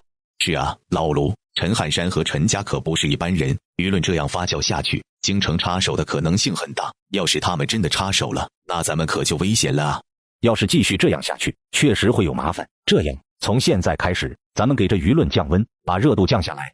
这要是热度降下来了，咱们这些人岂不是白玩了？你们啊，此一时彼一时，一成不变的按照既定计划，那怎么能行呢？你们可知，现在参与这场舆论风波的，除了我们，还有谁吗？还有谁？老卢，你是不是知道什么？我要是没有猜错的话，在咱们背后把舆论导向陈家的，应该就是黄全龙了。卢永庆虽然不清楚黄全龙以及黄家为何要这么做，但却也知道肯定是他们，因为他和钟正明这些人打算利用舆论对付我的事，除了他们自己，也就只有黄全龙知道了，其他的人根本不清楚这个计划。黄全龙，你的老领导，前任省委常委、省委组织部部长黄有汉黄老的孙子，省水利厅黄维厅长的儿子。对，这件事我之前对他提过，要说还有人，应该就是他了。不过指着他们一家，想要把舆论推到现在的程度，这很显然是不可能的。也就是说，这里面还有人。还有人？谁啊？你们想啊，如果这事只是黄全龙推动的话，那么他完全可以把舆论导向陈汉山，以及舆论持续闹大这2件事一起办，这样省事，也能减少点纰漏。毕竟这种见不得光的事，越是出手频繁，就越是容易露出马脚，容易被人发现。这么说来，现在的局面是，先有人在咱们把舆论点起来的时候，趁机将舆论引向了陈汉山和陈家，然后又有人在舆论导向了陈汉山后，不断的让舆论扩大，维持影响。所以说，这很显然不是一个人的手笔啊。不好，这个人应该是君佐曼，他在暗中推动舆论，让舆论故意闹大，从而想要利用京城，直接收拾咱们。纪委书记钟正明这话一出，所有人都愣住了。我操，这要是把他带入进来，还真一切就合理了啊！那个家伙把这事闹大，回头京城那边直接定调子，咱们不但要有麻烦，他还可以轻易的度过危机，甚至他要是反转的话，咱们麻烦可能会更大。那就先退出，给这个热度降温。他们的君佐曼怎么竟是些野路子啊？1个月后，东陵市局公安局局长被省市联合调查组查出来，跟那些煤矿相关企业有着利益往来，被拿下了。于是我立马给胡东贵打电话。老胡啊，你现在是啥级别了？老领导，您可算是想起我了，我现在是正处，任职田阳局公安局长。怎么了？我这边有个市局局长的位置，看看你要不要过来帮忙。要，这个老领导，我肯定要啊！您就把我调过去啊，我早就想跟着您了。那也行，那你准备，或许还能向上提一下，兼任副市长。我挂了电话后，胡东贵对他老婆说道：副市长，副厅级，妈妈呀，我也有今天。老婆，我记得你之前说我爸的坟让水泡了，想迁坟是不是？对啊，怎么了？别迁了，就让它泡着，它泡得越久，咱飞得越高，那块地好风水，不能动。你可真是个大孝子啊！你一个妇道人家懂个锤子！刚才接到老领导电话，说是让我调到他那当局长，还可以到副厅。就我这出身，我都没想过能到副厅。可你看看，现在这不是到了吗？这样的情况下，我把那坟还有动的必要吗？本来是好风水，万一动坏了咋整？那就不动了，大不了回头我给他多烧点衣服，不行再烧床被子。这就对了，多烧点，一样饱满。走，老婆，给我拜拜火。1个星期后，黑陈家的舆论不对劲了。那舆论的热度还没降下来，而且还越来越厉害了。居然有人扔出来了陈家的不少内幕在黑，这不是君佐曼的手笔吧？我也觉得不是，君佐曼就算再怎么不按套路，他也不能拿陈家的事出来黑吧？要不是他，那就只有黄全龙以及他背后的黄家了。那个黄有龙不是有分公司在咱们东林吗？把他那狗屁分公司给他封了，给他点教训，也好让他收敛收敛。对，咱们怎么着也算是熟人，可他这是办得太不地道了，只顾着自己的利益，根本就没想过咱们。既然这样，咱就封了他的公司。好，那就封了。我们去见君佐曼，请他召开市委常委会。10分钟后，他们来到我办公室。老卢，你们这一起过来是有什么事吗？我自导自演发动舆论黑自己，导致卢永庆让钟正明答应抗下所有的罪。然而钟正明想利用情人王美玲顶罪，殊不知王美玲心生恨意，要灭了钟正明。佐曼书记，省市联合调查小组在咱们东陵查出恒通集团的恒通物流公司跟我们市不少的煤炭企业都有关系，所以我们建议咱们先把恒通物流公司给封了，省得回头出现什么差池。对，书记，我们也是这样的想法。哦，封了恒通物流公司。我心里明白，这就是卢永庆他们对黄家的反击，也知道我的挑拨离间看来是奏效了，但就算这，我也假装有些为难道：这个不太好吧？毕竟没有真凭实据，只是空穴来风的消息就封了人家公司，这样一来，对咱们市的投资环境可能有影响啊。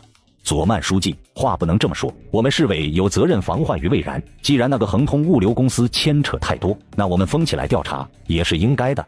此时卢永庆他们这会已经明白了，我说的这句话是有深意，是有别的目的的。这个老卢，你们说的也有道理啊。可是咱们现在市局局长被拿下了，没有人来办这事啊。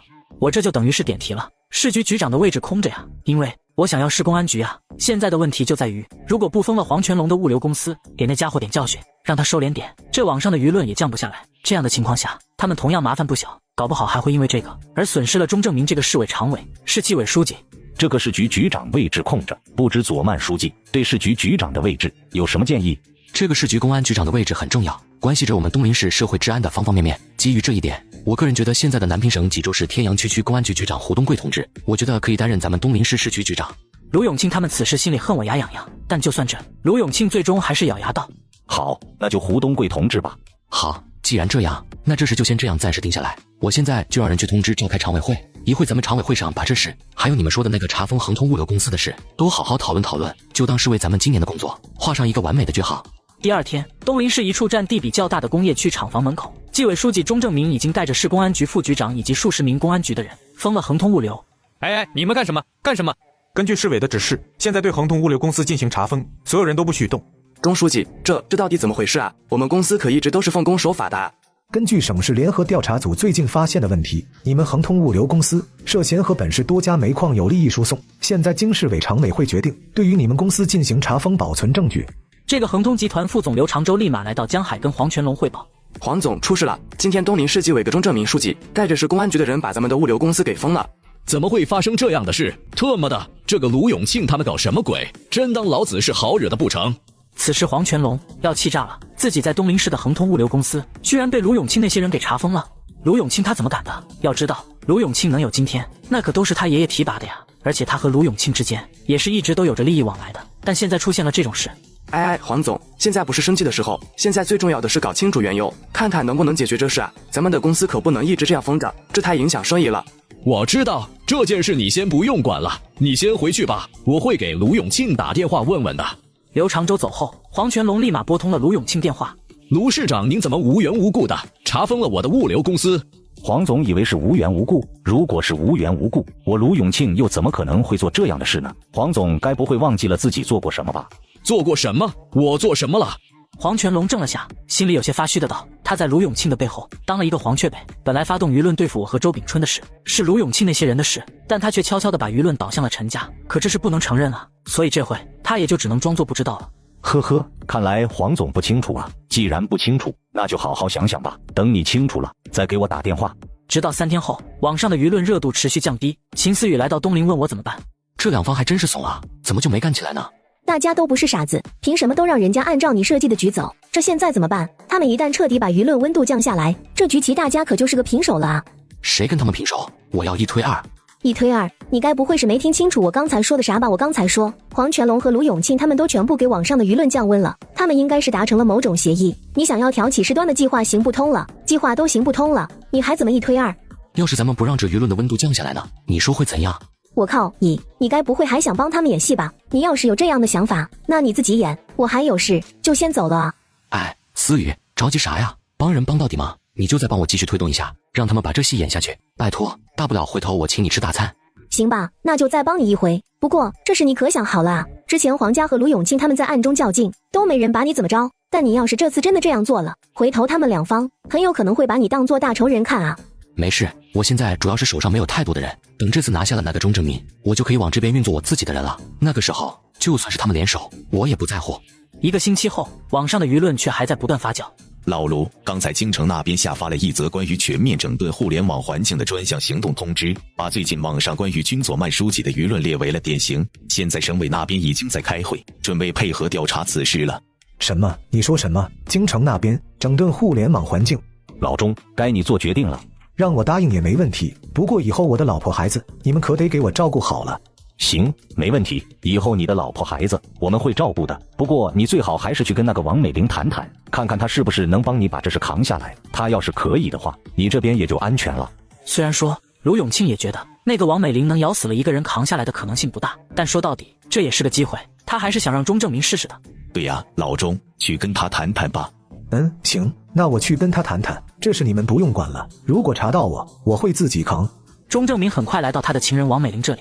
怎么了？你怎么大白天的就来了？出了点事，我需要跟你商量下。什么事？网上那舆论的事，现在省公安厅已经在查了，估计很快就会找到你。我希望你能扛下来，你放心，我不会让你白扛的。你有任何要求都能提，只要我能做到的，我都不会含糊。怎么样，能答应吗？什么？老卢，你说什么？你说网上舆论的事要被查了，让我帮你扛下所有的罪，你是认真的吗？此时王美玲也瞬间脸色变了，她是真没想到事情会发生到这一步，也没想到钟正明会让她做这样的事。我也不想啊，但现在就是这样的情况。美玲，你就帮帮我吧，只要你愿意扛下所有的罪，你想要什么，我都可以补偿你的。你真想让我扛罪？是的。钟正明虽然不知道王美玲为什么一直问这个问题，但却还是回答是的。好，我答应了，我帮你扛。顿时钟正明意外了，有些不可思议地看着王美丽，直到一会才不确定的道：美玲，你说的是真的？你真的要帮我扛？愿意，有什么不愿意的呢？我人都给你了。好，那就太好了。你有什么要求说吧，只要我能做到的，我都可以答应你。不用了，这些年你给我的也挺多了，要说还有什么想要的，我们在一起洗一次澡吧。洗一次澡？对，再洗一次澡，以后坐牢了也不知道多久能洗一次呢。那好吧，那我去帮你放水。钟正明很快就去了浴室，哗啦啦的往浴缸里放水了。这回的他心情是愉悦的，因为自己的劫难总算是要过去了。就在这时，王美玲拿出一把利器架在钟正明脖子上。钟正明惊慌道：王美玲，你干什么？干什么？老娘要坐牢了，想在坐牢前灭了你个王八蛋啊！你特么的，老娘跟了你好几年，不嫌弃你那3分钟的本事，一心一意伺候你，结果你居然想让老娘帮你顶罪。行啊，这个罪我帮你顶了，但你也别想活了，大不了咱们俩一起完蛋。你这个贱人，谁要跟你一起完蛋？你放开我！呵呵，贱人，怪不得你跟我做那事的时候，总是问我是不是小贱人呢？原来在你心里，我就是个贱人啊！既然这样，那就让我这个贱人带你一起走吧。话音刚落，王美玲抹了钟正明的脖子，然后自尽了。爷爷，我现在怎么办？这样，全龙你先出国躲一阵子吧，等这事过了你再回来。至于你那个助手张振宇，我估摸着这回已经让省厅的人给抓了。这样的情况下，想要再做什么难度挺大的，你就不要管了。我回头想想办法，看看能不能让他闭嘴。行，那我就先出国。就在黄全龙去机场时，我给秦思雨打了电话。思雨，你要是方便的话，给安排点人在机场堵一下那个黄全龙吧，就以他物流公司被查封，请他留在北疆配合调查的名义。这个还要你说啊？你就放心吧，我早就安排好了，这会的机场就有人在等着他呢。厉害啊，思雨，你这进步神速啊，都能未卜先知了。不过你这次可是让我欠了人家省厅刘厅长一个不小的人情，回头你可得想办法还。行，没问题。差不多1个小时后，黄全龙到了北疆省的江海机场。不好意思，黄总，我们等你很久了。我们省公安厅的有件案子需要黄总配合调查，还请黄总跟我们走吧。此时黄全龙猛猛地看着省厅那些警察，直到一会才神色纠结地问：什么事啊？我可没犯法吧？呵呵，这个我们也没说黄总现在就犯法了，就是关于黄总集团旗下东林恒通物流公司的事，我们接到东林市省市联合调查组的请求，希望能帮着查一下，故此特意来请黄总回去配合。黄全龙脸色变了下，心里也觉得事情可能不是这么简单，应该还有其他的事，但却也没有办法，最终只能点头道：那行吧，那我跟你们走。黄群龙被抓后，秦思雨立马给我打来电话。那个黄全龙已经帮你抓了，不过你想要收拾他的愿望，可能要落空了啊！刚才省厅的刘厅长来我这了，说是黄全龙找的那个张振宇嘴巴很硬，一口咬定网上那些舆论的事都是他自己干的，没有人指使。这也叫是他不愿意供出黄全龙，无非就是因为黄全龙给的利益足够多而已。只要我们让他知道，黄全龙给的利益再多，最终也只会是镜花水月。你看看他还会不会为了黄全龙死扛？你的意思是让那个张振宇知道，无论他交代与否，黄全龙都会完蛋。当初黄全龙许诺给他的那些好处，也定然不会实现，是不是？对，就是这件事你别管了，明天吧。明天你帮我联系下，我明天去省厅见那个张振宇。我还真就不信了，他的嘴巴这么牢靠。行，那我帮你单排。话说你也该出手了，每次都让我给你打工，我总感觉亏得不行。第二天，我来到省厅审讯张振宇。你们就不要白费力气了，我说了，真没人指使我，网上那些舆论都是我自己一个人干的，跟别人没有关系。呵呵，本事挺大呀。那你知道我是谁吗？你谁呀？对于我，他虽然黑了，但还真不认识。他只是按照黄全龙的要求办事而已，也没有认识的必要。瞧瞧，黑人连人都不认识，就这样还想替人扛罪？我知道你心里怎么想的，但我还是想对你说一句，黄全龙，我是处理定了，无论你是不是帮他扛罪，我都有的是办法处理，你信吗？那你处理呗。看来啊，你这是不相信我呀？那我就给你说说，黄全龙和我们东林市不少煤矿企业都有关，我完全可以让人指认他，让他以行贿罪被处理。还有黄全龙的航空集团，导致东林市出现了不少的采空区域却没赔偿，我也可以让采空区的老百姓集体控诉他，让他以经济罪被抓，我有的是办法，送他进监狱。现在让你老实交代，也只是给你一个坦白从宽的机会而已。你配合了，我可以抓他；你不配合，我也可以抓他。现在告诉我你的态度，是坦白还是抗拒？此时公安厅长刘良惊呆了，他也算是一名老刑警了，从最初的基层派出所警员到今天的位置上，他审过的嫌疑人不计其数，可今天这算是长见识了，审犯人还能这么审？我可以老实交代，不过你们也必须要帮我申请减刑。有利益的时候，他才会去给黄全龙扛罪。现在既然知道没有利益了，又或者说知道利益不可能让自己得到了，那他还给黄全龙扛罪做什么？他又不是黄全龙的老爸。呵呵，那是自然，坦白从宽，抗拒从严，一直都是我们坚持的宗旨。说吧，把你知道的都说出来。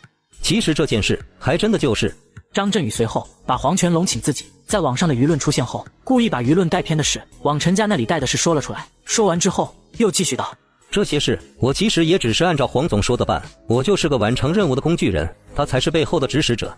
谢谢你的配合，以后这些犯法的事还是不要做了。刘厅长，现在这个张振宇已经交代了，你们是不是可以根据张振宇交代的，重新对那个黄全龙进行审问了？没问题，这次还真是多谢左曼同志了，你这审案子的方法也给我们打开了一个新的思路啊！哈哈哈，这也是因事而异的。如此，这件事就麻烦刘厅长了。1个小时后，黄家在省厅的案子来黄家汇报。黄老，出事了！刚才您的孙子黄全龙在审问的时候，把他以前犯过的事都交代了。